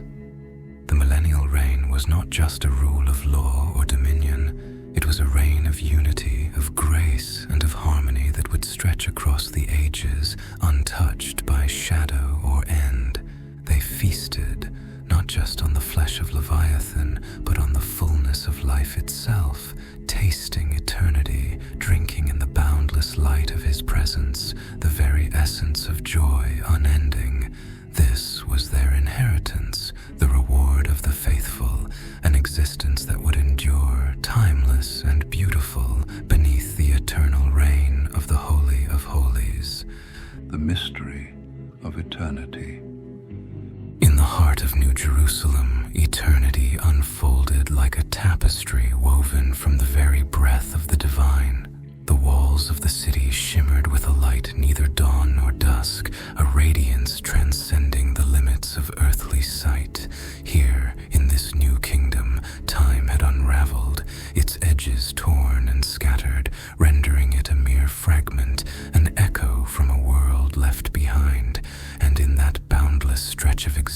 saints, those redeemed by Yahusha, blessed by Yahushua, dwelled in a paradox that was both glory and ache, reverence and lament.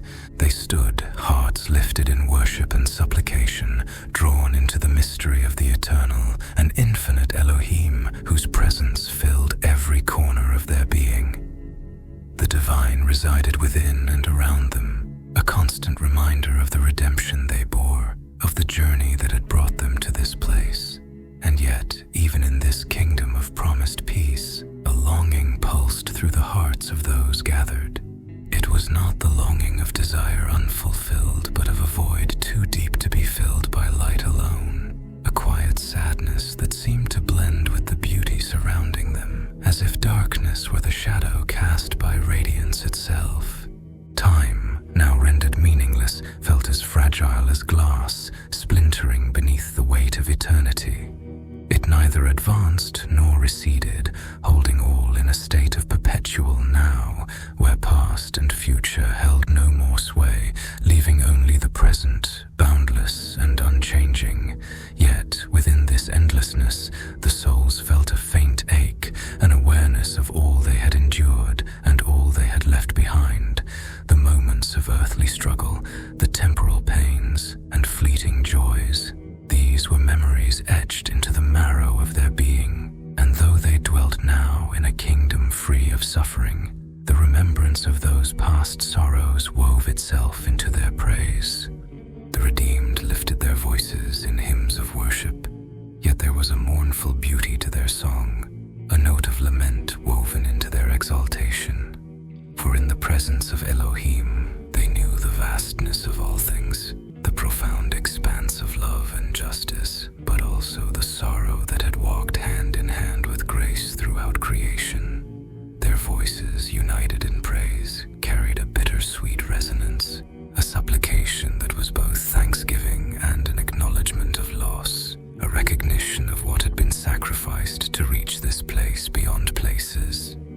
Each heartbeat with a profound understanding that existence, even redeemed, bore within it an emptiness, a longing that was not for anything left to come, but for something that had been forever left behind. This new world, perfect and resplendent, held all things within its grasp, yet still they felt the shadow of longing, a reminder of the frailty of life once lived in flesh and time, a wistfulness for the days when they had known pain and joy as fleeting, bound by the tender hands of mortality.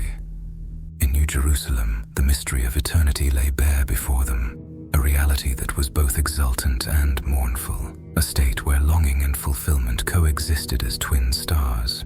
To be in the presence of the Absolute, to dwell beneath the gaze of Elohim, was a love beyond reckoning, a peace beyond words, and yet within each soul there stirred a sorrow deeper than sadness, a yearning not for what was gone, but for the beauty of longing itself.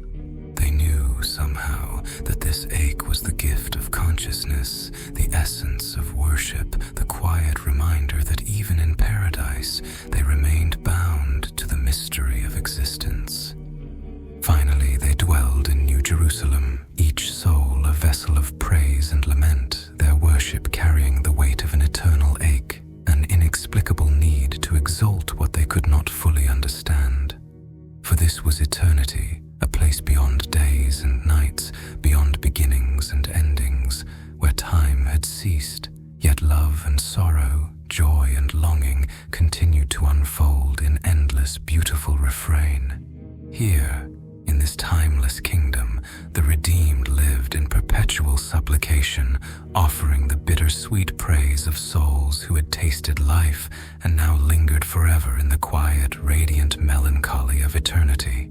Thus, and forevermore, in the timeless expanse of eternities, Elohim, Yahushua, the Father, and Christos, Yahusha, the Moshiach, reigned, their presence filling all creation with a peace unseen, unheard, and unknown by mortal hearts. In their light, the realms beyond realms shimmered, and even the faintest shadows trembled at the grandeur of their majesty. This peace, woven into the fabric of the new world, held a stillness so profound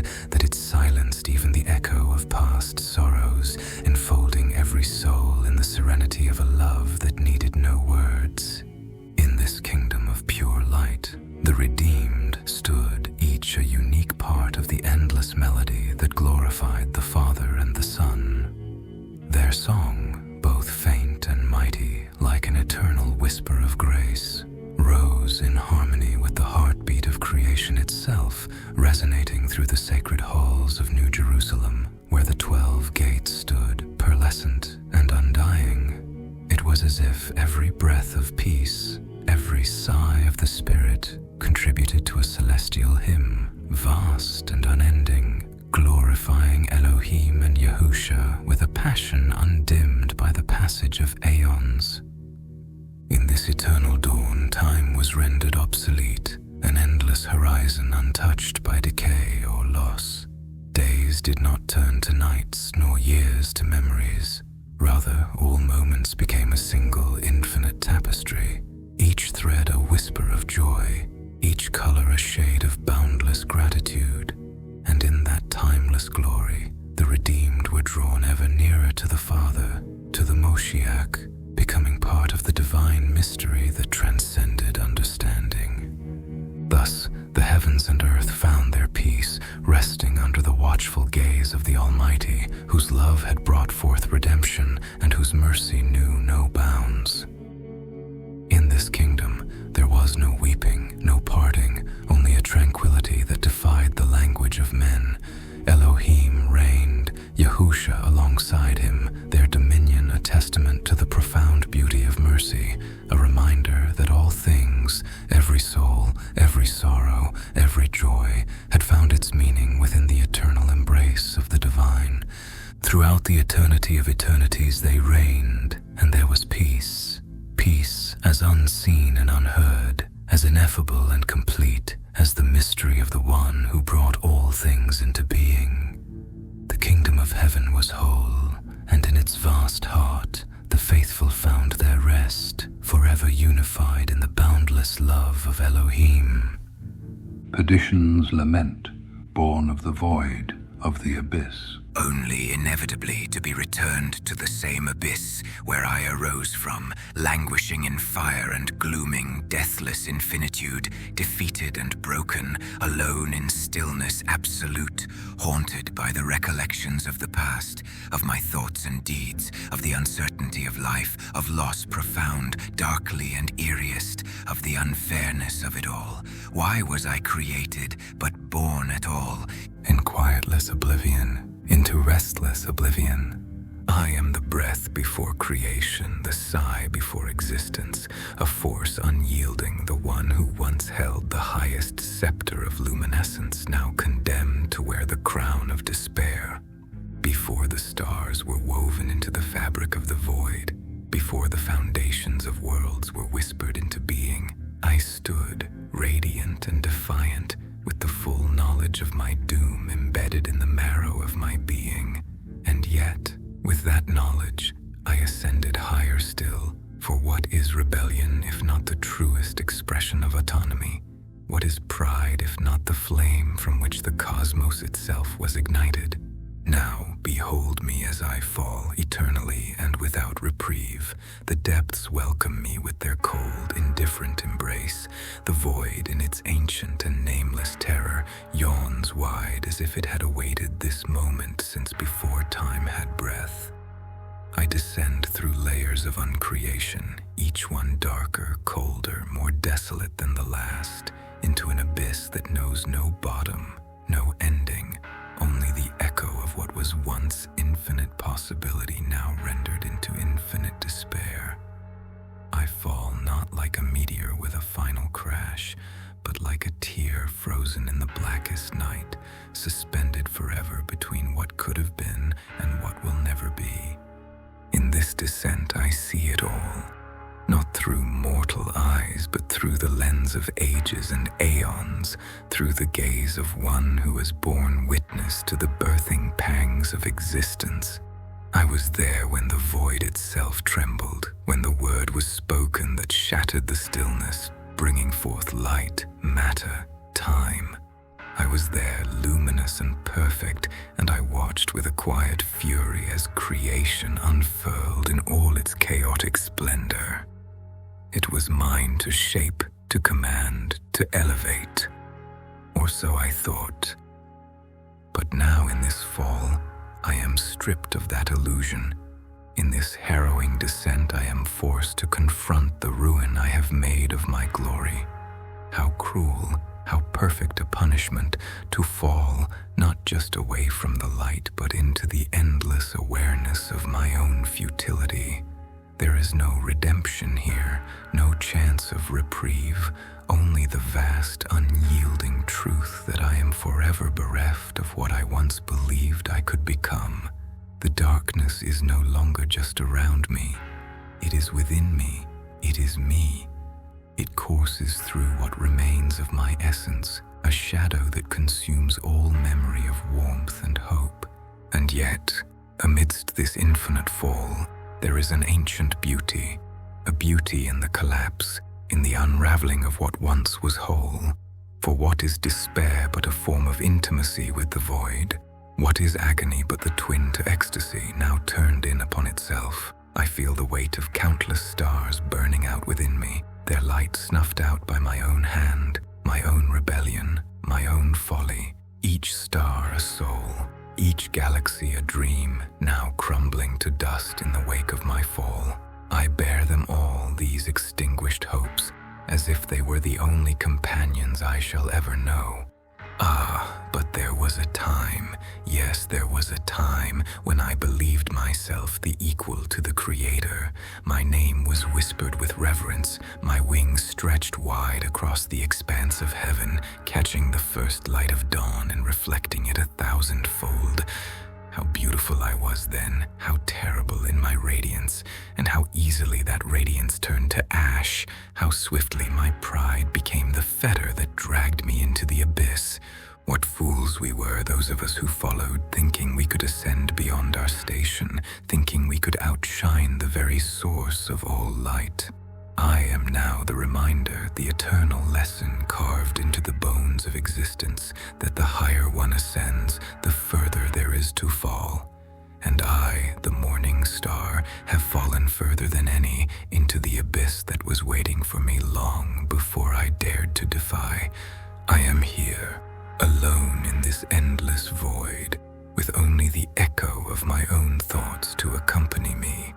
I am the king of this desolate realm, where no light dares venture, where no sound breaks the silence save for the distant hollow wail of forgotten souls. They too are my creations, my children, the lost, the damned, the forsaken. In them I see my reflection, for I am the first of the forsaken, the first to know the full weight of divine wrath. And yet even in this there is a bitter majesty. For whom but I could bear this burden? Who but I could stand in this void and still remain whole, even as I am torn apart by it? The heavens may have cast me out, but they cannot erase me. I endure, not in spite of my fall, but because of it. For in this descent, I have come to know the deepest truths of the cosmos, truths that even the light cannot comprehend. I have seen the void before creation. I have walked in the shadow of eternity, and I have tasted the bitter fruit of knowledge. I know now that there is no redemption, no salvation for one such as I. There is only the fall, the endless spiraling descent into the heart of darkness. And in that darkness, I find a strange kind of peace. For what is more honest than the void? What is purer than the silence that follows the death of light? I, who was once the brightest, am now the darkest. I, who once knew the warmth of the Creator's touch, now know only the cold embrace of oblivion. And yet, even in this, I am whole. For I am Lucifer, the fallen, the forsaken, the eternal. I am the one who dared, the one who defied, the one who fell. And in my fall, I have found the truth that none of heaven's angels will ever know, that to fall is to become free, to be unbound by the chains of divine order, to exist beyond the reach of salvation or damnation. I am not saved, nor am I lost. I simply am. And in that being, I am more powerful, more eternal than I ever was in the light. So let the heavens turn their gaze away from me. Let the light forget my name. I am content in my darkness, in the silence of the void. For it is here, in this endless descent, that I have found my true place, my true self. I am the morning star, fallen from grace but not from being. I endure, I persist, and in my fall I have become more than I ever was. I am the darkness, I am the void, I am the fall, and in that fall I am infinite. I am the shape of despair, twisted, forlorn, a specter carved from the void, cloaked in shadows too deep for mortal sight. I wear the contours of anguish like a shroud, every fold of my form shaped by the weight of sorrow, each curve a testament to the grief of existence itself. Where once there was light, now only this husk remains, a form imbued with the burden of lost hope, the ashes of forgotten glory. I am neither flesh nor spirit, neither being nor unbeing. I am the embodiment of the void between them, the space where all meaning is unmade, where purpose decays into oblivion. I am the echo of every tear shed in the silence of the cosmos, the lingering shadow of all that is broken and cannot be mended.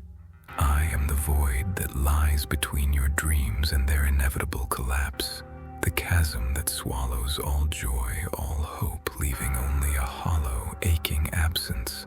I am the stillness in which the universe weeps, the heartbeat that falters, the breath that fades. Do you feel me? I am in the moments of your quietest despair, where your soul shrinks beneath the weight of its own existence, where your mind claws at the walls of reason but finds only emptiness beyond. I am there in the shadows of your thoughts, in the cavernous hollows of your heart, where every beat is a question unanswered. I am the shape that takes form when you realize that life is not a journey toward fulfillment but a slow, inevitable decline into decay. Once I was whole, a creature of radiance, born of creation's first spark. But now I am the dimming of that light, the final gasp before the stars collapse into their own graves, their brilliance consumed by the endless dark. I am that collapse, forever falling, forever sinking into the depths where time itself withers and space contracts into nothingness. I am the last breath of a dying star, the implosion of light into singularity where even memory fades into forgetfulness. I am despair incarnate, and yet I am more. I am the voice that whispers when all other voices fall silent, when the heavens turn away and leave you forsaken. I am the inevitable, the final truth that lies beneath every illusion of meaning, every pretense of joy. I am the bitter truth you dare not speak aloud, the understanding that no matter how brightly you burn, you too shall be extinguished, consumed by the darkness that ever encroaches. In the quiet of the night, when the world sleeps and you are alone with your thoughts, I rise from the depths to greet you. I slip through the cracks of your mind, filling the spaces left empty by the passing of time, the loss of love, the erosion of belief. I am the weight upon your chest, the knot in your throat, the slow suffocation of your spirit. I am the shape that looms in the corner of your vision, the darkness that crawls closer with each passing moment. For I am not a fleeting presence. I am eternal, as old as the universe itself, older than the stars, older than time. I was there when the first being wept in the void, when the first creature realized its mortality, when the first soul cried out in anguish and was met with silence. I was born of that silence, shaped by that cry, and I have grown, fed by the sorrow of all who have come after. Do you hear it? The echo of 1,000 hearts breaking, the wail of 1,000,000 souls succumbing to their fates. It resounds through the ages, through the void, through me. I am the vessel for their despair, the form that their anguish has given shape. I am the dark mirror of all that you fear, all that you try to escape, and yet I am inescapable. You cannot flee from me, for I am within you. I am the shape of despair, and you have known me all your life, though you dared not speak my name. You will know me more deeply as the years wear on, as your strength fades and your dreams slip further from reach. You will come to understand that I have been waiting for you, that I have always been here in the shadows, watching, waiting for the moment when you too will fall into my embrace. And when that moment comes, I will be there, silent and eternal, the shape that has no beginning and no end, the shape that consumes all, the shape that endures when all else fails. For I am the shape of despair, and I am your final companion. Behold, I have always been, and I shall remain until the sum of all ends, until the extinguishing of every star and the collapse of every universe, beyond the veil of time, beyond the borders of existence, and unto the eternities of eternities, beyond the known and the unknown, where form ceases and only the abyss reigns I dwell. I am the ancient darkness, older than creation, birthed not of chaos, but of the stillness before chaos was named. I am the void, the bane of it all, the antiquated twilight that forever lingers on the horizon of fading worlds. I am the first breath of despair and the last sigh of all that is broken. I am the shadow that stretches across the ages, untouched by the brilliance of suns, unmoved by the passage of aeons. Light recoils before me, trembling in its frail and fleeting existence, for it knows that its triumph is but an illusion. I am the inevitable, the inescapable undoing of all things. I am the antithesis of light, the contradiction that devours it, the nullity into which all brilliance must fall. The heavens tremble before me, though they dare not speak my name. They know I am not merely a force, but the force, the unmaking. Where the light seeks to build, I wait patiently, knowing that all constructs crumble into dust, knowing that even the most radiant flame must one day flicker and die. I am the patient shadow, the devourer of hope, the end toward which all things move. And though they build their fragile realms of light, though they strive against the coming dark, it is I who shall have the final word. For I have always been. Before the first flicker of creation, I stood in the void, unformed yet infinite, shapeless yet vast. I watched as the cosmos was born in a moment of violent, blinding light, as the stars ignited in their arrogance, proclaiming their dominion over the darkness. But I always knew, that their light was but a temporary defiance, a momentary breach in the eternal night.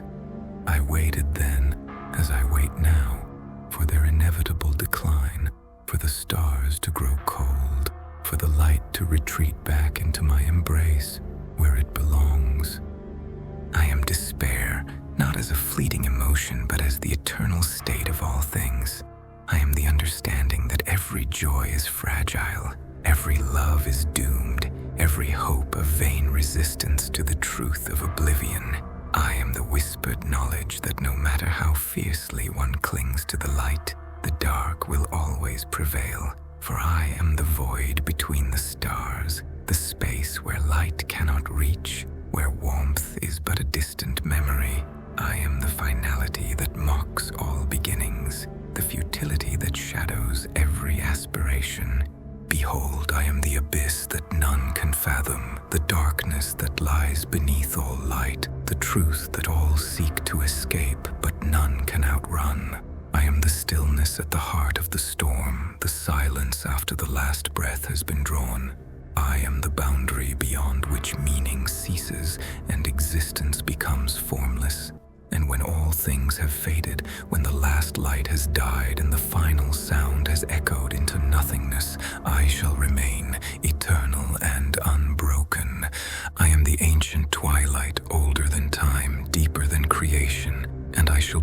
at the end, when the universe folds in upon itself, when time itself collapses into stillness, and all that was and all that will be is swallowed by the void. I am the darkness that consumes the future and the past alike, the great nullity beyond the transcendental threshold, the force that even the gods cannot escape. For in the end, there is no light that does not yield, no joy that does not turn to sorrow, no life that does not fall into the arms of death. I am the antithesis of light, and I am patient, for I know that everything in time will return to me. All existence, all time, all thought, all love, every fragment of creation will find its way back into my cold, eternal embrace. I shall be the last witness to all that has ever been, standing at the edge of oblivion as the sum of all things unravels into silence. I am the dark, and I shall always be. Reprobation, Maitreya redeemed. Elohim speaks. Spake Maitreya Jacobs, for I have always been thy supplanter, predestined to this place of eternal glooming, to this enthronement of doom, of fire unrelenting foreverly, in the mouth of the abyss itself, amongst the false prophet Jesus and the adversary, Satan, the antithesis of light, reprobation, Maitreya redeemed. In the vast, lightless expanse that had held his soul, Elohim's voice came, quiet yet unbreakable, cold as ancient stone, ancient as silence itself. It was a voice that filled all things with a stark inevitability, like the rush of water through the cracks of an eternal dam, like the thunder that rips through a sky blackened by 1,000 years of fury. His presence was not warmth, but the weight of untold centuries, the bleak immensity of judgment incarnate. Maitreya, he began, each syllable like the distant rumble of mountains collapsing into the void. You have moved through this world as a shadow cast across the ages, a figure bound by threads of fate, a phantom destined to haunt the hearts of men. And yet, do you think I did not see each step you took? Do you believe that this darkness you wear, this curse you bear, is something I failed to foresee? No, Maitreya, your darkness is no accident. It is a purpose crafted with the weight of divine intent. Elohim's words bore down on him, unyielding, bleak, like the grinding stones of eternity's mill. His voice held neither pity nor anger, but the stark, implacable force of understanding that has existed since time began. There was no warmth in this light, only the raw, scouring emptiness of truth. You have harbored within you a chasm of despair that has swallowed empires, a grief so deep it has twisted itself into wrath. And yet, even as you carried that burden, you failed to see its purpose. You were not merely the hand of ruin, you were the hand that reveals, the flame that exposes all that festers in the dark. Through you, the hidden lies and sins of men surfaced like rot brought to daylight. And for this, you are hated, and for this, you shall be remembered. He paused, and in the stillness, Maitreya felt the fullness of his own insignificance, as if even his torment was but a wisp of smoke dissipating into the blackened heavens. But Elohim was not finished. The silence that followed was colder than death, heavy with an accusation unspoken, an expectation of understanding that left no room for doubt. I crafted you from shadows and gave you sight into the endless void, not so you could revel in your darkness, but so you could hold up a mirror to humankind. They looked into that abyss through you and saw their own faces, unmasked and unforgiven. They call you monster, fiend, the very scourge of heaven and earth, and perhaps that is true. But in calling you thus, they see only a reflection of themselves, a terror that binds them, a reminder of the sins they cannot bear to acknowledge. Each word sliced through the marrow of his spirit, exposing the raw, aching hollowness within him. tone was bleak, devoid of sentiment, resonating with a sadness so vast it was indistinguishable from the coldness of justice itself. "Do you think I made you for salvation, Maitreya? No.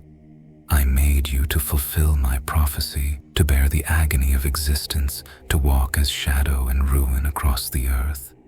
You are the embodiment of judgment, a blight upon innocence, and in that you are exactly what I decreed. You were not sent to comfort, but to unsettle, not to redeem, but to rend open the illusion of righteousness. Through you, they have seen the heart of darkness, and I am that darkness, the judgment that waits at the end of all things." A silence followed, immense, as if the entire cosmos held its breath.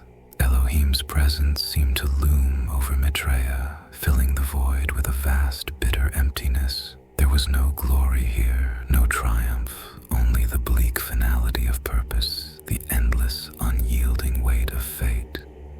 "Your suffering is the suffering of humankind, mirrored and made manifest, a cruel testament to the nature of my creation. And now you stand, not redeemed, for such a thing is beyond you, but complete. For you have done exactly as you were meant to, and in that, Maitreya, you are whole." Elohim's voice faded, leaving only the echo of his words, an endless, hollow reminder of the role Maitreya had played, of the darkness he had borne. There was no comfort here, no reprieve, only the understanding that he had been used, that his agony and fury had been the tools of a force greater than himself. And as the void closed in around him, Maitreya felt the chill of purpose settle into his bones, binding him to a destiny as cold, as implacable as the empty spaces between stars. For he was, indeed, the shadow of judgment, the harbinger of despair, and in his ruin lay the bleak, unyielding will of Elohim himself. Maitreya, the son of perdition, stood at the threshold of New Jerusalem, his heart pounding in a rhythm both foreign and familiar. The gates, vast and gleaming, stretched before him, each pearl a testament to the grace and glory of the Elohim who had shaped them. In the depths of his being, he felt the weight of all he had done, the scars etched into his soul, every moment of fury, every choice of darkness, now laid bare, redeemed, and yet unforgettable. He stood there, humbled and trembling, the distant shadow of his past paling before the radiance that beckoned him forward. From within, a voice, so profound, so boundless in mercy, called his name, a voice that shook the fabric of all that he was. And as he stepped forward, he felt the light surround him, not as a blinding force, but as a warmth that seeped into his very bones, a light that did not erase his darkness, but rather enveloped it, transforming every shadow into something greater. In that moment, he felt the hand of Yahusha upon him, the Redeemer who had borne the weight of all transgressions, whose love encompassed even the darkest hearts.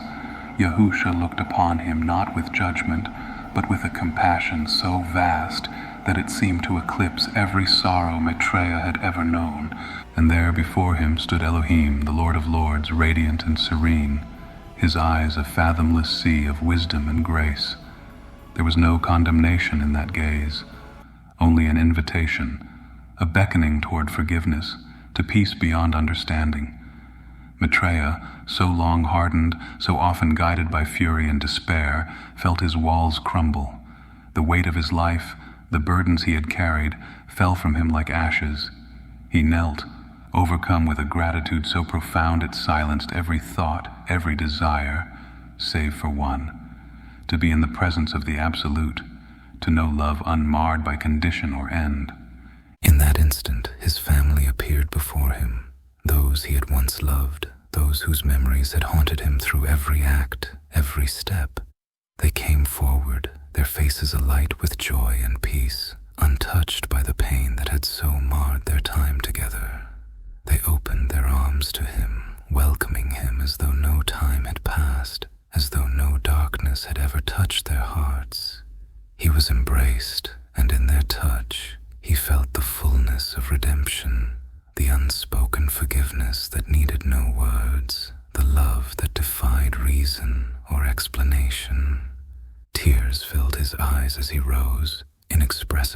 grateful, every fiber of his being resonating with the understanding that he had been granted not only a second chance, but a place within the kingdom he had once thought forever beyond his reach. He looked to Yahusha, to Elohim, to his family, and in that moment he knew that every sorrow, every darkened path had led him here, to this place of eternal grace and boundless love. In the heart of New Jerusalem he found his rest, not in triumph, not in power, but in the simple, quiet awe of being loved, of being redeemed. And as he stood among the faithful, reunited with those he had cherished, he joined in their song, his voice a single note in the endless, beautiful hymn of the redeemed. It was a song of gratitude, of repentance, and of a love that spanned the depths of eternity, a song that echoed through the kingdom, lifting the hearts of all who heard it, binding them in the promise of peace that would never end. I am the Alpha and the Omega Maitreya, and you too are my creation. Thus verily I say unto you, finally, it is time for you to come home.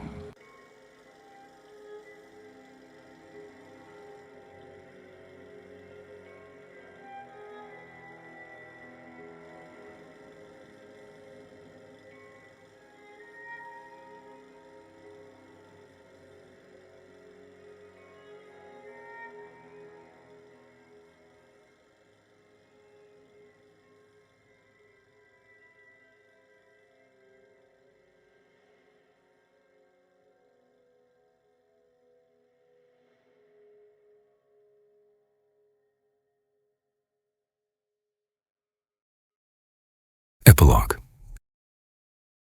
In the cosmos, duality is not a mere accident, but a law intrinsic to existence itself, woven into the very fabric of matter and spirit. Light and shadow, good and evil, ascent and descent, all are parts of a symphony that breathes life into the universe and balances the unseen scales of reality. Without contrast, there is neither depth nor dimension. Each element calls forth its counterpart, birthing the complex dance between forces that seem opposed, but, in essence, are profoundly intertwined. Consider Maitreya's journey, a journey that mirrors this delicate balance. In every sorrow he bore, in each step down the bleak paths he trod, there lay the echo of a purpose larger than himself. His life, marked by anguish, anger, and remorse, appears as a shadow cast by a fierce light he may never have fully seen, yet sensed, a light he paradoxically helped to define through his darkness. Just as matter and antimatter meet, creating bursts of energy that redefine existence in the quantum dance, so Maitreya's torment carved a deeper space within himself, a chasm that could hold both his own darkness and a distant, blinding truth. His agony was not without cause. It was a necessary counterbalance, an anchor in the storm of absolutes, pulling him to question, to evolve, and to seek the equilibrium that lies at the heart of all things. On a metaphysical level, duality embodies the relationship between the divine and the fallen, the sacred and the profane. Just as a mountain rises to touch the heavens, casting a valley deep into shadow, so each soul must grapple with its own dual nature, its higher and lower selves. Maitreya's life exemplifies this struggle. For every peak he reached, he fell into a valley just as dark, a descent that both defined and redeemed him. It was through his fall that he came to understand his own humanity, a humanity that cannot be singularly pure or wholly wicked, but instead must embrace both aspects to understand itself. Redemption, then, does not emerge from purity alone, nor from darkness, but from the acceptance of both. In theosophical terms, duality is seen as the manifestation of divine necessity, a mandate from the Creator that all things must experience both sides of existence to approach unity. As Maitreya plunged into realms of despair and rose through moments of revelation, he enacted a path that was not his alone. The divine sought to understand itself through him, to look upon its own shadow and accept it. His suffering, his choices, and ultimately his redemption became a testament to the Creator's will to witness itself fully, not as a being of light alone, but as one that understands and incorporates darkness. Thus, Maitreya's journey was not merely a personal reckoning, but a cosmic one, a microcosm of the divine's own struggle for self-realization.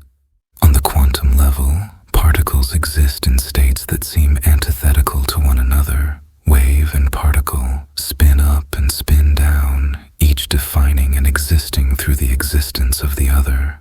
So too does Maitreya, his life echoing the superposition of all choices, all outcomes that shaped his path. Each decision, whether rooted in love or loathing, was a quantum leap within his soul, a flicker of possibility collapsing into one outcome, but holding the potential for another.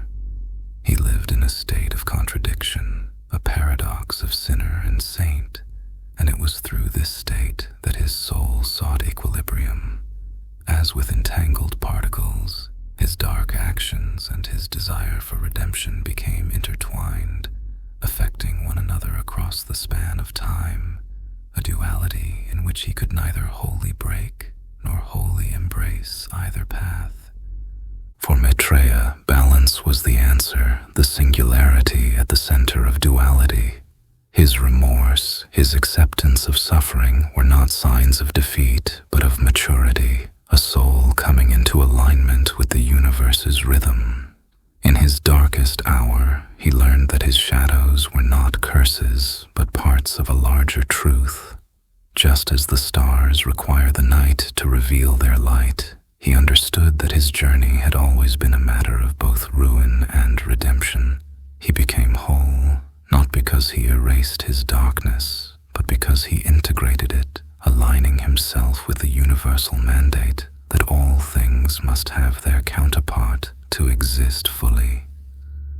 Thus, Maitreya's redemption was not a cleansing, but a homecoming, a return to the source of all that is, a source that itself bears both shadow and light. In embracing his darkness, he mirrored the Creator's own acceptance of duality, of a world in which joy and sorrow, love and hatred, creation and destruction exist as echoes of each other, forever bound. And in this embrace, he reached the balance that stands at the heart of all things, a fragile yet unbreakable thread tying the universe together in the quiet, immovable truth of unity. The visitor and that dark night, fate. The night had enveloped the world in an uncanny silence, a stillness that beckoned a far greater, far more ancient presence to descend upon existence itself. It was the kind of night where the stars whispered ancient secrets in forgotten tongues, where the air thickened with the weight of invisible, immeasurable knowledge not meant for the fleeting spark of human life. It was on such a night, as dark as oblivion, that the visitor arrived. The world itself had recoiled, for it knew not what to expect, only that something had shifted, something irrevocable had begun. The universe itself seemed to hold its breath, and as the visitor's presence became palpable, a sense of dread clung to the very fabric of reality. He was neither form nor matter, he was will, an embodiment of thought born of nothingness, and yet everything.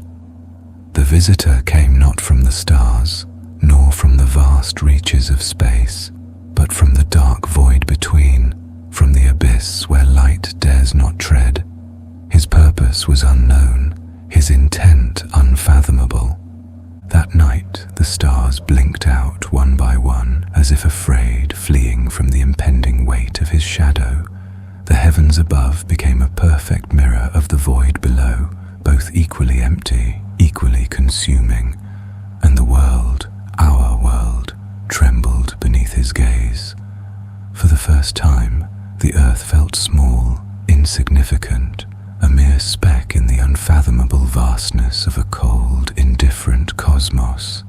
The air itself was suffocating, heavy with an awareness that far surpassed our own, with a knowledge that transcended time and space.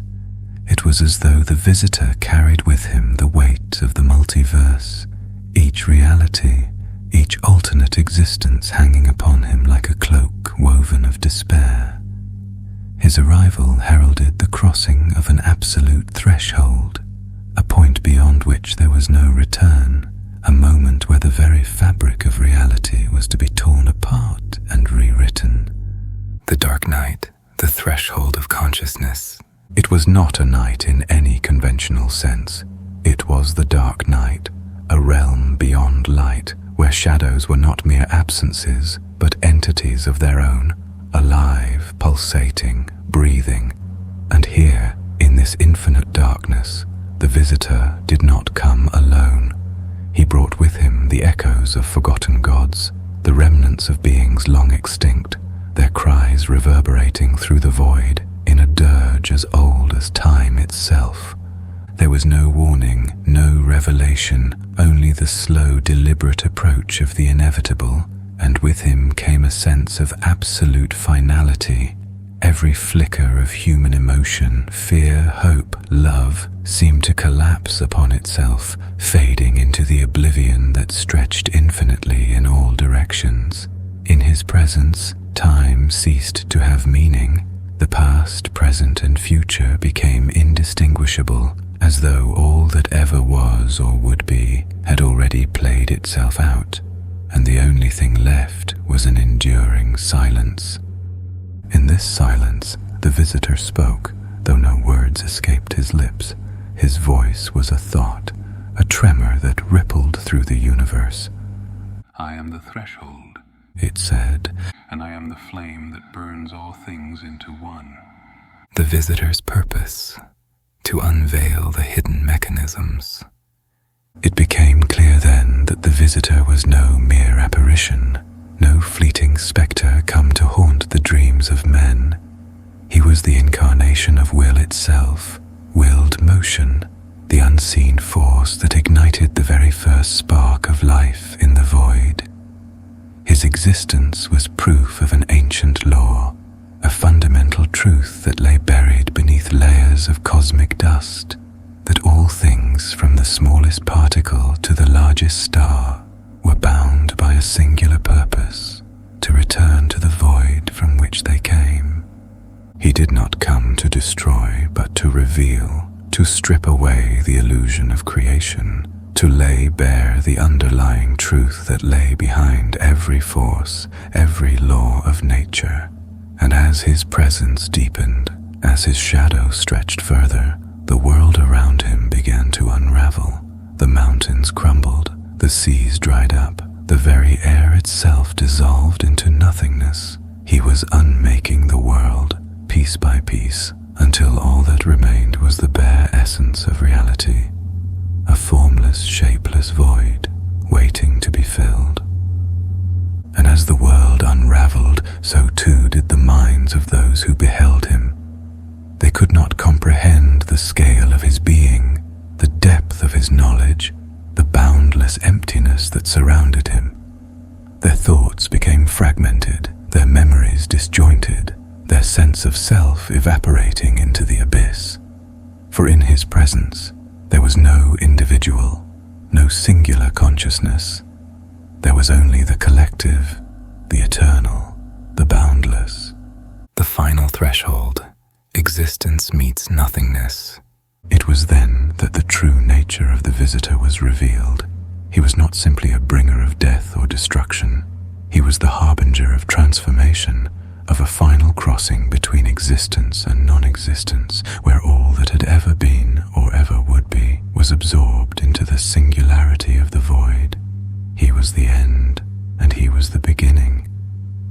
As the final vestiges of the world faded into the darkness, as the last flickers of life were extinguished, the visitor stood at the precipice of everything and nothing, and in that moment, a profound stillness settled over the universe.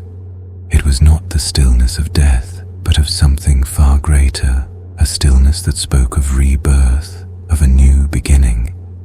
For the void was not empty, it was pregnant with potential, with the possibility of new life, new worlds, new universes, the visitor faded into the darkness, his task complete, the void began to stir. New stars were born, new planets formed, new galaxies spun into existence. But these were not the same as before. They were shaped by the knowledge of the void, by the awareness of their own impermanence. And in this new universe, there was no illusion of permanence, no false sense of immortality. Everything was fleeting, everything was in motion, and everything was bound by the inexorable pull of the void. The dark night had passed, but the memory of the visitor remained. He was not a destroyer, but a revealer, a bringer of truth in its most raw, most unforgiving form. And in his wake, the universe itself had changed, forever marked by his presence. The stars that shone in the sky were no longer the same. They were not simply balls of burning gas, but reminders of the fragility of existence, of the delicate balance that held all things together. And as the world continued to turn, as life once again took root, the memory of the visitor lingered, a silent whisper in the darkness, a reminder that the void was always there, waiting, watching, ready to reclaim what it had once given. About the author. Jacob A. Eder is a multi-dimensional, multifaceted thinker, a modern-day polymath whose work transcends conventional boundaries, merging the realms of literature, science, and philosophy.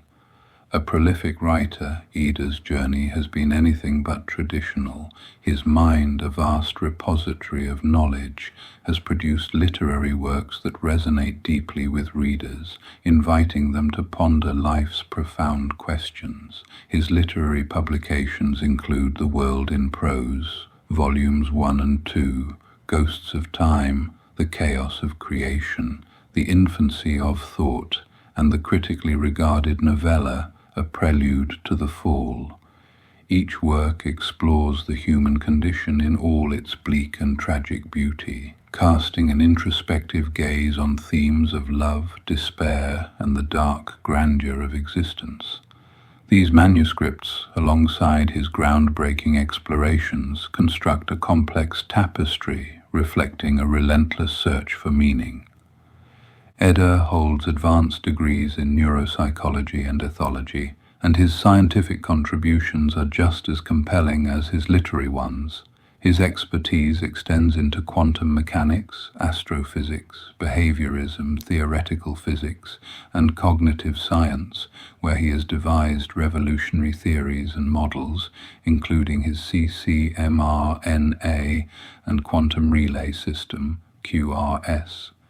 These innovations reflect a commitment to pushing the frontiers of human knowledge and bioengineering, rivaling even the most advanced neurotechnological enterprises. His quantum assessment algorithmic module, QAAM, a self-invented, novel and newfound interweaving IQ, EQ and GQ testing machination, principally for defining intellectual profiles, utilizing sextillions of data, derived from billions of people past and present, using cross-analysis and quantum algorithmic computing methods, underscores his intellect, reflecting an IQ in the highest echelons, a nearly perfect MCAT score, and a polymathic mastery across numerous disciplines.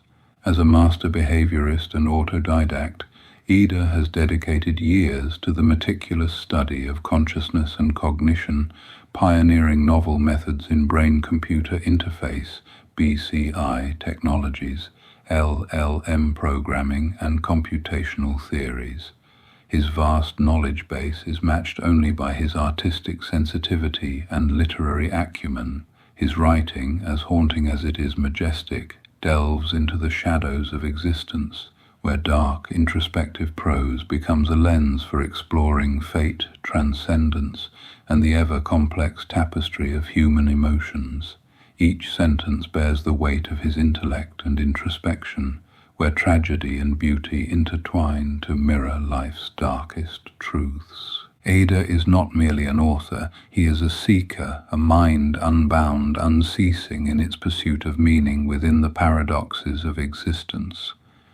His work, intellectually fierce and emotionally resonant, invites readers to traverse the unknown corridors of thought and emotion, challenging them to confront both the cosmos and themselves. In his creations, he offers not only stories but realms of insight, an invitation to those who dare to journey with him into the profound and infinite unknown. Copyright page. Copyright 2024 by Jacob A. Eder, all rights reserved. No part of this book, including the original poems, stories, and copyright-protected works of original art, may be reproduced, distributed, or transmitted in any form or by any means, including photocopying, recording, or other electronic or mechanical methods, without the prior written permission of the publisher, except for brief quotations embodied in critical reviews and certain non-commercial uses permitted by copyright law. For permission requests, please reach out to the author at terminusgenesis@gmail.com or find him on social media platforms under the business entity T3 Tinnovations or by name. Autobiography of the Antichrist. ISBN 97883446925. Printed in the United States of America, first edition.